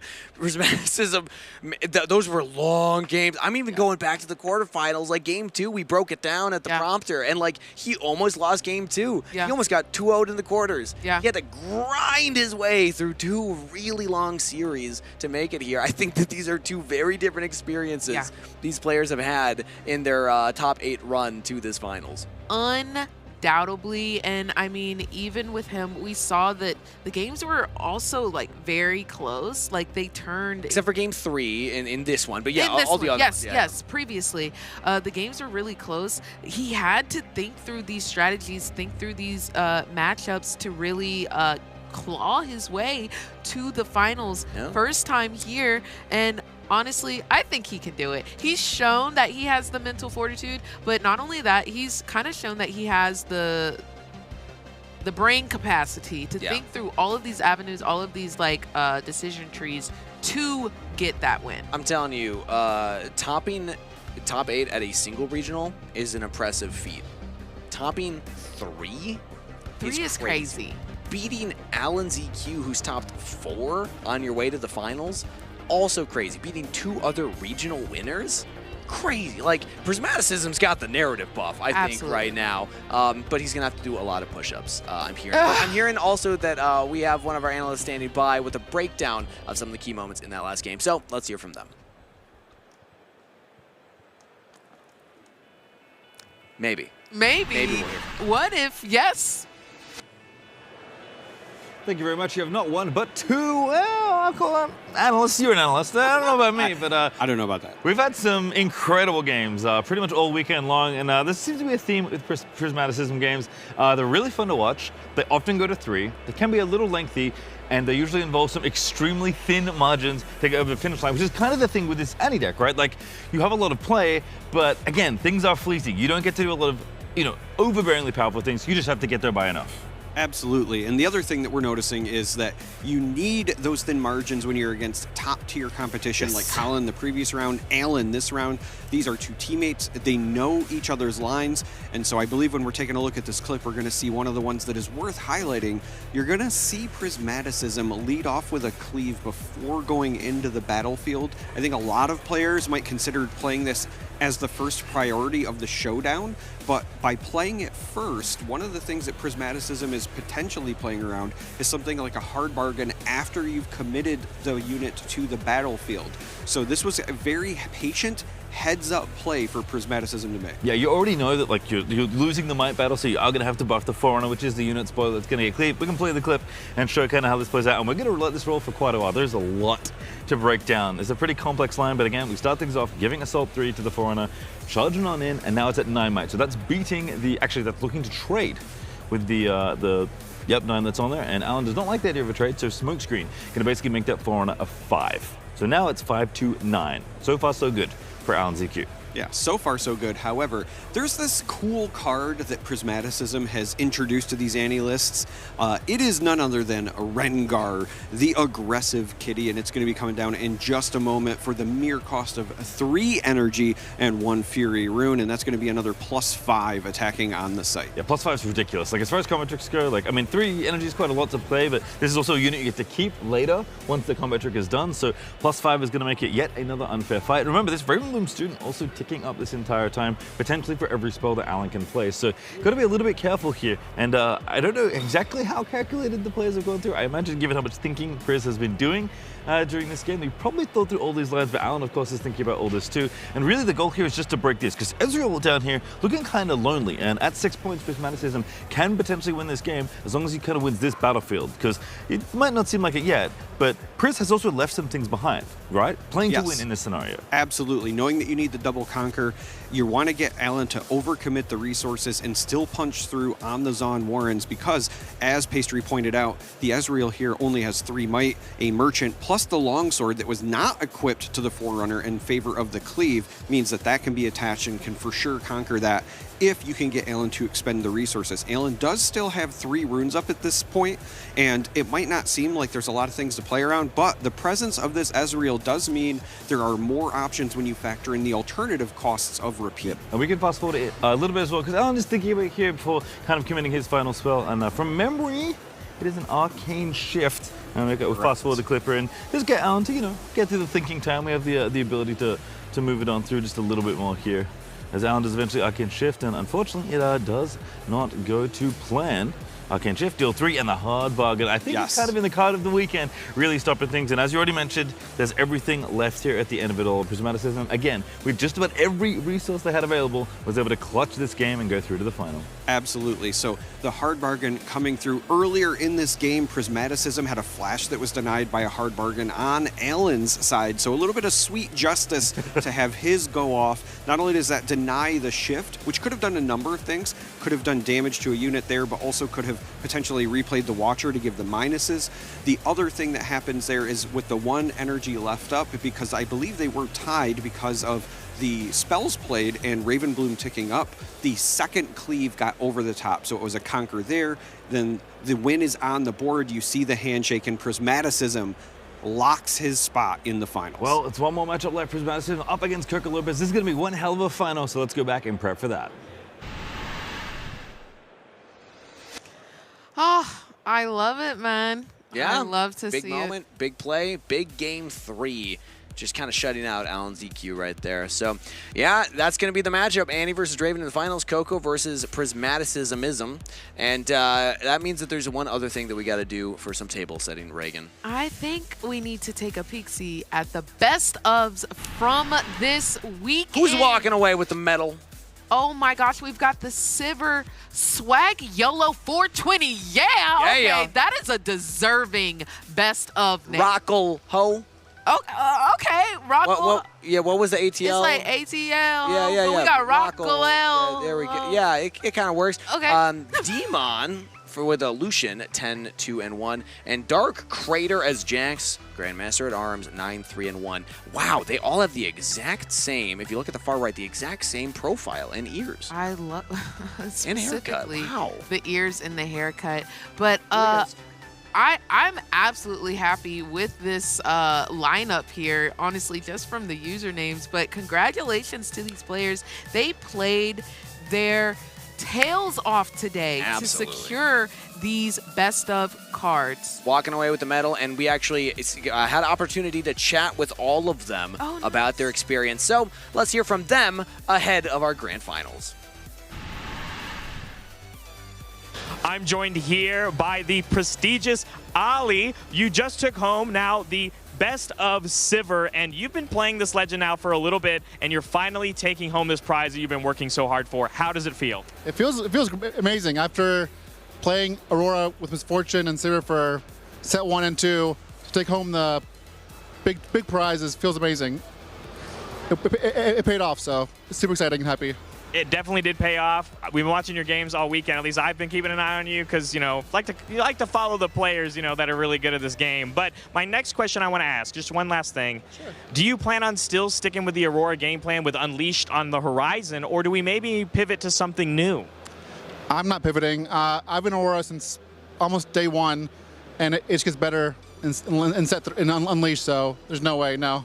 I'm so excited for Baron, for Valma, for Elder Dragon, and then even also the Rift Herald. They're also great. Yeah. I'm not sure which version I'm playing yet, but I'm super pumped for Aurora for set 3. Awesome. Well, thank you so much for your time. Congratulations once again, and we hope to see you at the next one as well. Thank you. I'm joined here with actually one of my favorite players because I also love playing Azir, the best of Azir for the 3rd time now, Rocklo. How's it feel to take home a 3rd trophy? It feels great. I feel like it even feels better than the first one because reinsurance is it's the best. And I proved myself because last week I think I got 2nd or 3rd best of, and I couldn't be the number 1. So coming over to Atlanta and showing who the best is was really, really important for me. No, again, it's such an amazing prize. And again, like you said, you've proved yourself to not only win it 1 time, but 2 times, and now a 3rd time. So I've got to ask, with this being the last Spirit Forge Season 1, of course you can still win the best of Azir at the next regionals, but are you going to maybe play something new, or are we going to keep running it back on Azir? So one thing is I'm the Emperor on Azir, and no one will stop me. What a great answer. Thanks so much, Rocco. Congratulations. Thank you. I'm joined here with the best of Lucian winner, Damon. How does it feel to take home such a coveted prize after a rigorous competition? Literally, Sam D. Sherman, the Las Vegas winner, was playing the same legend as you. Yeah, honestly, it feels great. I want to say thank you to Sam. He actually built the list and gave it to me, and so he helped me out, really helped me out a lot with, the ropes of learning Lucian. I picked it up a few days ago. Knew I didn't want to play Draven, wanted to play something else, and it's been a pleasure, and it's been a ton of fun. Well, so not only that, and you had a good time, this kind of sums up the end of the Spirit Forge season. Are you going to continue to maybe aim for another Lucian in the future, or maybe a new legend on the horizon? I'm a jungler, heart to heart, so I already know what I'm playing for Unleashed. I'm going to be metal card hunting Kha'Zix, one of my favorite champions, one of my mains, so I'll be there in Vancouver.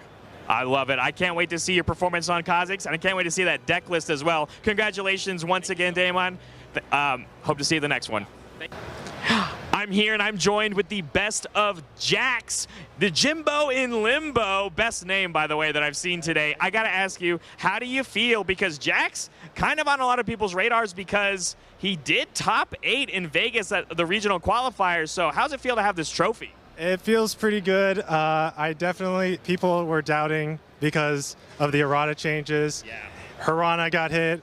The flicker got hit. You can't brutalize or re-equip. So everyone was like, "Oh man, it sucks. You can't do this anymore." But I was like, "Oh man, I was already off that." So I was feeling confident going into it, playing into a lot of like local games. Like I was doing well in a lot of matchups.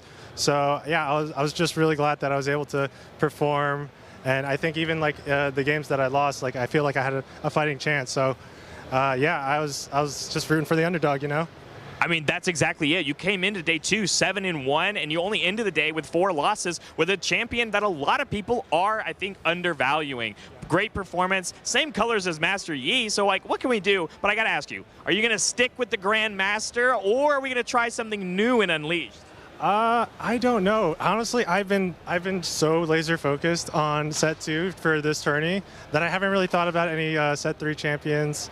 So yeah, I'm just gonna see what comes out. I don't think there was too much that they announced that is really Jack support. Yeah. So I'm not married to it, But hey, if it's right, because the deck is super fun. Yes. I love playing Jacks, and yeah, just the whole like weapon switching mechanic is so much fun and no one ever sees it coming. So yeah, also just playing like off meta is so rewarding, because set 1 I played only Kai'Sa, and the worst part about that was just playing into all the mirrors. Everyone's playing Kai'Sa. I'm like, man, I want to try something different. And then set 2 came out, like the Aurelia matchup sucks, so I played. So I was like, okay, I swapped over the Jacks, and honestly, I think I beat every Aurelia here, so. You can't ask for much more. Like you said, it really just shows the skill expression that you can put on a champion, and then not just that, still have to show up and compete against one of the most popular decks in the room. Jimbo and Limbo, congrats on your trophy, and we hope to see you at the next one. TBD on the Legend, though. Gotta remember.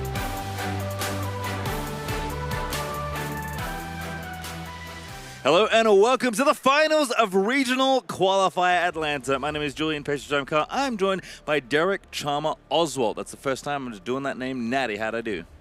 Great, actually. You didn't mispronounce a thing. You got my government name. Probably not true. And I appreciate it. Let's go. I am very excited as well, and we're going to get our yelling out of the way now, because as the venue gets smaller and smaller, at some point we're going to have to be a little bit quieter. We're going to keep the excitement up, we're going to keep the energy up, but we're going to have to watch what we're saying at times, because we have a finals coming our way just around the corner between 2 amazing players. Yeah, it's 2 first-time finalists here, so have a look at our bracket to see how we got here in our round of 8. Starting in the quarterfinals, Coco Lopez defeated Stardust in the Draven Mirror, took out Harukaz on Aurelia 2-1 in both those matchups lined in our finals. Whereas on the bottom side, Prismaticism took out Colin, who is our best of set and top 4 competitor at RQ Las Vegas, then took out teammate Alan ZQ in a very close 2-1, and now lands in the finals. It is the same domains, but different legends, and we're going to see which of these legends is going to win for the second time at a regional qualifier. Of course, Draven won the last one here in North America in the hands of Sam D. Sherman, and won the first one in North America for Annie in the hands of Diwali, who Prismaticism took out on Annie when he was on Draven.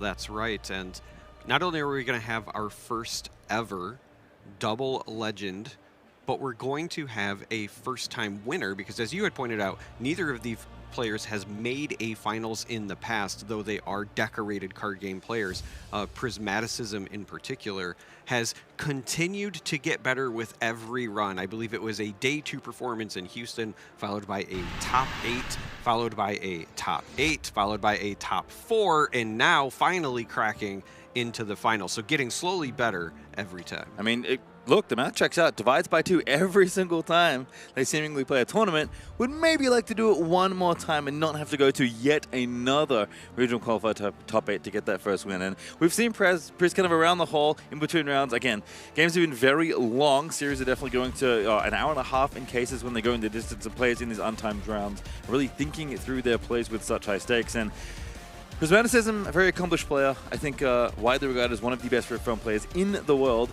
but is very hungry to pick up this W. Absolutely, and we would be remiss if we didn't mention the other player in those finals, which is, of course, Coco Lopez. Coco came in as the #1 seed, right?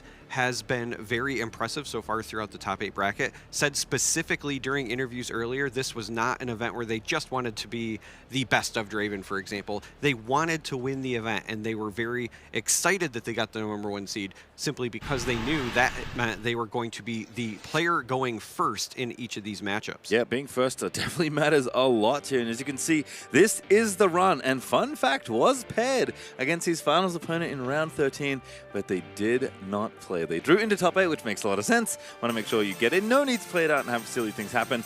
But a curious run here at Master Yi, Aurelia, Draven. Lots of Dravens actually really taking out a number of this champion. Ezreal actually drew Alan's Yuki. That's where the draw came from in Alan's undefeated day 1 record. And really just playing actually kind of the top meta game. Again, especially in the earlier rounds, you can run into some a wider variety of decks, but Daria is really the only one there sticking out as something that's a bit unusual as far as the expected metagame goes. And funnily enough, has not played any yet. Right, not officially anyway, because of the draw to get into the top 8. But again, worth noting, Coco has not dropped a set yet. We did have one draw against Alan, who is a fantastic player, was also Alan's only non-win on day 1, as you had pointed out. Made it to the top 4 before falling to Prismaticism. But I think that this is going to be a very skill-intensive matchup here. I got to ask you. Yep. Who are you going to pick to win it? Well, I just heard that the overall win rates for these legends, Draven, 52% here in Atlanta. Pretty good. Actually, not as high as I might think, given the representation of the deck, but I guess with higher numbers perhaps comes maybe a flatter overall win rate. That does add up a little bit here. And he's 48. So these are arguably, even though they're not the most represented decks, these might be the 2 best decks in the format, because those win rates are awfully high, given how wide this field is. So with all that considered, Draven's certainly the best deck and has one in, or certainly, I think it's fair to say the best deck, although some may say Aurelia, even though they're certainly the most represented decks. And last time we were in North America for Regional Qualifier, Draven did win, and it looked really good. And it was also mid-range Draven, by the way. This is back when Miracle Draven was also around. That's obviously not an archetype that really exists anymore after the bans. And mid-range looks like the clear best deck in that format, despite how powerful Miracle could be. So all this to say that I think Prismaticism is going to win. Just because both the player and the deck, I think if Ferris Forerunner is the card we have been yapping on about all weekend long, Dwali kind of already spoiled it for us in their round after the interview. He's playing the best Ferris Forerunner deck. Yeah, it certainly seems that way because we've seen time and time again where the play pattern has been, 2-drop and then likely either a pair of 2-drops or something else on 4 and then into Ferris Forerunner on a battlefield. Yeah, with that, we are going to go down to the feature match area for one final time this weekend. It is time for our grand finals of Regional Qualifier Atlanta. These players have well and truly already qualified for this regional. They've already won their best ofs for their respective legends. So there's just one last thing to do, and that's hand out those prizes there. Blade of the Ruin King playmat, beautiful Blade of the Ruin King card, and of course the thing that everybody really wants for themselves, a nice shiny trophy. I will admit that there are 2 things that make me really excited when I'm in any sort of competition. It is a trophy or a novelty oversized check.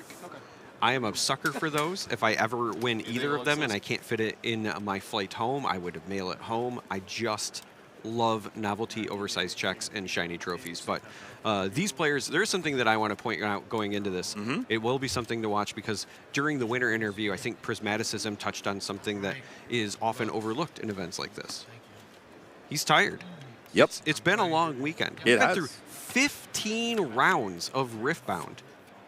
And now they still have to play for the highest stakes of both of their Riftbound careers. Yep, we had 8 rounds of Swiss yesterday. That finished at 10 p.m. We're starting game 1. And what time is it? That's 10 p.m. local time, Chama. We are in for a long one, but also a good one here. The finals are kicking off with Challenger TCG's Coco Lopez off with a Gem Jammer. And we're going to have Zon Warrens on one side, Seed of Power on the other. Again, Coco being the first seed, had the option, chose to go first. Good choice. It is a great choice. Meanwhile, the other side, Prismaticism here, opens with a stacked deck.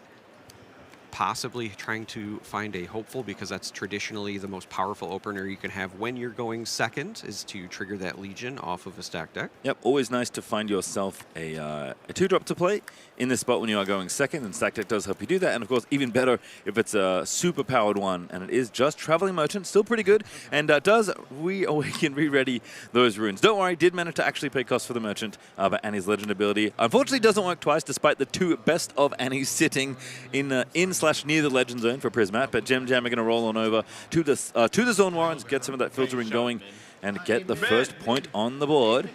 As Coco, I assume, is going out for a teammate, because perhaps forgot something that he needs. I don't think it's something game urgent, we can say, but perhaps a trinket of sorts to watch over this, as Kai'Sa Survivor going to be the follow-up play here. Yeah, I suspect it's probably a notepad or something for keeping track of the score, because you see that die there instead. He did call for it when he went to the battlefield. I like the Conquer of Zon Warren's first as opposed to the Seat of Power, because it means you're going to have to expend additional resources if you want to send the Merchant there and get a double trigger. You said it's a long day. Did we forget to trigger Zone Warrens again? Is that the second time I caught that on camera? Am I the Zone Warrens person? You are the Zon Police Force, which I didn't even know they had that in Zon. It's true. It's supposed to be on Lawless Underground. Thing, but you apparently are it. All right, well, accelerated Kai'Sa Survivor looking a little bit better in this situation. Going to move over. Also conquer the Warrens, get a point, get a discard, get a draw, and get a draw from Kai'Sa Survivor as well for conquering.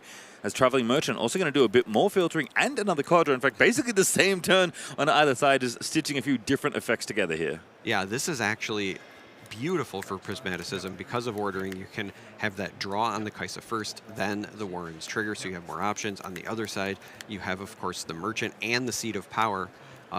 Similar openers for both players. Started with a 2-drop into a Kai'Sa. Prismaticism gets a little bit of an advantage because of the extra rune of going second, so it was able to accelerate that Kai'Sa, but Coco now sends his own over to the Seat of Power. And I really like this. I was going to say Flash is one of those things that is just such a nice spell. It is really the marquee spell of this deck. Makes sense. It was in the Annie Proving Grounds deck, and Prismaticism is piloting Annie. Not just because you can protect the Merchant, but you can just take both units back, and you definitely want to protect this Kai'Sa. Yeah, and not only do you protect your units, but the Merchant is going to trigger again. So we saw that discard of the Hard Bargain to draw yet another card. And the sheer number of cards that Prismaticism has already seen this early in the game is wild, because of both Zon Warren's Seat of Power and the Merchant and the Kai'Sa. Yeah, it's 5 cards already in the trash. Shame he's not playing Rosses like the last time he was here in a North American Regional Qualifier, because it would be discounted in a hurry at this rate, as the fight for Kai'Sa Survivor continues. Priz protects their first one, and Coco Lopez lining things up, as you mentioned, the champion of our Swiss, the first seed in this top 8. It is actually first versus second, I just noticed. Yeah. 2 very dominant players throughout the regular rounds and now meeting in the finals. Not something that happens all that often, to be honest, in card game tournaments, but perhaps a fitting end to this regional qualifier. Yeah, this is, again, almost like it was written from a script. You have the number 1 versus the number 2. They met at the end of Swiss, but chose to intentionally draw to secure the top 8. So it's their first official face-off. Neither one has won. They both have very similar yet very different stories. Prismaticism decorated but has not won the big one. Coco, this is his first shot at winning anything because of first appearance in the top 8. And so both want to kind of either start their legacy off or cement theirs as the best player in the world. Yeah, certainly on a team that is cooking at Riftbound events for what it's worth. Colin also on Challenger TCG, made their second top con on set this weekend after top 4 in Las Vegas. So certainly a team that seems to know what they're doing when it comes to Riftbound, but Traveling Merchant going to roll on in. It's 2 points apiece, but perhaps not for too much longer. His first Forerunner was also the reinforce at the Seat of Power. We saw this time and time again on Priz's side, and when you are going first and get to 6 runes before your opponent, you get to be the one to put the first Forerunner down, which also feels pretty good. Yeah, I was going to mention that, again, Diwali said earlier in the weekend, Ferris Forerunner is potentially the best unit in the game, and they thought that Prismaticism had the best Forerunner deck overall, but here we're seeing Coco Lopez deploy one first because of, again, having that first shot at 6 runes. I like the deploy as a reinforce to where the Kai'Sa is, because it's going to make it that much more difficult to get enough might on that site to deal with either. However, there is an answer to that in the form of Rebuke, which just so happens to be the only card played more often than for Ferris Forerunner on the weekend.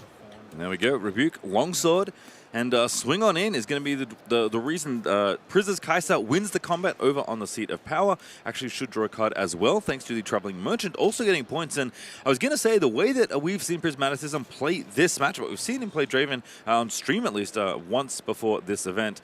It seems to be get ahead and stay ahead, right? As soon as Annie grabs the tempo lead and grabs the race in points, it does seem to be that Priz is able to find a way to keep it, because Annie's just a little bit faster than Draven, who might be arguably a little bit more powerful.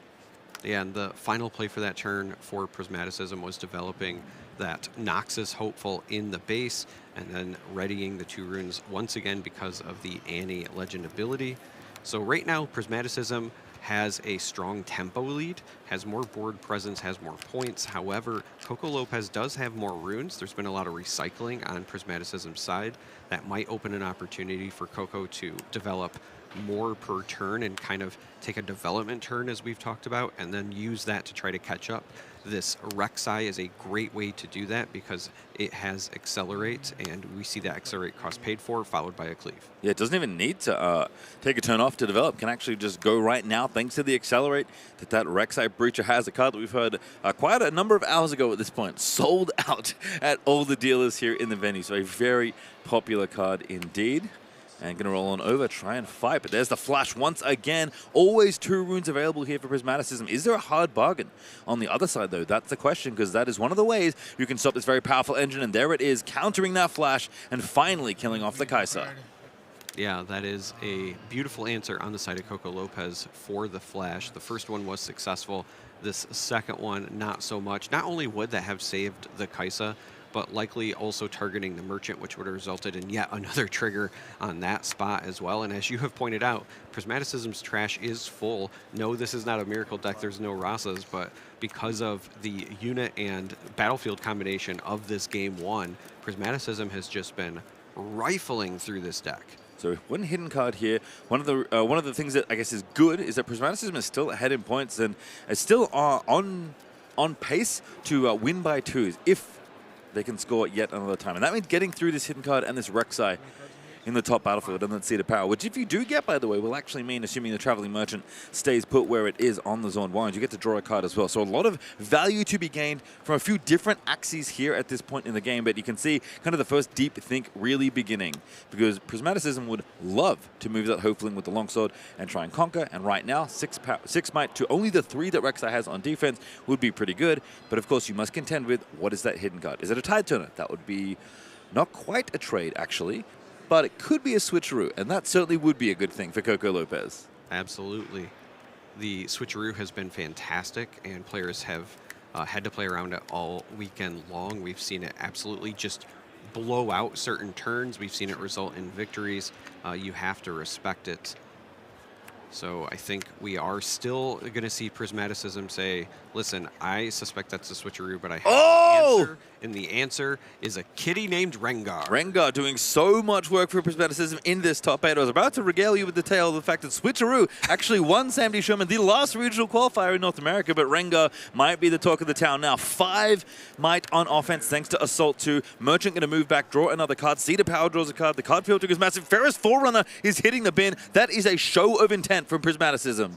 Yeah, that's saying, 1, I'm trying to win in the short term, but also I don't expect this game to go to a position where I have 6 runes available. Prismaticism, a lot of recycling early on, trading those runes for those point gains. Again, Coco Lopez has a lot more runes available, but less board presence. It's a similar position to what Coco was in just a moment ago, and Prismaticism, like you said, is saying, hey, I don't intend for this to be relevant anymore. Yep, Annie can certainly play to out-tempo Draven in spots like this, and that is exactly what Prismaticism has done. That Annie Legend ability means you can develop and still leave things available to interact and try and keep the pace up on your opponent. So Stack Deck is going to go digging for answers here for our Draven player, who is currently trailing 3 points, and as it stands, between the Conqueror of the Traveling Merchant, that could happen on the other turn down the bottom side for Zorn Warrens. And the hold currently being threatened by Rengar and Draven's overzealous fan. Prismaticism is set to win next turn. So what can Draven do about it? Yeah, Coco has to have an answer for, at a minimum, the stuff on the Seat of Power. Likely would like to be able to either have an answer as well for a move into the Zon Warrens, or maybe something to target the backline. But the reality is the stacked deck opener says, I'm likely searching for an answer. I was just about to highlight Falling Star is probably the desired target. That one is very, very good. Currently also not... can't get got by Hard Bargain either, still has 4 runes available, and in fact can't even be repeated. And most importantly, I don't believe this can be flashed. So Falling Star is going to take out 2, leave the Overzealous fan on the battlefield. Tide Turner Overzealous fan deployed, so is going to give Prismaticism point number 7. A flash would win here.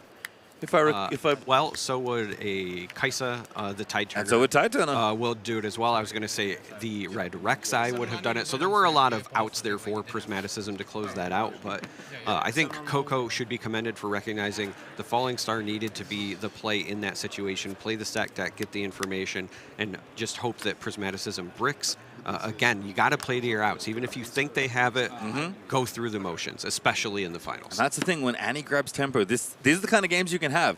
I'll remind you, we have watched a lot of Riftbound so far in the top 8 and overall this weekend. And we've had a lot of 3-game sets. In fact, I think the only one that didn't go was one of the quarterfinals. I believe Aurelia may have won her matchup 2-0. But we've had a lot of Prismaticism sets go to 90 minutes. That game one finished in just above 10. Well, both of these players, I'm sure, have a lot of reps on this particular matchup. Coco very clearly came into this event with the intent to win, was playing Draven, felt it was the best deck in the format, did likely expect to at least see some form of Annie. Again, it has performed pretty well here in North America. You expect players like Prismaticism to show up on the other end of the spectrum. You know that Prismaticism has put in the reps against Draven, so both of these players, I think, are okay with moving through this a little bit faster in terms of pacing, whereas the previous Prismaticism sets, you had a banger against Colin, which is probably not as familiar of a matchup because it's set, and then you also had against your literal teammates, so you know every move, and so you got to slow it down. In a very grindy matchup against Alan ZQ's Ezreal, of course. Prismaticism, deep breath to start game number 2. Reminder, Coco Lopez was on the play that game as well. That is one of the benefits of being the first seed. So serve broken in a manner of speaking. Prismaticism going to mulligan 2. Coco seems to like the hand right now. And this time around for the battlefields, Zon Warren's back again, this time deployed from Prismaticism. Coco Lopez opts for Targon's Peak, so only one of these battlefields will draw cards. We probably won't see the rifling we saw in game 1, but still very relevant effects. We have seen in other matches Prismaticism utilize Targon's Peak to pair with the Annie Legend ability and just ready 4 runes. Yeah, True Runes is so good in Annie because, again, lots of things. Hard Bargain can be... Okay, never mind. We'll talk about that later because Kaiser Survivor is a very good follow-up here, and I like what Coco Lopez is doing here. Saying, again, a game of 2s is really what we're playing in this back-and-forth kind of tempo-y matchup where we want to grab points appropriately. Rushing off to Conquer right now doesn't really accomplish much. I guess Targon's Peak is maybe an attractive place to go to be able to ready 2 runes, but just putting this Kaiser developing and saying, go ahead, I'll take the 2 points next turn. I don't need to take 1 right now.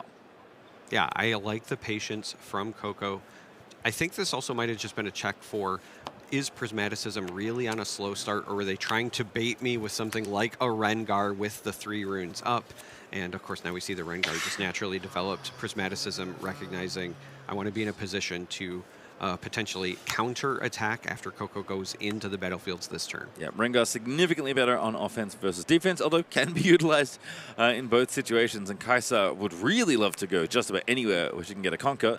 Zorn Warrens feels like a pretty good one. Gets a draw, then gets a discard and a draw after that. Thanks for conquering Zorn Warrens. So a lot of value gleaned from this Kaiser, and not going to miss it this time. Zorn Warrens now being considered. What does Coco Lopez want to discard? Filtering through a couple more cards, seeing deeper into their deck, and Blood Rush is going to hit the trash. Kind of a fun one. Don't see that in every Draven deck. Yeah, you don't see it in every Draven deck, but I do like that as the discard here. That's the sort of thing that you might want to get late game when you need that extra oomph to push over top of a battlefield. This early on, when you're just trying to establish point tempo, it's not going to be nearly as relevant. I'm so curious, by the way, if if these like little powerful units keep happening, I wonder like at what point do Annie start being like, you know what, maybe a Hex Tech Raid needs to come back into this deck, because that would be a way to maybe break the point tempo in this point. But instead, it's Overzealous Fan occupying 2 different battlefields and 2 points to 0 in favor of Draven. So Coco Lopez feeling real good about how this game is going first once again. But to 6 runes, we know what usually happens when that threshold is hit. But how do we break through these battlefields? It's 6 might to 2 on the top and bottom respectively. But again, the big problem really being these overzealous fans just always want to push you away from their idol. Yeah, that's right. It is the League of Draven after all, and Draven has fans everywhere. But does look like it's just going to be a sacrifice of the one as the Rengar goes into Targon's Peak. Coco pushes the Rengar back. Tide Turner goes back in Prismaticism. Of course, reinforces, hit the Magic 6. I almost didn't say anything. With the Fervent Forerunner. And actually going down to the Peak, I like going down not only because it's the softer of the 2 battlefields, but because, again, can't reconquer for Coco Lopez on the Zone Roran, so can't get that effect again. But readying 4 runes thanks to Annie's Legend ability. And we talked about how good 2 runes are. Flash, Hard Bargain, all these other different things you can use. With 4, the entire reaction suite is basically open now for Prismaticism. Exactly. You can do 2 of the 2 energy options. You also have cards like Rengar available if you want to play it defensively, which, again, does not happen often, but we have seen it occur this weekend, and it was very impactful when it mattered. So once you get up to 4, kind of the world is your oyster if you're Prismaticism. And I think at this point, unless Coco Lopez has a really efficient way to kind of break through these, and it might be tough here. It looks like Tide Turner going to get traded off. As Jam is running in, Prismaticism says, yeah, you got it. Jam are going to go down. I think we're now going to have a game where it's not going to be quite so easy to get 2 points a turn for either player. It's going to be one at a time as plays set up, and Beast below. Huge tech, I assume, out of the board. That is going to bring a unit back, but more importantly, effectively rebuke the Ferris Forerunner while putting 8 might on the board. Yeah, this is a card that we have seen this weekend. A few of the players have decided to run sometimes 1 in the main, sometimes them in the board as well, because as you pointed out, it's like playing a Rebuke, but you also get 8 might on top of it. This is very impactful because it put the Forerunner back into Prismaticism's hand. Again, very strong if you're expecting to see a field full of Forerunners. But 8 might is also incredibly difficult to take down. And it looks like in reactions with Beast Bellow's bounce on the chain, Rengar was played in reactions back to that battlefield. So there was a Ferris Forerunner there. It's no longer there, but there's now a Rengar occupying that, which is actually pretty nice as far as stealing a point away here. Yeah, just trying to maintain that hold point, because every point is going to matter if Prismaticism plays from behind due to that Beast below. That Kaisa there is also going to make sure that Coco Lopez is not short on cards anytime soon. There's also potentially the additional filtering because Prismaticism can't do much to stop a move into the Zone Warrens unless they want to commit a card from hand. It's kind of nice to play a little more in base, especially when you're ahead as Draven in the spot, because it's a much better way to dodge Rek'Sais and Rengars, who really want to be attacking into you with that assault. So when you deny them that opportunity by just leaving the battlefields open, well, yeah, they might get some points, but you're already ahead in that race, so maybe you don't mind so much. Although it is going to be evened up in short order, potentially, as point number 2 now on the board for Prismat, and it's going to be point number 3 as the other Rengar goes up top. So this is going to provide the filter, the tying point, and the Forerunner. We're going to see the Forerunner come back. It was the plan before. It's still the plan now. At some point, you're going to need to likely throw enough might into that Beast below to get rid of it. Something like a Forerunner plus a Cleave could get the job done. But either way, you need to have enough might on the board to even start thinking about it. Your hands are stacked. I did just spy something that we've seen all weekend long. Answer Forerunner. It is, in fact, Rebuke. So the last 2 Chaos Runes are going to be recycled. But Flash is going to happen. Hard Bargain going to shut that down again. How many times have we seen that little interaction? As Kaisa wanting to conquer in. It's only 3 might. The math is being done, but Coco Lopez is making absolutely sure before running into the Rengar. Yeah, and there's been a lot of talk lately about Rebuke. Obviously, most popular card all weekend long. However, Hard Bargain has really shown up in clutch moments so many times over the course of this tournament. And I think that it is going to be the kind of card where folks start game planning specifically for it the same way that you do against Calm. In Calm matchups, you're saying, I know that they likely have a Defy, what do I do? Or maybe it's a not so fast. With Chaos lately, I feel like most players know that hard bargain is potentially there, but it's not always respected in the same breath as the other two. Yeah, they don't think about it maybe as automatically as those cards that you mentioned. And the thing about Annie is like it's great to ready those 2 runes and be able to have a very powerful 2 energy spell like Flash to play. Unfortunately, when you don't have 4, you get hard bargained a lot in spots like that. So it's just kind of a risk you have to take for wanting to develop more, because if you just leave your energy open, your runes up, you're just probably not developing. And that's also a race you can't really afford to get into. So Rengar gonna roll on in. Fan's gonna push that back, protect the Kai'Sa, and now Ride the Wind is gonna roll on in. That's gonna be 5 might to 4, and it's 2 runes available thanks to the Targon's Peak here. So what does Coco Lopez have? Action window there. Spinning Axe, pretty good bit of equipment. +3 now for the Kai'Sa, winning this combat 7-5. And Prismaticism now has the Rebuke of his own. The first one, of course, hard bargained, but this time will get the job done. This is going to result in a successful Conquer. We'll be able to ready all of the runes at the end of the turn because of both the Annie Legend and now the Peak Conquer. I think this Rengar is probably going to go home simply because there is the Hopeful in the base. And that just naturally goes over it because Rengar naturally Assault is on offense. Yep, Spinning Axe goes away as well. Is temporary if it's unattached at its control at beginning phase, so that would be doing a little bit of extra, getting a bit of extra value out of the deal. Again, costly, having to recycle 2 Chaos Runes or Prismaticism, losing the resource race, but trying to keep up on points and still falling behind in that magic as well. This big old beast below at the Zone Warrens is somewhat problematic, and Coco Lopez gets to the critical juncture of 6 points, puts down 2 units and says, what do you have? I am winning. Make him have it. Yeah, I was just about to highlight that Coco was the first to that magic number 6, properly recognizes it, develops as much might as possible in the base, passes, and there's no way out. Yeah, Prismaticism just takes a look at the total might and says, there's nothing that I can do that's going to stop that.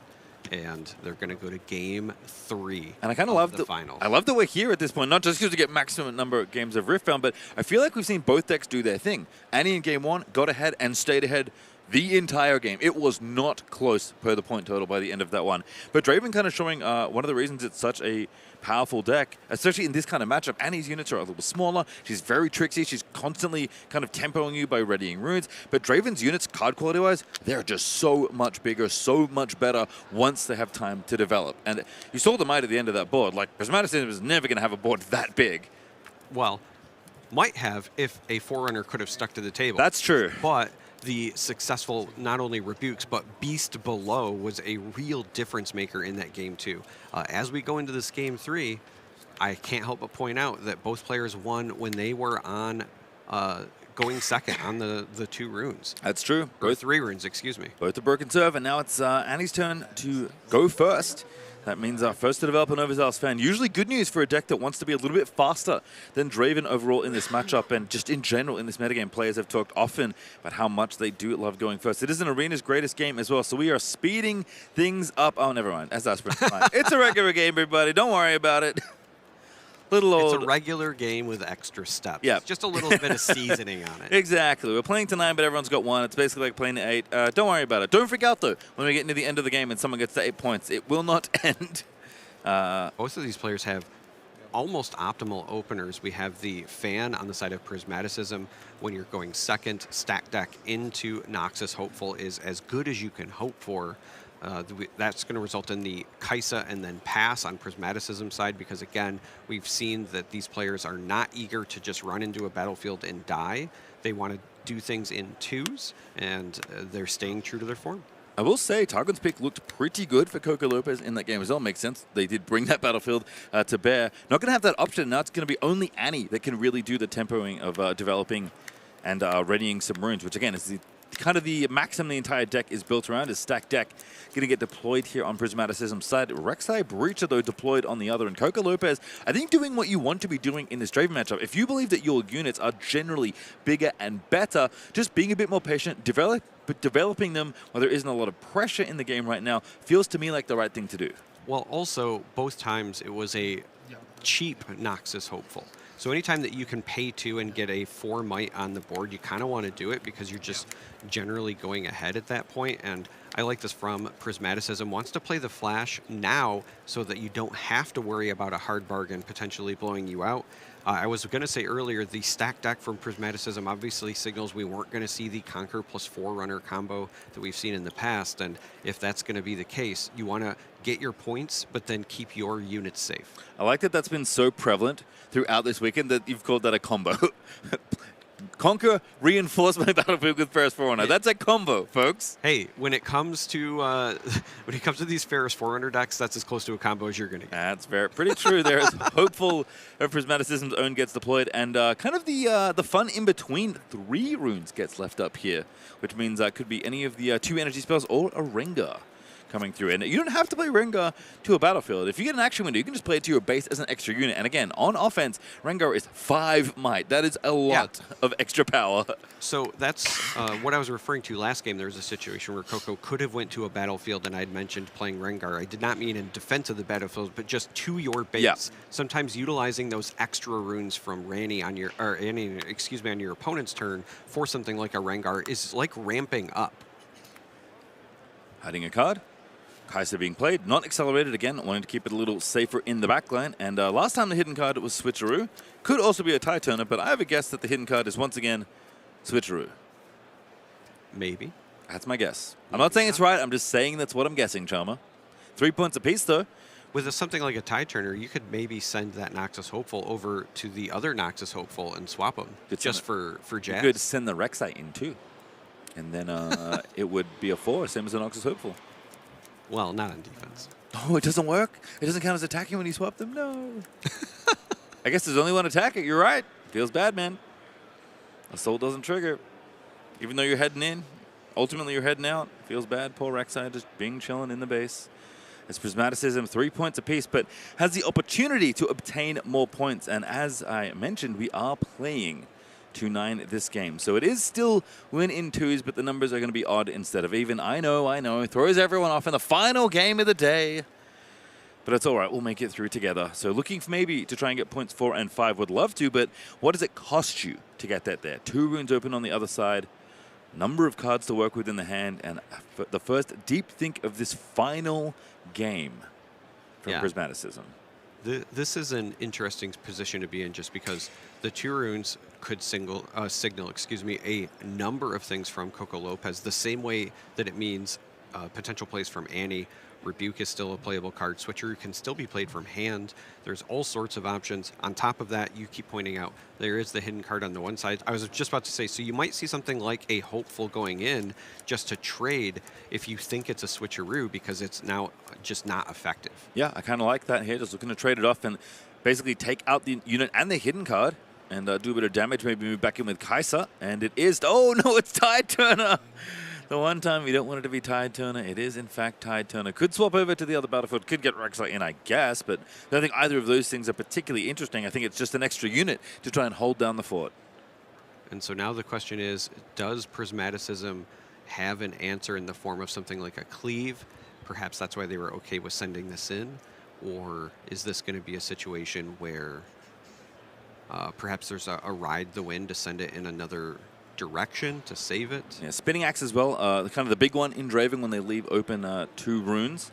Did see it be pretty effective in the last game. I guess the thought here might be swapping in the Hopeful just so Kai'Sa Survivor doesn't get, I guess should just go top then, so that doesn't actually matter. You can't get 2 4 might units on both these battlefields. So Kai'Sa is presumably going to have a soft-ish target to assault eventually, but looks like this Kai'Sa might be moving on in.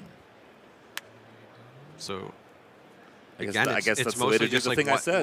What do you think that you're having to potentially play around on the side of Prismaticism? Now, Prismaticism also could, I was going to say, just let this go, take out the Kai'Sa, and then opt to go back in with something else. So patient play, making sure you get rid of the premier target. I like this so far because of the Tide Turner. I think Prismaticism wanted to see a switcheroo and just get that value, kind of call the bluff, but sometimes you have to make an omelet from your broken eggs. Certainly do. And one of the things is you can't afford to do that too many times in this matchup because Draven did win a combat. Coco Lopez drawing a card out of that exchange as well for winning a combat. So while you can test the waters every now and then, and you do want to kind of poke and prod to see what the cards might be, you don't want to do it too much because giving any deck too many free cards is a bad time. I can tell you that much. Unless it's me. Give me all the cards. I'll appreciate that at least. It's Prismaticism thinking. Kind of the same situation, right? I guess now it's 2 format units instead. Wants to really get this Kai'Sa somewhere to conquer to draw another card. Yeah, and the other problem is Coco still has those 2 runes available. So if you were hoping to get something from hand instead, you did not. I think the other thing is that even if you do commit Kai'Sa and something else, right? Because there has to be something else to win the combat, get the conquer, and put Kai'Sa, make sure Kai'Sa gets the point. What do you have left, right? Is that a little too exposed in the situation? It only gets you 1 point. You can't get the double conquer, so it is going to be Longsword committed here. That's going to be 6 might to 4. But again, the 2 runes are open, and it is going to be Rebuke. That is savage. Is there a hard bargain in answer? Doesn't look like it from what I can see, and Kai'Sa going to go back to hand here.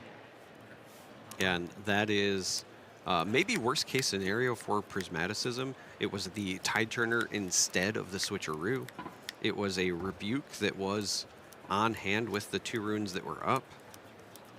Could still equip the Longsword and send in the fan, but there's no reason to, right? You're still only at 4. You're not going to win anything without, yet again, expending another card. Yep, and again, Draven also drew another card, that Rebuke, winning a combat there with the Hopeful still at the battlefield. Now, one of the lines open is accelerating Kai'Sa and basically doing it again. That would require you recycling 2 runes, 2 Fury runes in order to re-equip that Longsword, but if that was the play you wanted to make to begin with, it may still be worthwhile to do so, because now you know the coast is clear. There are no runes left up. I think counting out options available, slid 4 to one side. If you're still considering going on offense and you have the 4, maybe the consideration is something like a Rek'Sai with the Accelerate. Yeah, I think just in general, have to be worried about the crackback here. Rek'Sai, Breacher in base, Tide Turner still back in base, safe to contribute 2 might. Is going to be 1 recycle. It is Rek'Sai Breacher. That also has Accelerate. As you mentioned, Longsword going to get equipped, and in we go. 3, 4, 5, 6 might total thanks to Rek'Sai's Assault 1, and 5 on defense, which is pretty good. Rek'Sai Breacher not normally all that good at defending, and Overzealous Fan's going to reinforce, and so is the second one, trying to build a little fort down here at the Aspirant's Climb. Prismaticism says, I know that Draven has fans, but so does the Queen. Rek'Sai is going to sit on this Aspirant's Climb with an entourage in tow to hopefully fend off against the opposing Rek'Sai Tide Turner that you were talking about in the base. Now Coco goes up to 4 points at the start of the turn because of the hold, and has 6 runes available and a fistful of cards thanks to all of those 1 combats. Yeah, no card draw either is kind of the other downside of this line from Prismaticism. Kai'Sa obviously a great unit to conquer with. She does draw you a card and get you extra value as you move through. But Rek'Sai a bit more of a robust unit here, especially alongside these other Overzealous Fans. And of course, the Accelerate on Kai'Sa would have been too expensive to make this exact play. So pretty good defense set up here, but there's still answers available. That looks suspiciously like 6 energy. What costs 6 energy? Ferris Forerunner costs 6 energy. Up to the top we go. Hanging out in the arena with Noxus Hopeful. You know, how many times do you think we've said Ferris Forerunner this weekend, by the way? Tide Turner in? At least 4. Says okay. Yeah, it just seemed like it. This time, no fan activation. Just trades off with one of them. Decides that that Tide Turner is just fine. Well, it's one of those situations where if you activate the fan, your opponent keeps their 2 might unit and you lose yours. If you just let it trade, you both lose your 2 might unit.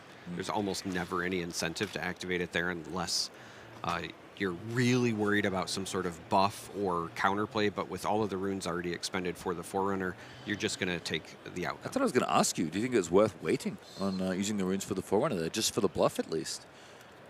I love a good bluff. You do love a good bluff. Tide Turner could have run in earlier, but likely some other consideration there I'm maybe not getting. But that's okay. We'll awaken, go to 5 points of Prismaticism. Is it a point where Annie does like to be up just barely in the points race. You only need to win by one sometimes, Charmer, and Prismaticism does have the lead. And notably, on an odd number, which, again, all weekend long we've talked about how the important numbers are typically even, but this is an aspirant's climb game. So this 5 is as good as a normal 4. So you want to be on the odds going forward if possible so that you can go from 5 to 7, 7 to 9, and then close out the game. And we see the Ferris Forerunner developed by Prismaticism in the base. A pullback of the units. Coco will score from the hold and has an open battlefield on the other side, could be taking the lead. I kind of like this though from Prismaticism. I think a common play pattern we saw against Draven in earlier metagames where Draven was even more prevalent is that you don't really want to give Draven opportunities for combat if you don't have to. And that's an interesting decision to me because it's even right now on points, but you're kind of giving the open lane, if you will, for your opponent to get the lead on points. And with a Forerunner already entrenched in that top battlefield, it does feel like potentially a risky thing to offer up. And indeed, Rek'Sai Breacher is going to roll on in, and Prismaticism is going to say, yep, I'm not going to play Rengar in this spot. It doesn't even win this battle one-on-one, even if you have nothing else. So you can go to 6 points. But Prismaticism clearly valuing the might in the base to try and make a much bigger play to win on the following turn. Well, there's 2 things to consider here when you're doing that risk calculation. The first is this is only taking Coco to 6 points. It's a climb game. This is one of those things where it's a climb game, so it's less important. The other thing to consider as well is that Prismaticism is down to 3 cards in hand. We know Draven has a bunch because of those 1 combats. We saw a game lost by Prismaticism against Alan's EQ in the previous set because he ran out of cards. Alan kind of attritioned him out, and I think that he's just trying to not risk that. You want to stay in the game with your options, keep things available, and so I think that when you do that risk calculation, giving up a point that's not what would normally be the even points in an aspirant's climb, technically you want to be the odd points. I think this is worth it.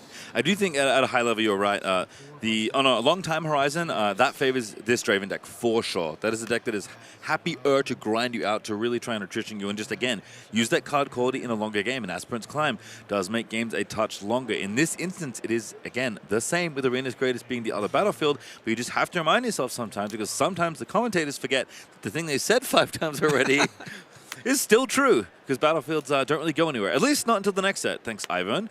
As Beast below, the backbreaker from the last game is going to happen once more. Bouncing the Rek'Sai, bouncing the Forerunner. Doesn't even have to be at the battlefield like Rebuke. It just gets sent straight back to hand. And as you said before, that was a backbreaker the last time it hit the table.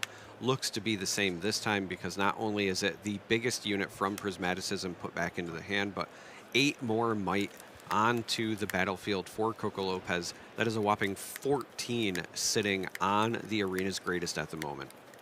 So curious what the approach is here. Still only a point behind, but it feels a little bit worse than that. If it was the step behind, if it was a step ahead earlier, it's a step and then a step behind. Now it feels like a step and a half, and that little inch might be the thing that tips this game in the balance for Coco Lopez. And Draven may well win yet another regional qualifier here in Atlanta, but we still have a number of turns left to play in Prismaticism. This is a tough one to try and think through, because it's not just, what do I do this turn? What am I trying to deploy? What am I trying to develop? What is happening on the subsequent turns? What do I do against the 14 might up top with the Ferris Forerunner? What do I do with my unit that got bounced yet again by this Beast below? Yeah, you said it might be going from a step to a step and a half behind. I would argue it's going to a beast-sized step behind, because, again, that seems to be the all-star so far in this matchup. Even if Prismaticism manages to close the gap that just created, it is proving to be monumental so far. Little sip of water. Everyone have a stretch, reset. Start thinking, how do we approach this game? We're going to get our first ever mid-game set of push-ups. Could be. If there was ever a time to pull out the dark technology, it would be in the final game of the regional qualifier, the one that determines the champion of this entire 1,600 player plus tournament. And after all of that thought, the decision is a rebuke onto the Ferris Forerunner. Says, I have Beast Ooh! at home. That is so good. Switcheroo. We talked about how 8 Might is so unapproachable, but Switcheroo literally turns the tables. Overzealous Fan going to get the point. Rek'Sai going to get another. And now Prismaticism is at 7 points. That is, we're threatening to win. We have reached the end game first.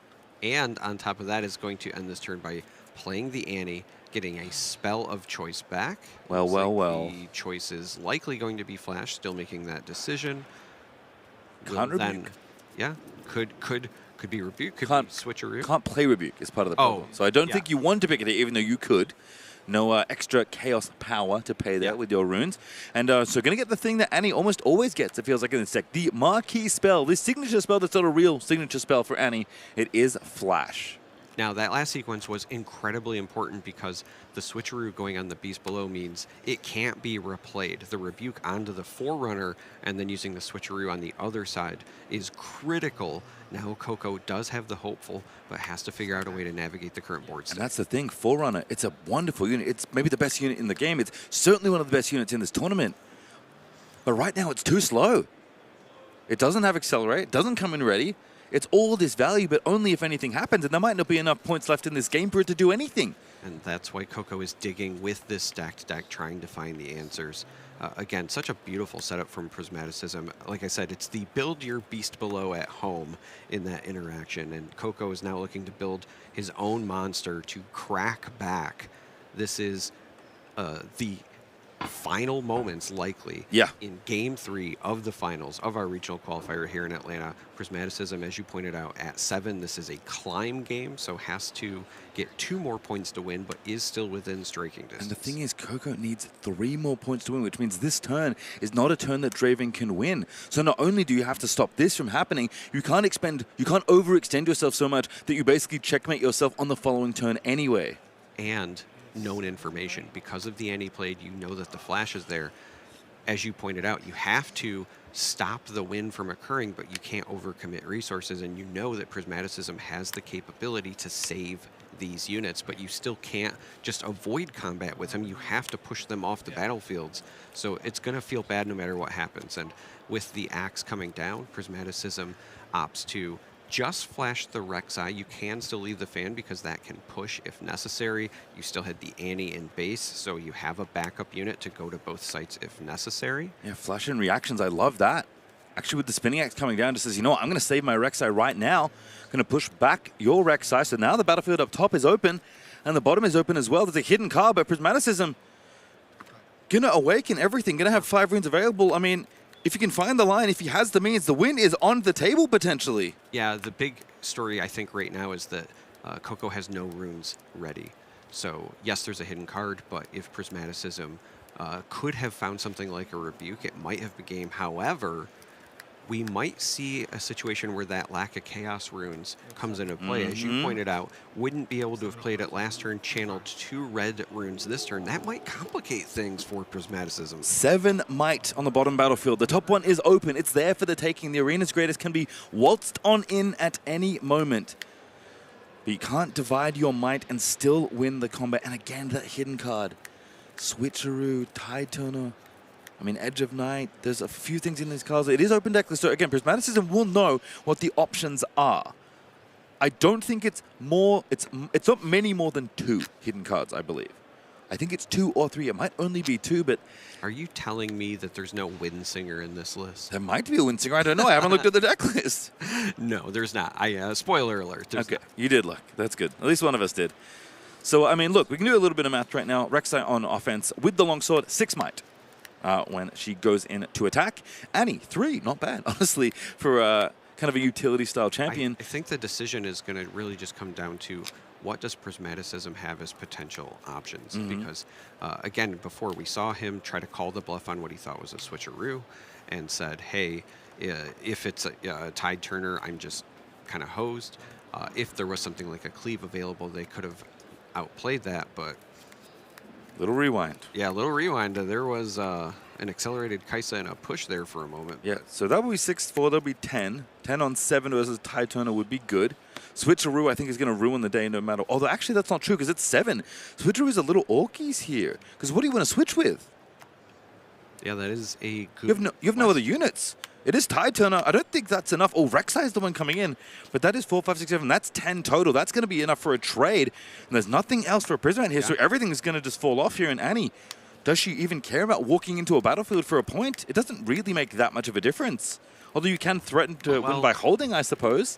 Force you to come in. I was going to say, I think that the decision that you have to make now in this situation is if you leave both open and your opponent has any sort of accelerate and you don't have some sort of reaction speed answer with your runes up, you're kind of just giving it up. You want to make them work for it a little bit harder. So yeah, ultimately Prismaticism agrees, says I need to put some might here so that it's not just free if you have something like a Rek'Sai or like a Kai'Sa. Both players running low on resources. Tide Turner can walk in to the bottom battlefield and get point number 8, but we are climbing this game. Both players all weekend long grinding it out. We are walking up the stairs step by step.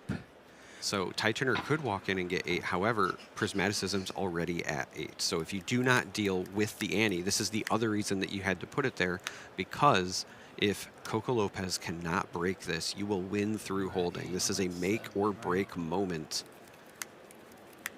Trying to extend the game a few more turns. And again, thinking through, we know about the flash still. Do we remember that it's still there? Probably wrote it down, which is a good thing to do. You can take notes in Riftbound. Over here instead, actually going to challenge, and that feels like it sends alarm bells over. There's Rebuke. And there's this stacked deck. It's actually going to be the play. That's true. You actually have to wait. It's not a reaction. It's only an action. So stacked deck does happen here. Going to get a look at a few cards, but that Annie is rebuked. Back to hand. Picks up a card.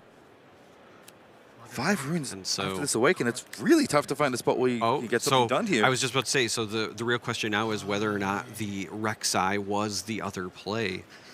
But I believe that might have just been a pass. I think so. It kind of looked like one. Going to 8 points now is Coco Lopez. Both players literally 1 point away from being the regional qualifier Atlanta champion. 1 point away. Game 3 of the finals. Couldn't ask for much better than this. To get here. Hasn't passed yet, by the way. Hasn't passed yet. 2 energy. Reinforce. Fan. Noxus Reinforce, hopeful. Hopeful. Okay. Threaten to hold. Only need 1 point at this point. Double Conquer seems really tough in this spot. If you're Prismaticism, drawing a card, what do we have? No. Prismaticism channeled 2 more red runes once again, so this is going to be incredibly limiting on any options for pushing off of this battlefield unless you come in with might. That being said, Rek'Sai plus Cleave? Rek'Sai could be something that could get the job done. Rengar has put in work so far, so if you could... Ooh, Rengar would be good. There's Rek'Sai accelerated. In we go. That's just 6. This is trading up right now. Prismaticism says that's good enough. I don't have very many options left. You can't win if you lose, so you at least have to stop what's on the board. And we are hitting a point where I can't imagine what it's like for the players. I am breathless just watching this. Forerunner's finally back. We talked about it. Wasn't enough time earlier to replay it, but it is going to come back down. I am curious if the Forerunner is because you're worried about removal here, or if there was maybe some other reason why Draven from the Champion Zone wasn't the play, just because that is a large number of might in an Aspirants game, but it is the Forerunner here. I thought about Showboat as well, but going to stay in the tank. I mean, the removal that's going to hit the Forerunner is mostly stuff that's not going to trigger the death knell anyway. But, I mean, a little bit more efficient use of your runes, perhaps, using all 6. And this is going to be a tough one. I will note, I mean, I guess there is Accelerate unit, so it's not safe to leave the Forerunner here, or at least not have a way to maybe answer it in Showdown. But you also have to advance your game plan. Like, you need to put some units on the board. You need to threaten to try and conquer. This is an interesting situation for both players because you need some board presence. You need a double conquer or a hold, and you're at least a few actions away from that in both scenarios.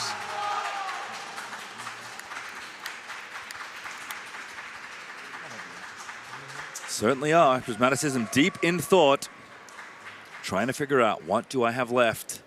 Smiles exchanged by both players. They know it's close, but who's going to take it? That is the real question. 2 runes. Nope. Taking them back. Again, very, very tough to find a way to navigate through this game. Yeah, that's a lot of might on that Ferris Forerunner, and it was big enough that if Prismaticism develops something here, it has to likely still be able to contest with that Forerunner, right? Because if Coco is able to walk into one side and then just sit, you have to go over top. And that's not even counting what happens if Coco does still have the Accelerate unit as an option, and if you don't do something to stop it now, you could walk the Forerunner into one spot, Accelerate into the other. Prismaticism, I think, is asking to see the bin, likely wants to see how many of the Accelerate units have already been played, looking for Kaisas, looking for a Rek'Sais, things of that nature.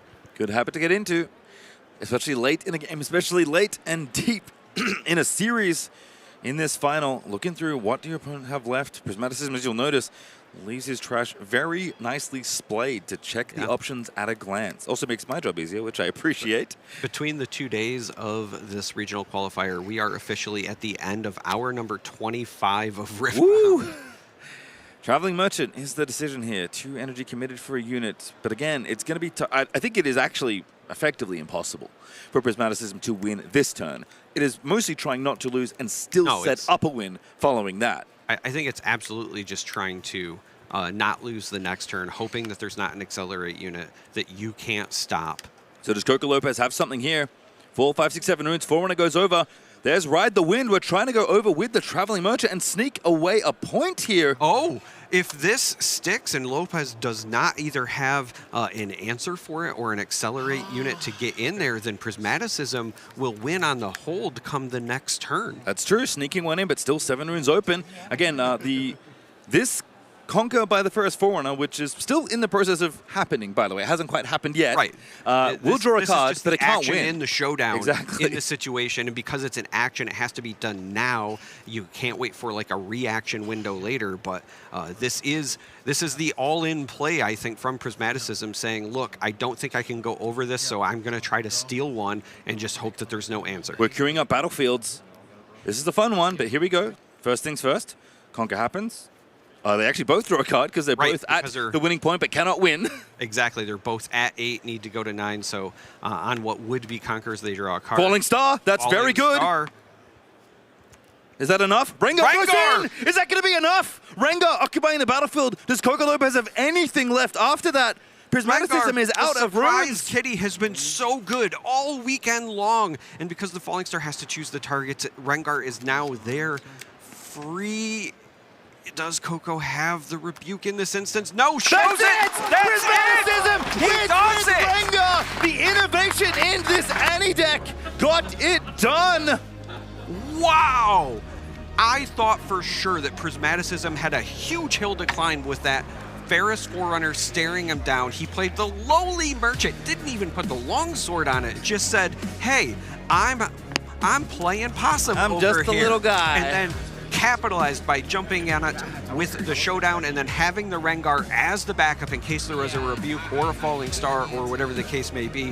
What a beautifully played game. Prismaticism has been consistently better every event that he has attended, but has finally got the monkey off his back, got the big win he's been looking for. Starting to make a case for one of the best Riftbound players in the world, approaching that top spot where his teammates tend to occupy a lot of that conversation. He is well and truly in the throes of that chatter now in the early days of Riftbound. An incredible victory stolen away. I said to you while we were on our break, I am inspired by this Annie deck. It makes me want to play it. I've been watching Prismaticism play it, and I just go, this looks fun. This looks good. I like the longswords. I love the Rengars. They have been great all weekend long. They come in the most clutch you could be in the biggest moment of the event. I'm so happy for Prismaticism. You talked about it. Players learn to play around Defy, learn to play around Noctiverse, learn to play around Rebuke, learn to play around Cleave, learn to play around Falling Star. All these things that Riftbound has developed, but Hard Bargain, that's been kind of a sore spot. But the players, they are figuring it out. You know what they haven't figured out how to play around yet? Rengar. And this is the thing that this Annie deck does that Draven cannot do. You know, you mentioned the Hard Bargain thing. We've seen Hard Bargain be incredible all weekend long. It's almost like Prismaticism went one step ahead of the developing meta because you know what you can't Hard Bargain? Rengar. You know what's coming on Unleashed? Rengar. More Rengar. I'm so looking forward to it. Yeah, it's an absolutely thrilling final. I mean, we had so many 3-game sets. You could not ask for better Riftbound. You could not ask for tighter margins. And I think you could ask for a more deserving champion. What an incredible showcase by both these players. Draven so close to winning another regional qualifier, but undone in the same domains by the Dark Child. I don't even know what to say. It's so weird because, again, all weekend long, not to toot my own horn, I have said that I thought Aurelia as a legend had a good chance to win, but if I'm picking based on the player, I think Prismaticism has this event won. Prismaticism, thank you. You have proven me to be a genius. But now that it's happened, like, I am literally breathless because it wasn't even just like, oh, he steamrolled in. He fought for it every step of the way. In this top 8, the games against Colin, tight. The games against Alan, tight. There, game 3, down to the wire. No margins left for error. And it just goes to show that it is capable, or players can be capable of overcoming almost any obstacle if you just play to your outs. That game looked impossible to win. Yeah. Like, actually impossible. Rune disadvantage completely. Shredded all the runes, recycling them. Had to use Switcheroo and Rebuke in the final turn just to stay in the game and set up a possible win. Don't know how he found that line to begin with. Yeah. And then with 5 runes and a Traveling Merchant and nothing but, you know, a hope and a prayer, there was a line. It's almost... I didn't think Ringo was coming out of the hands. I can't wait till we I get can see the hands. I can't wait till we get to the interview portion because I want to know if Switcheroo only came in for game 3 after the Beast Below blew him out in game 2 as well, because that was the moment where he started to come back. I thought the Beast Below was going to be the back-breaking moment, but he did the build your Beast Below at home with the Switcheroo plus the Rebuke and then put himself in position. We talk about it time and time again. You just need to get yourself into a position to strike. Was the first one to the 7-point on the climb game, then got to 8 to try to get this sneaky hold win off the ride to win. Again, we talk about knowing your path to victory. This is knowing your path and then some. Yes, it is. And the thing is, even in that spot, there is 4 runes. Still, 4 or 5, actually, I think, available for Coco Lopez. There were a lot of options. There were many things you lose to. He went through the bin, kind of, you know, calculated the odds and said, you know what? I'm not going to win if I don't do it, so I might as well try. Well, and the thing is when he showed the hand at the end, there was a hard bargain. I think that Coco was kind of banking on, okay, if there's like a Rebuke or something, I have the hard bargain. But like I said, you can't hard bargain the kitty. Rengar came in clutch. Certainly did. I'm now thinking, how many runes were up when Ride the Wind was played? I believe there was 4 exactly, because it was either 4 or 3, because we know he at least played the Rengar after the fact, right? There might have been 4, and so he thought, okay, perhaps he could pay for the repeat, or maybe even with the 3-up, it was enough where he said, I don't want to play it and have him pay. Oh, it's the Falling Star, that's why. Oh, yeah, it was the Falling Star. That's the Falling Star. Yep. So you can't even do it. Can't even do it. All right, well, with that, we are going to go down to our winner. Prismaticism has finally done it, so let's hear from the winner himself. Everybody, I am here with the Atlanta Riftbound Regional Qualifier Champion, Prismaticism. Congratulations. Yes, let's make some noise. My word, you topped 8 in Bologna, top 8 in Las Vegas, top 4 in Lille, but now you are top 1. You fought through over 1,500 participants here in Atlanta in the main event. Kind of give me some vision here. What's going through your mind? How are you feeling? You're making me start shaking. You're saying those numbers like that. Like it always feels like climbing a mountain almost, where every single game is one step higher, another pile of bodies left behind, and then you just go after day 1, already so high up, still have a lot of rounds left. And then I think at previous regionals when I got to top 8, that felt like I got to the top, and then I let off the gas a bit, and it's taken some practice and experience to be able to push past that. Absolutely, and you showed that you have that experience, that mental fortitude, and you did overcome. But I kind of want to ask you, what was it like? What did you do, or what didn't you do to get here to the top 1 spot this time? I mean, I did push-ups against Colin after I lost game 1. That was a good choice. And then I think I got in his head a bit because he did push-ups after game 2, so that was great. And I managed to keep my emotions under control. I think I got a bit sad at the end of game 3. I did make a misplay in that game, but I still kept my head in the game, and I found the one out that I had to be able to win still. Absolutely. You kept your head in the game. And I just want to point out, you have so many people here surrounding you, cheering you on, supporting you. Is there anything you want to say? I kind of want to open the floor to you. Is there anything you want to say to the people that are cheering you on, that helped you get here, or even to the people who are aspiring to be in your shoes at a future regional qualifier? Yeah, I mean, big shout out to Alan, big practice partner, teammate, supporting me a lot through everything. And shout out to the rest of my teammates on, I guess we're Team Stratagem unofficially, but all of them. And shout out to the community. Everyone has been amazing. Like, I haven't had a single, basically ever a bad experience with an opponent or anyone. Always happy to talk about the game afterwards, talk about decks, just cheer each other on. It's been amazing. Absolutely. Well, I'm not going to hold you back any longer. The time has finally come. We're going to present to you the Riftbound Regional Qualifier trophy. Go ahead and lift your head high, lift that trophy up. Congratulations to Prismaticism. And we're gonna send it back to you, casters. Go ahead and close us out here.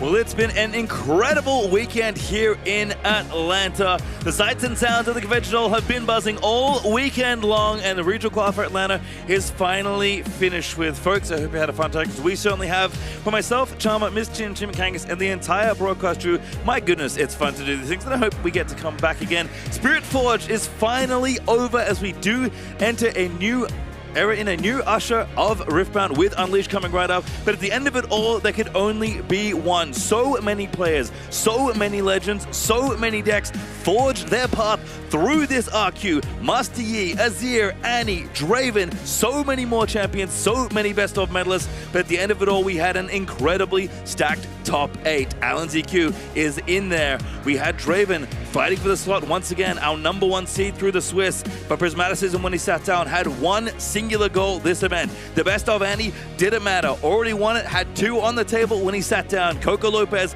the fearful Draven opponent, was looking for it all, but after 9 games of Riftbound, there can only be one. And while the nerves may strike gods, the weight is there. It is heavy, and so is their account. But Prismaticism can finally hold his head high, because that one thing they wanted this entire time is done. Riftbound Atlanta, you've been incredible, and we'll see you next time.